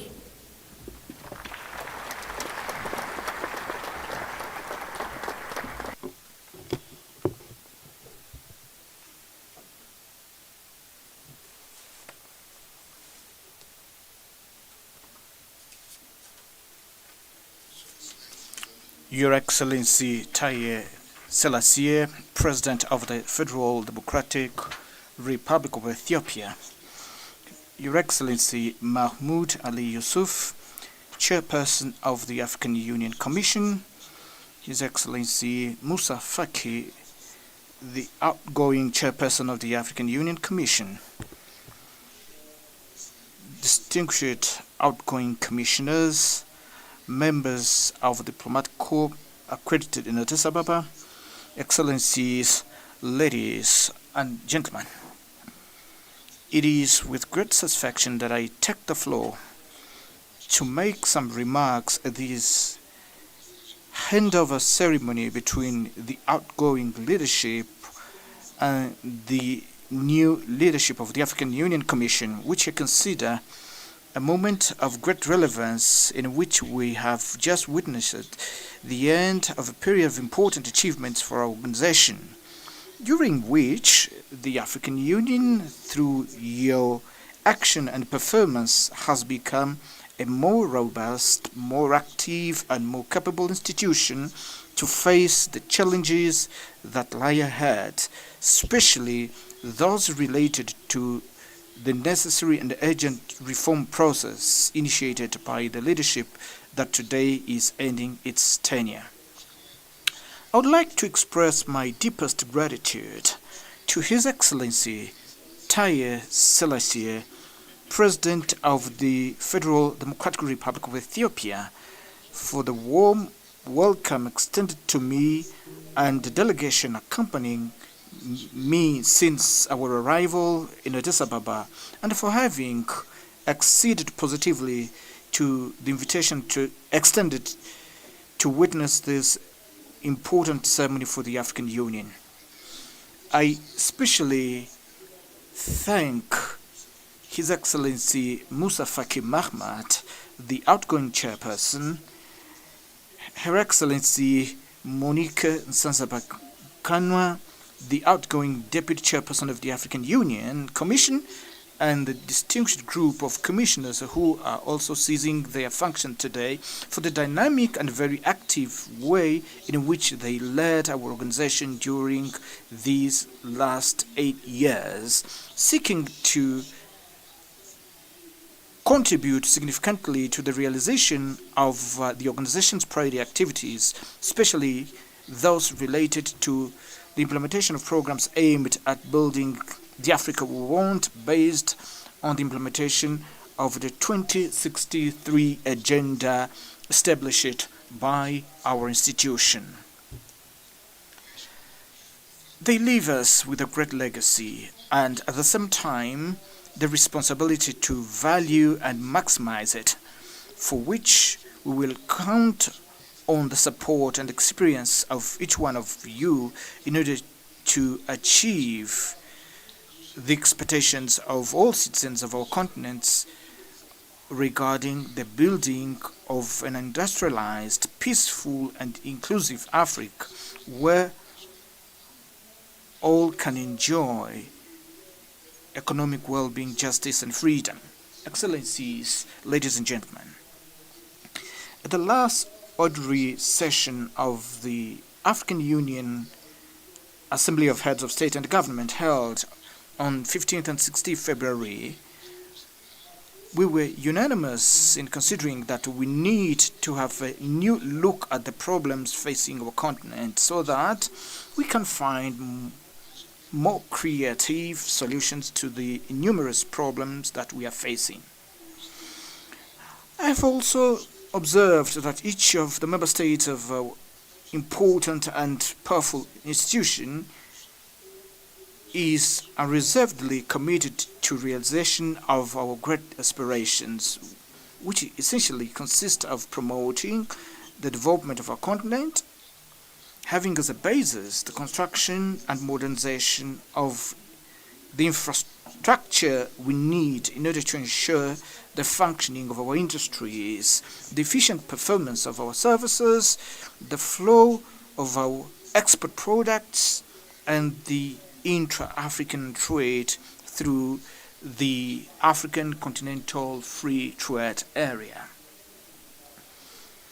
In my acceptance speech, I especially referred to the issue of infrastructure, as I believe they deserve a special attention from this Commission, which I urge to craft a strategy aimed at mobilizing Africa's international partners who are interested in making investment with mutual advantages.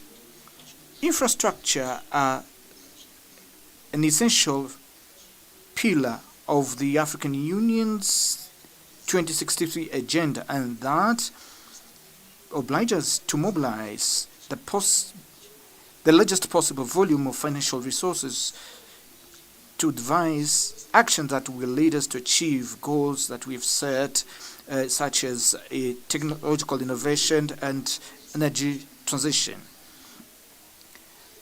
The African Union Commission, in coordination with REX, has to work in organizing an international conference on infrastructure in Africa during this year, where we should seek to convey to our main bilateral and multilateral cooperation partners the importance of and the advantages of investing in financing continental interconnection infrastructure as a way to participate directly in all process of Africa's growth and development, one amongst many ways of doing justice to Africans and African descendants, as well as one of ways of reparation. I consider it a priority to seriously invest in construction and improvement of our roads and highways, the modernization of our railways, ports and airports, as well as the creation of electricity transmission and distribution lines so that we can bring energy from those areas where we have surplus to those lacking this fundamental resource. We must strive to work together in order to create a new international financial architecture so that our continent can no longer be seen as a secondary and marginal actor, but rather as an active and a determining party of the global economy. It is fundamental that the African Union participates in the 4th International Conference on Financing for Development in Sevilla, Spain, with a clear vision of what it wants so that we can have more simplified and fair access to financial resources that are adequate for the materialization of our projects aimed at boosting Africa's social and economic growth. Excellencies, ladies and gentlemen, another important challenge the African continent faces is related to terrorism and violent extremism. Unconstitutional changes of democratically elected governments and the conflicts that still prevail in our continent. In various forums, conferences and summits held on the continent about these topics, we observe a common concern with regard to the desire of working in a coordinated manner in order to put a definitive end to conflicts and focus our energies, attentions and efforts to issues of development.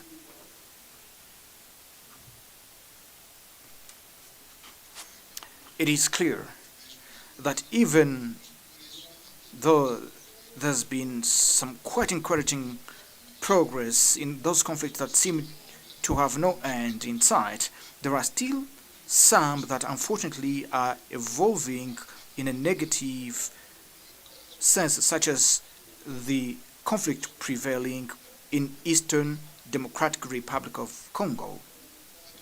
With regard to this issue, we have decided not to stand idly, instead insist on seeking peaceful solution in order not to allow the materialization of the ongoing balkanization plan with establishment of a pariah state in eastern DRC, or even the attempt to reverse through military means the power instituted in Kinshasa.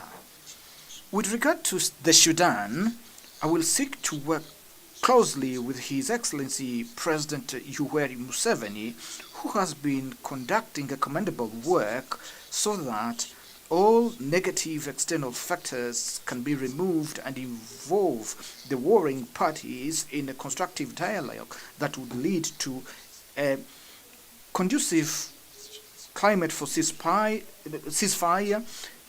provision of humanitarian assistance to the affected population, and definitive solution of the conflict based on national reconciliation and other steps that would ensure the end of war and establishment of long-lasting peace. With regard to peace and security in Africa, it is my conviction that we should act in order to find African solutions to African problems and be able to silence weapons so that this topic should not continue to dominate our agendas and our deliberations in an almost eternal manner. In this realm, I do consider that it would be useful to hold a broad conference dedicated only to discussing conflicts in Africa, whose main focus should be on issues of peace as a compulsory and undeniable good for all the peoples of our continent. Those who are promoting tensions and conflicts on our continent should be discouraged, held accountable, and penalized with heavy sanctions from our organization that would have serious consequence on them. That means people and countries. This issue should deserve a more exhaustive reflection by this Commission so that we can give to the Council of Peace and Security a fundamental role in activities that it has to conduct in solving the conflicts prevailing on the African continent. What is at stake is the need for us to create a solid architecture for peace and security in Africa that constitutes today one of great concerns of our continent. We should feel ashamed with the fact that institutions outside Africa, such as the European Union or even the United Nations Security Council, being sometimes more rigorous and demanding and strong in their position rather than ourselves in dealing with the conflicts that are ravaging our continent. Excellencies, ladies and gentlemen, the conferences of heads of states and government, as a general rule, are excessively long, and that's why they are not as productive as would be expected. In light of this, it is important to conduct a reflection as soon as possible on solutions to be identified so that our working sessions can become more objective and productive. To the heads of state and government, for their consideration and decision should be brought only those core issues, mainly political, peace, defense and security affairs, and diplomacy, and social, economic development issues.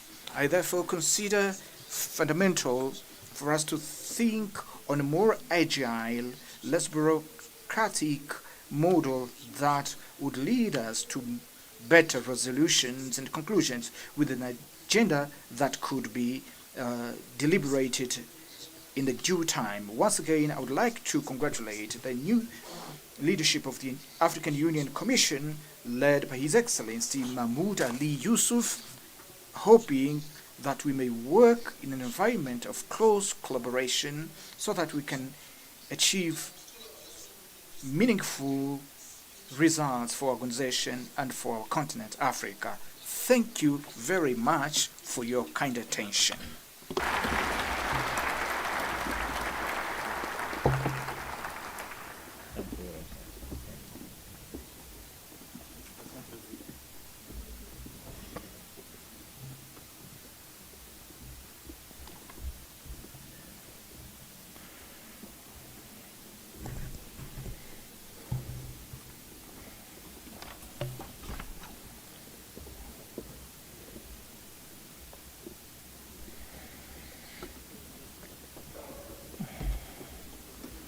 Thank you, Your Excellency, for your guidance and inspiring statement. Excellencies, ladies and gentlemen, as we mark the end of today's program, allow me now to explain the 4 sessions of the family photo. The first session, we have the honor to call His Excellency, the President of the Republic of Angola, Chairperson of the African Union, and His Excellency, President of the Federal Democratic Republic of Ethiopia, together with the outgoing and incoming commissions for the first session. The second photo session will be for His Excellency, the President of Angola, the Chairperson of the African Union, and the President of the Federal Democratic Republic of Ethiopia, together with the outgoing commission. The third photo will be dedicated to His Excellency, the President of Angola, the Chairperson of the African Union, together with His Excellency, the President of the Federal Democratic Republic of Ethiopia, with the incoming commission. And finally, the fourth photo session will be only dedicated for the outgoing commission. Allow me now, Excellencies, to humbly call all of you to rise for the African Union anthem. Thank you very much.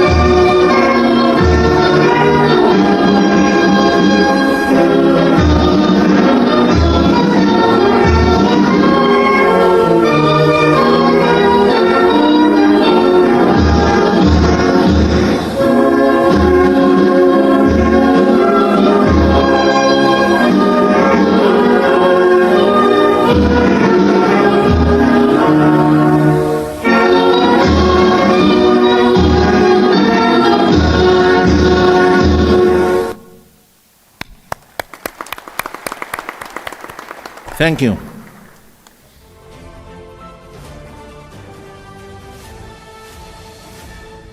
You are watching Business Day Television.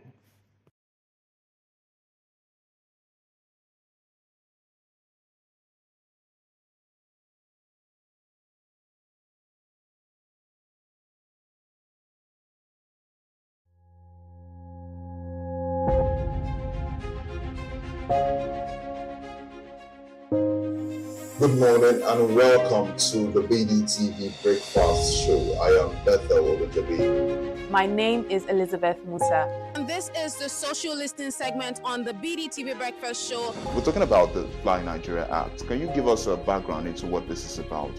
We are here today on the streets of Lagos, Nigeria, to gather opinion about a pressing issue. I will look at the cost of petrol. We get away from Nigeria with the suffer. The income is not really increasing, but the prices of items are increased. Nothing like service again. No. You only pray for that money to reach you that month. There's a lot of high pressure, a lot of stress. There's a lot of high targets to be met. I was quite strict. In my mind, I said, looking for my hand, my picking go spoil.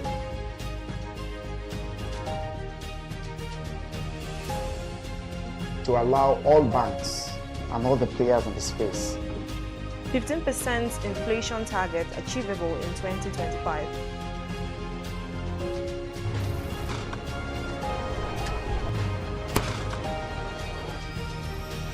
The command and vision philosophy of both the Chief of Defense Staff, the Chief of Army Staff, and indeed all the service chiefs.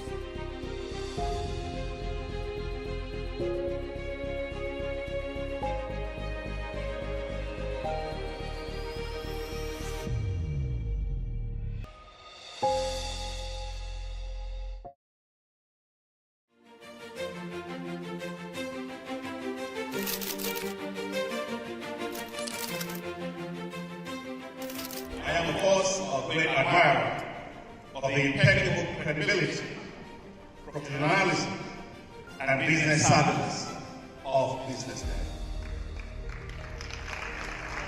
If you really mean business in Nigeria, start your day with BusinessDay.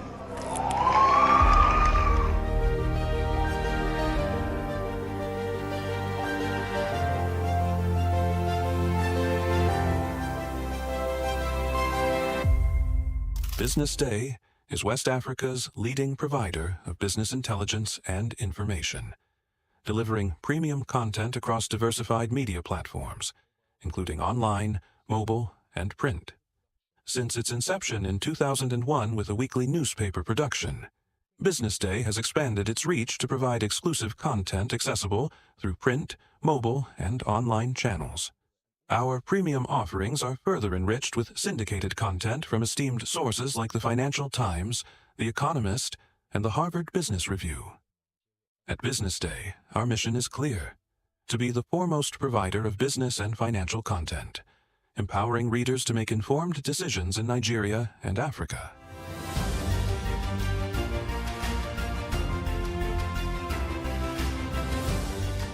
Since our establishment, we have been committed to delivering insightful, relevant, and accurate information about Nigeria's business and finance environment, while contextualizing the impact of global events. We monitor the stock market, analyze the companies driving it, and report on government policies and their economic implications. For being consistent in organizing these CEO forums for almost the last 14 years, I think this was a commendation, and I think something that will encourage them to continue. From decoding market trends to dissecting economic shifts, we offer actionable investment ideas and serve as a compass for decision makers navigating complexity. Beyond headlines, BusinessDay fosters discussions on critical economic issues through impactful conferences and events. These platforms bring industry leaders together to share narratives that drive innovation and spark meaningful dialogues.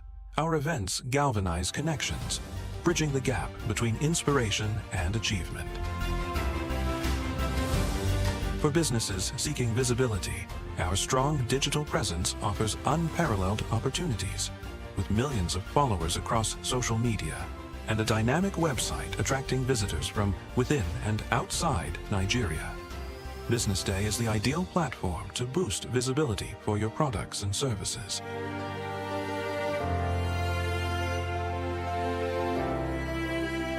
If you're looking for in-depth analysis and expert opinions on Nigeria and Africa's business landscape, BusinessDay is your guide.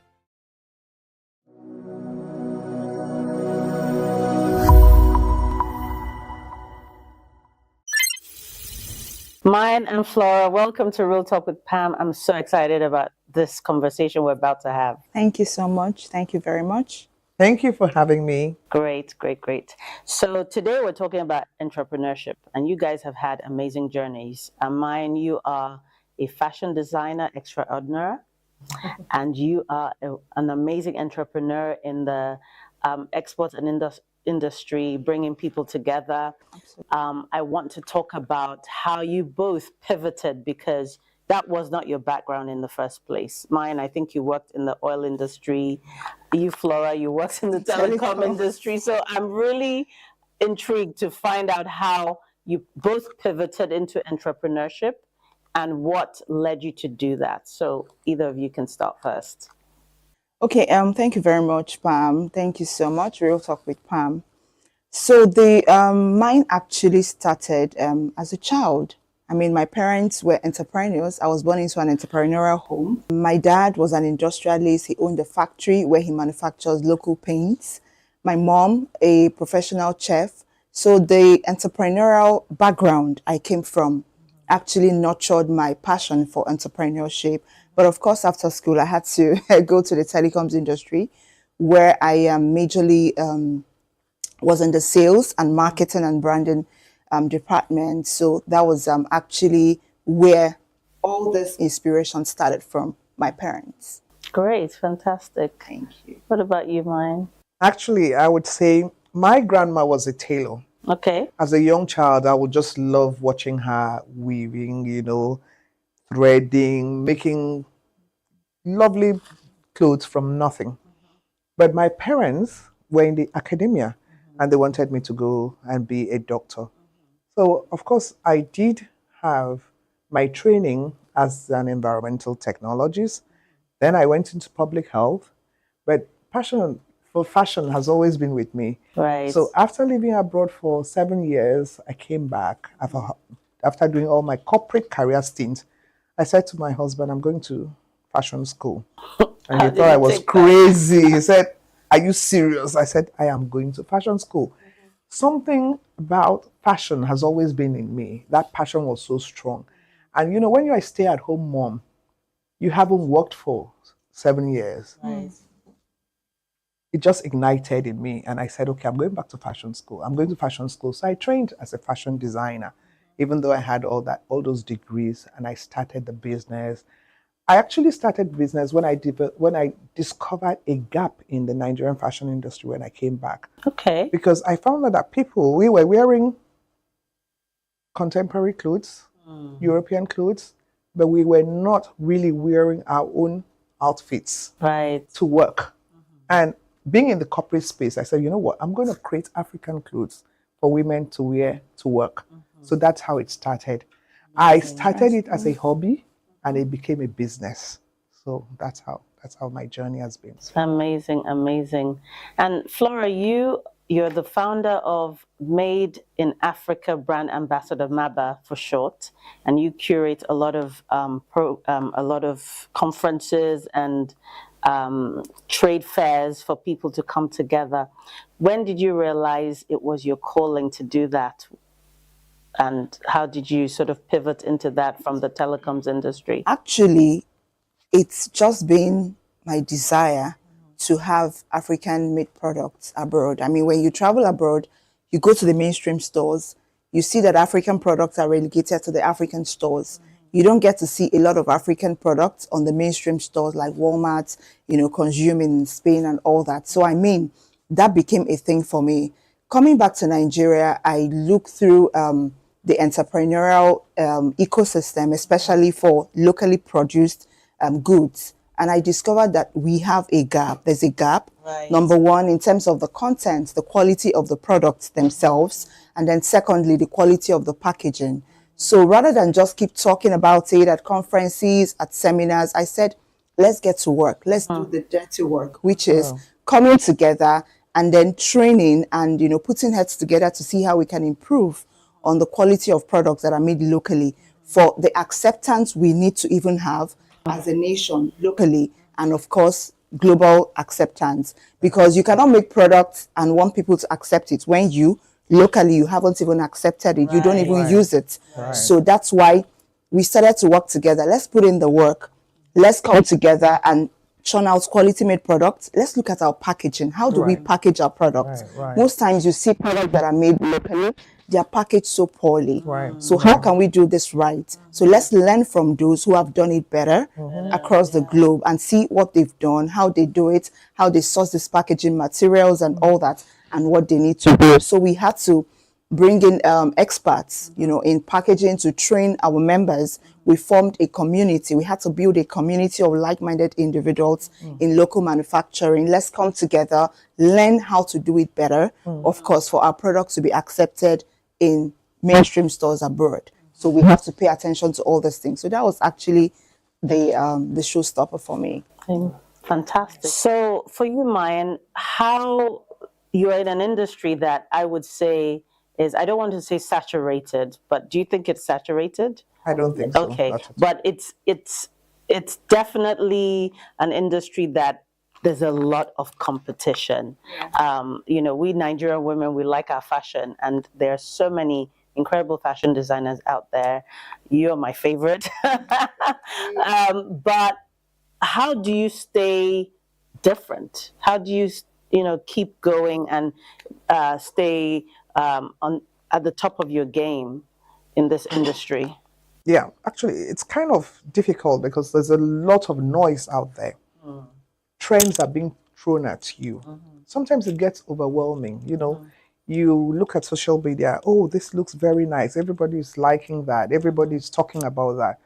The key thing is to just stay authentic to yourself. And that is what I have done. When I started this brand, I wanted to make clothes for women who would be comfortable in what they wear, look classy, look timeless. And with everything I do, even though I pivot left and right, I always come back to that center where I say, my women have to look this way. You need to see a Mayan dress and identify this must be Mayan. You know, it has to just look feminine, it has to look timeless, it has to look classy. So if you follow trends, then you just lose your way. So the key thing is actually to stay authentic to yourself, you know. So when people come to shop with you, they know, okay, for Mayan, go to work clothes. For Mayan, she's my go-to for, I'm going for a wedding, I need to wear something nice and stylish, go to Mayan. My son is graduating, go to Mayan. You know, those are my kind of, my niche areas. I don't do everything. So I've just decided to stay authentic to myself and keep my brand in that space. That space. I must say that, you know, having sort of worked with you on some of the dresses I wear, you're fantastic at getting a woman's figure right, because I've got big, massive hips. And mine just knows how to sort of make me look slimmer than I am. And I really appreciate that. And I think that's actually, not everyone can do that. So that's actually awesome. It's a uniqueness. So for you, Flora, I want to know, in your chosen industry, what type of competition have you found? Because I'm sure pivoting into entrepreneurship, there's been challenges.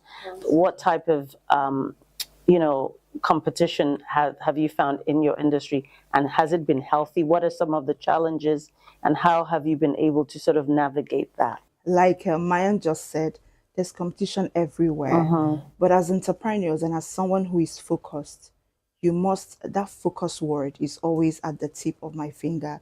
So when you look at the trends, especially on social media, you see a lot happening, you just remember focus. Focus on your niche, focus on what you primarily set your objectives. Like for us in Maba, we have mandates, we have our key mandates, we have our key focus areas. So our key focus area is to nurture local entrepreneurs to be able to produce global products that meet global standards. And then secondly, we focus on export oriented. Let us export. Let's churn out exportable products that will make it at the globe. And people get to the stores and they buy it and they don't even think, oh, this is locally made. They just buy it the same way they buy others that are made in the US and in the UK. So that's our focus. And we don't drift away from that focus. So why we see a lot of competition, both healthy and unhealthy, what we do for the healthy ones, we collaborate a lot. We partner with organizations that share the same mandate with us, that their vision and mission aligns with what we do. We do collaboration over competition. That's it for me. So when I see an organization that is actually tilting towards our vision, or our vision aligns, we collaborate. They either reach out to us because they see the enthusiasm and they see the passion in what we're doing. They reach out to us, and sometimes we get recommended to work with them, and they, you know, talk to us for collaboration or partnership. So that's it for me, collaboration over competition. Then for the I like that then statement for too. the unhealthy ones, of course, it's something you cannot take away. It is life. It comes with life. And somehow women are more competitive than men. So when you come across, you know, people who are competitive, I've had some of my members tell me, oh, there's this lady on social media, she's doing it this way, she's, you know, making a lot of noise. You know, even the traction that we've made in our community is a lot bigger, but because we don't make so much noise on social media, people tend to think, oh, the person is doing a lot more than we're doing. So I get a lot of that when my members come, oh, Flora, we need to do it this way. There's this lady on social media, she's all over on Instagram. I'm like, that's not our niche. We have our own niche. Let's focus on our area. What's this lady doing? Sometimes you find out that some of the things they are doing, they're even drifting away from their niche just to follow trends, like she said, just to be out there on social media, all over the place, and the noise and all that. So we sift through the noise on social media and we focus on our niche area. So that's how we've been able to navigate through the challenges of competition, healthy and unhealthy. So that's amazing. It for us. I love that. I like where you it. say collaboration. I like over it too. I'm going to borrow it. Yes, definitely. Definitely. Well, we're going to take a quick break right now. We'll come back and continue this incredible conversation with Maya and Flora. Welcome back to Real Talk with Pam. Today we've been talking to Mayan and Flora about their journey of entrepreneurship. So, Mayan, tell me, in your industry, which is the fashion industry, what are some of the challenges that you faced? Well, one thing I want to say is that failure or challenges is part of the business. Right. It's part of the journey. You cannot avoid it. There's nothing you can do to avoid it. So for me, it's been human resources. It's very difficult to recruit and retain. Right. Whether you're talking about tailors, admin staff, that has been a major challenge. Why do you think that is? Because finding the right skill is important. And it's very difficult to find the right skill. And one thing I can say is people do not train enough before they call themselves experts. So you might take an atelier or a tailor who tells you he is very, very experienced, and you find out he's not. And you're willing to train this person to get to that level where you want the person to be, and the person doesn't want to because he believes he knows it. Right. So that has been a major challenge, that human resources, finding the right person for the job. One thing I've also seen is capacity building. You don't have enough capacity. We do not have. Fine, the fashion industry is saturated, so it may seem. There's so much room for us to build more. Capacity building is a big problem here. You don't have enough capacity. So that's why it's difficult. Like Flora was talking about exporting. It's difficult for us to really export on a large scale because we don't have that capacity to do so. Yeah. So that has been one of the challenges I've faced: human resources, capacity, and also financials. When you do business, you're not adept at managing your finances. You learn along the way. So you need to always find somebody to manage their financials, whether it's costing, pricing. You look at your margins closely, because a lot of people do businesses is cash in, cash out. Are you making the profit? Are you actually making profit, or are you just exchanging money for goods? So those are the challenges I've faced really in the business. Human resources, finance part of it, and building capacity. And what about also in the Nigerian context in terms of it being is it an enabling environment for you? Well, we already know what Nigeria is. We don't have an enabling environment. Sure. You create it. Like where I work, I live in an estate and I buy electricity almost at 100,000 naira every week. It's a lot of money, yes. But the estate has created an environment, given me power so that I can do my business. Okay, you don't even have the materials you need for the job. So you find yourself, you're clawing, exporting from here, calling this vendor. So those are all challenges, The environment is not enabling, but being Nigerians, we are very persistent people. We are resilient, and we try to make do with the little we have. Sure. So those are all the challenges, but somehow we tend to come out of that fire. Yes. So that's well done. It's not easy. What about you, Flora? It's no different from what Maya has said, but I'll just add one or two. For us in our sector, local production is basically power. Because we run on diesel 24/7 every day, because production has to go on. Especially for those in the food sector. some of us, we have to power up generators every single day. And that's a lot. So by the time you add all this costs together, sometimes I hear people say, oh, locally made products are expensive, more expensive than the imported ones. And sometimes it's true because, I mean, some of these imported products, the country where it's coming from, the environment is enabling their economy. The government has some sort of support for small, medium enterprises in terms of finances. So by the time they put all these things together, it makes their product a bit lesser in terms of pricing as compared to a Nigerian entrepreneur who is the power, you generate your power, you source your raw material, you pay your production staff, you are the one that handles your marketing budget and branding as well.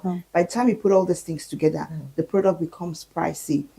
So one major hurdle of being a Nigerian entrepreneur is just to be resilient. That's just it. You just have to, because the environment is not friendly. So you have to create that friendly environment for you to be able to thrive. So entrepreneurship is all about challenges. So let me add to what Florence said. Sorry to interrupt you. I mean, very well spoken. I want to say something. Funding, getting money. It's so hard. The interest rate is through the roof. I mean, recently I had to take a mortgage at 19%. It's a lot of money. Yes, because I was renting, and after 3 years, my landlady needed the place, so I needed to rent again. But my friend said, "Do not rent again. Why don't you just buy?" It's huge. You know what I mean? You're paying so much for that. So it's just it's so much. But we just pull through. We just try to make it work. You just try to make it work. But these are all the challenges you face as a business. Because getting a loan, it's difficult. And when you get one, the interest rate, I even got 19, now it's even higher. So you can imagine entrepreneurs who are looking for loans now, how much they have to pay just to secure that funding. Yeah, it is challenging. I think the thing is every challenge has a solution, and that's what entrepreneurship has come to stay. I mean, to solve those problems. So I feel for the funding one, there are organizations that we can actually work with, like the Bank of Industry, to support SMEs for low interest loans. I know they've come to our event last year during the exhibition, and they spoke about a lot of interventions that they have for SMEs. So we're now going to be working with them to package some for our community members. So I think with things like that, it actually makes capital or funding a bit lesser or easier on the Nigerian entrepreneurs. And again, there's another initiative we suggested to some organizations that are actually willing to fund it, is to have like an incubation hub. I know Lagos State government, I'm not speaking for them, I don't work for them, but when they've done well, we need to give them kudos. There's something they also did.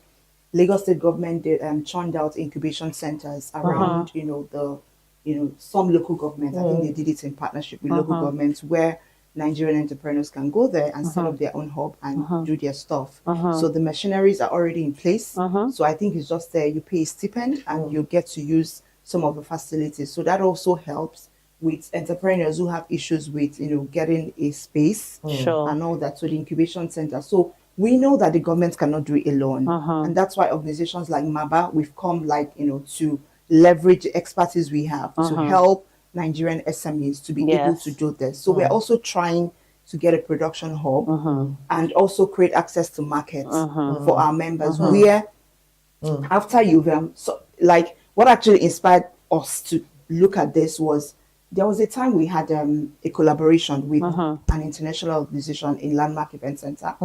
They had a program, we partnered with them. Some of our members showcased what they had. And we got approached by a Chinese firm that wanted to have some of the products, the agricultural produce, in tons shipped to China. Where is the capacity, like she mentioned? So for things like this, we work with a financial institution who would give a support that will enable us to generate the kind of bond we need to be able to do that export business. So things like these are things that we just need to create more partnerships. Like in 2025, where I'm actually interested and impressed with this kind of media programs where would go live and we talk about these things, and these organizations, they are hearing and they are coming to talk to us. Let's partner to get these things done a lot better, to make it easier for Nigerian entrepreneurs. Because let's not lie, entrepreneurship in Nigeria is hard. It is very hard. It's hard. It's very hard. Really hard. But this is beautiful because one of the reasons I started this program was actually to bring people together. I think that a lot of, I know there are different pockets of people doing it, but a lot of us work in silo. And we need to get together, to network together and help one another. And that leads me to my next question, as in, you know, how important do you think that women especially should support one another in helping each other succeed? You know, women, we are each other's biggest cheerleaders, and we are also each other's failures. Right. That's how women are, whether you like it or not. Women are very critical, but sometimes we need to come together, network together, and know that we're here for the common good. When you succeed, I will succeed. That's right. I mean, for me, in my customers, if my customers have a problem, say they don't have a job, I'm very worried because they need to have a job. They need to do well for all of us to do well. You can't do well just in isolation. So you face these challenges with women, always talking down at each other, being overly critical. But I have been lucky in my business. I think I've been lucky. I would listen to their pain points because they always come with their, okay, Maya, this is not, you guys did this, you guys did this. You know, it's always important to listen to those issues. And when you listen to those issues, you learn from those issues. But I can always tell women, networking is very important. Very. There's a way I have run my business. My customers have become my friends. You know, I like that network because I make so many people meet each other in my shop and become friends. So many people, I say, oh, this lady works in oil and gas. You work in oil and gas. And they get talking. So that's how we all collaborate. We really need to have that collaboration and that networking for us to move up the ladder of success. Absolutely. So important. It's so important. It is very important. Maya hit it right at the head. There we need to collaborate more, and some of us also we need to be teachable. Yeah, because you see a lot of women entrepreneurs who have done so well, and you as an emerging entrepreneur, you get connected or get to network and meet those like-minded women, and the next thing you're competing with them. How do you compete with someone who's been in business for more than 30 years? And you have a lot to learn from. So for me, networking is very important. Networking has been part of my game changer in both career, entrepreneurship, and in my social life. I don't joke with networking. It has opened a lot of access to people that ordinarily you wouldn't be able to work with. But with networking and networking rights. You know, not bugging people when you get that network access and then you just start bugging them. No, you know the right thing to do, and you network with the right people. When I mean right people is, for instance, they talk about mentors. How do you choose your mentors? You must first of all, know your objective, whether in business or personal life, and then choose mentors that align with what you're doing. Not just choosing mentors because you're on social media, you're watching one entertainer, that's my mentor. What do you hope to learn from such a person if it's not your line of somebody that aligns with your vision? Exactly. Someone that aligns with your vision. So I don't joke with that a lot. And also, the people the women who have really made it up there to also create like a networking pool for budding entrepreneurs or for emerging women. Pull each other up. Each other up. Some people have this, it's me or me kind of attitude. And I think we as women, when we come together, we make things happen. Unstoppable. That's right. When women come together, we make things happen. But when women tear each other apart. It becomes very, very, really bad. Yeah. So I think we need to imbibe that spirit of collaboration, That's spirit of it. oneness. Yeah. Oh, if I have Pam doing this, rather than say, oh, I'm going to start my own, why don't you collaborate with Pam that is already doing it and all that, rather than say, oh, she's doing it, why can't I have to do it? And maybe it's not your niche, you don't have a passion for that. But simply because Pam is doing it and excelling, you just want to compete with her and you start doing it. Meanwhile, that's not your area. That's not your area of specialization or your passion. So I don't belong to that school of thought. I belong to the school of thought that you must. That's why in MABA we're open to partnerships. We're open to collaboration. If you're doing something and I love what you're doing, kudos, let's do it. I can come on your show and I talk. I don't need to run, go and start Real Talk with Flora. Exactly. I understand. Because Pam is doing Real Talk with Pam and is doing well. The next thing you see me, Real Talk with Flora. And that's what you see all over social media. Someone has excelled in her fashion. This is what you love. This is what you love doing. I mean, because anyone that likes fashion, it doesn't just start yesterday. It starts like, it's something you start doing very early in your life.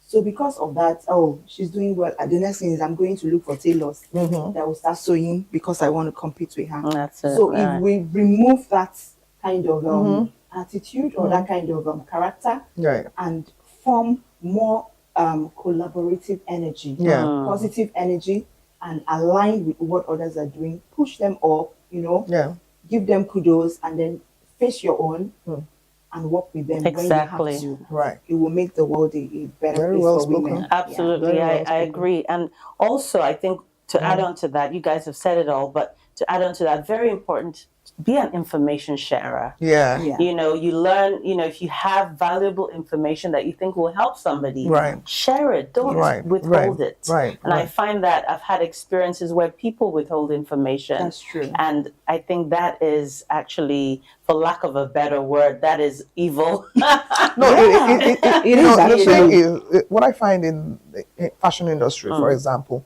people do not share information about where they're hiring their tailors from, where they're getting their admin from, where they're sourcing materials from. It's just supposed to be like your personal knowledge because it's your business. And I struggle with that. I have actually struggled with that. I have a lady in Abuja and she called me one day, Mayin, I just want to ask a question, please. I hope you don't mind. I said, no, what's the question? Can you tell me where you get your batik fabric from? And I was like, oh yeah, I have this kind of shop, I have this one, I have this. She was like, are you serious? You're sharing this information with me? I said, yes. She said, seriously? I said, yes. Are you sure this is where you get this thing from? I said, this is where I get them from. And she was so impressed. I mean, like yesterday, Jide Batik, I buy a lot of fabrics from Jide Batik. He called me and said, Mayin, I want to give you a gift. I said, really? Jide. He said, my wife just called me and my wife said, do you know, out of all the people that buy bulk from you, it's only Mayin that refers customers to you. That most of the people don't want the people to know where they're buying their fabric. I said, really? Why? You know? So information, it's very important. Sharing information is so important because the sky is so big. You cannot do it all. You can't do it all, and you don't know where that will lead you just by sharing that information. You don't know what collaboration that you might come up with. You don't know who is going to be looking at you and saying, I can use that person because you've shared that information. And you stand to gain, because when I told that lady about this Adira and told her this is where I get, she said she was going to Turkey. I said, oh, you get bouquets? I said, I would like to go. She said, I'll take you. And she took me to Turkey. There you go. Amazing. So it was a win-win. Win-win. For both of us. Love it. Love it. That takes me to this particular story about our community that we've started, the MABA community, doing a lot of information share. When I share to the community members, we use it to improve and all that. So do you know that I went to an event organized by Smith and Sterling Bank, and while we were there, someone just started speaking about MABA, you know, how she's been able to do a lot in our community. And then one of the lady there said, are you a member? She said yes.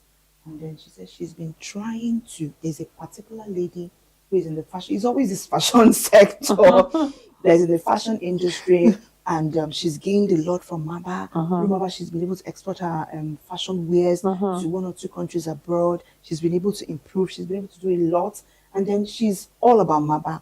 So each time she posts about Maba on her platform, this very entrepreneur that was complaining asked her, please, I love this community. I would like to join. Instead of giving her the link to join, she tells her, oh, they're not taking any more people. Oh, wow. Just because she doesn't want to, because she's in the same fashion industry with her. So she doesn't want her to come in and get access to export her products to different countries abroad. Wow. She's withheld that information, and she's told this lady off that no, they don't accept membership anymore. And even if you want to join, it's ₦1 million. Oh, wow. So that scared the lady away. So the member who was talking said, oh, meet the founder. Now God has brought you together with the founder. Let's discuss. It was like, I don't even want to know who the person is. Yes, right. That's not true. That information is totally wrong. This and she's joined now and she's become a member. That's And I had to put out that in the community platform. I said, why do people do this? Women, we need to do better. Yeah. Why do you hoard information that you know is going to make someone else better, business to grow or That's make it. someone better? Yeah. So this has been a big problem in the circle of women. And I also tell them, your circle is important. Yes. I also am very particular good. about the circle of women I interact with. Yes. If I see you're a woman who is open-minded and have this growth mentality, I align with you. Absolutely. When I see you're one of those highly competitive women, I stay off. Absolutely. I agree with you. I always say to people, find your tribe. And your tribe are people who share the same values as you do. Absolutely. Yes. Very Absolutely. important. Absolutely. Great. So last but not the least, you guys have been entrepreneurs for quite a while. You've learned a lot, made some mistakes. I want you to learning. Yeah. I want you to tell me or our viewers top 3 things that you've learned, top 3 lessons that you've learned as entrepreneurs. 1, success is failure turned upside down. 2, collaboration over competition. 3, stay focused. Do you. Be authentic. Authenticity outplays every other thing. Great. Those are my 3. Amazing. How about you, Mayan? For me, it's persistence. You have to be persistent. And you have to be consistent. And you have to be authentic. It's so important. Very. If you don't do those 3 things, it's not just passion that will drive it. It's just 3 things. Persistence, consistent, and authentic. I love how authenticity is coming up in this conversation. Fantastic. Okay, so last but not the least, I did say that one was the last, but I'd like you to look in the camera and tell any budding entrepreneur, who wants to start their own business, what advice would you give them, particularly running a business in Nigeria where we've talked about how the terrain can be challenging, but what advice would you give them? I would say, do not be afraid to fail. Failure is part of the journey. And if you fail, you learn from it. Do not give up, because it's inevitable, you will fail. Secondly, I would say, stay true to yourself. Again, be authentic. Just stay true to yourself. Just ignore all the noise around you, the competition around you, and stay true to your value and to your vision. It is so important.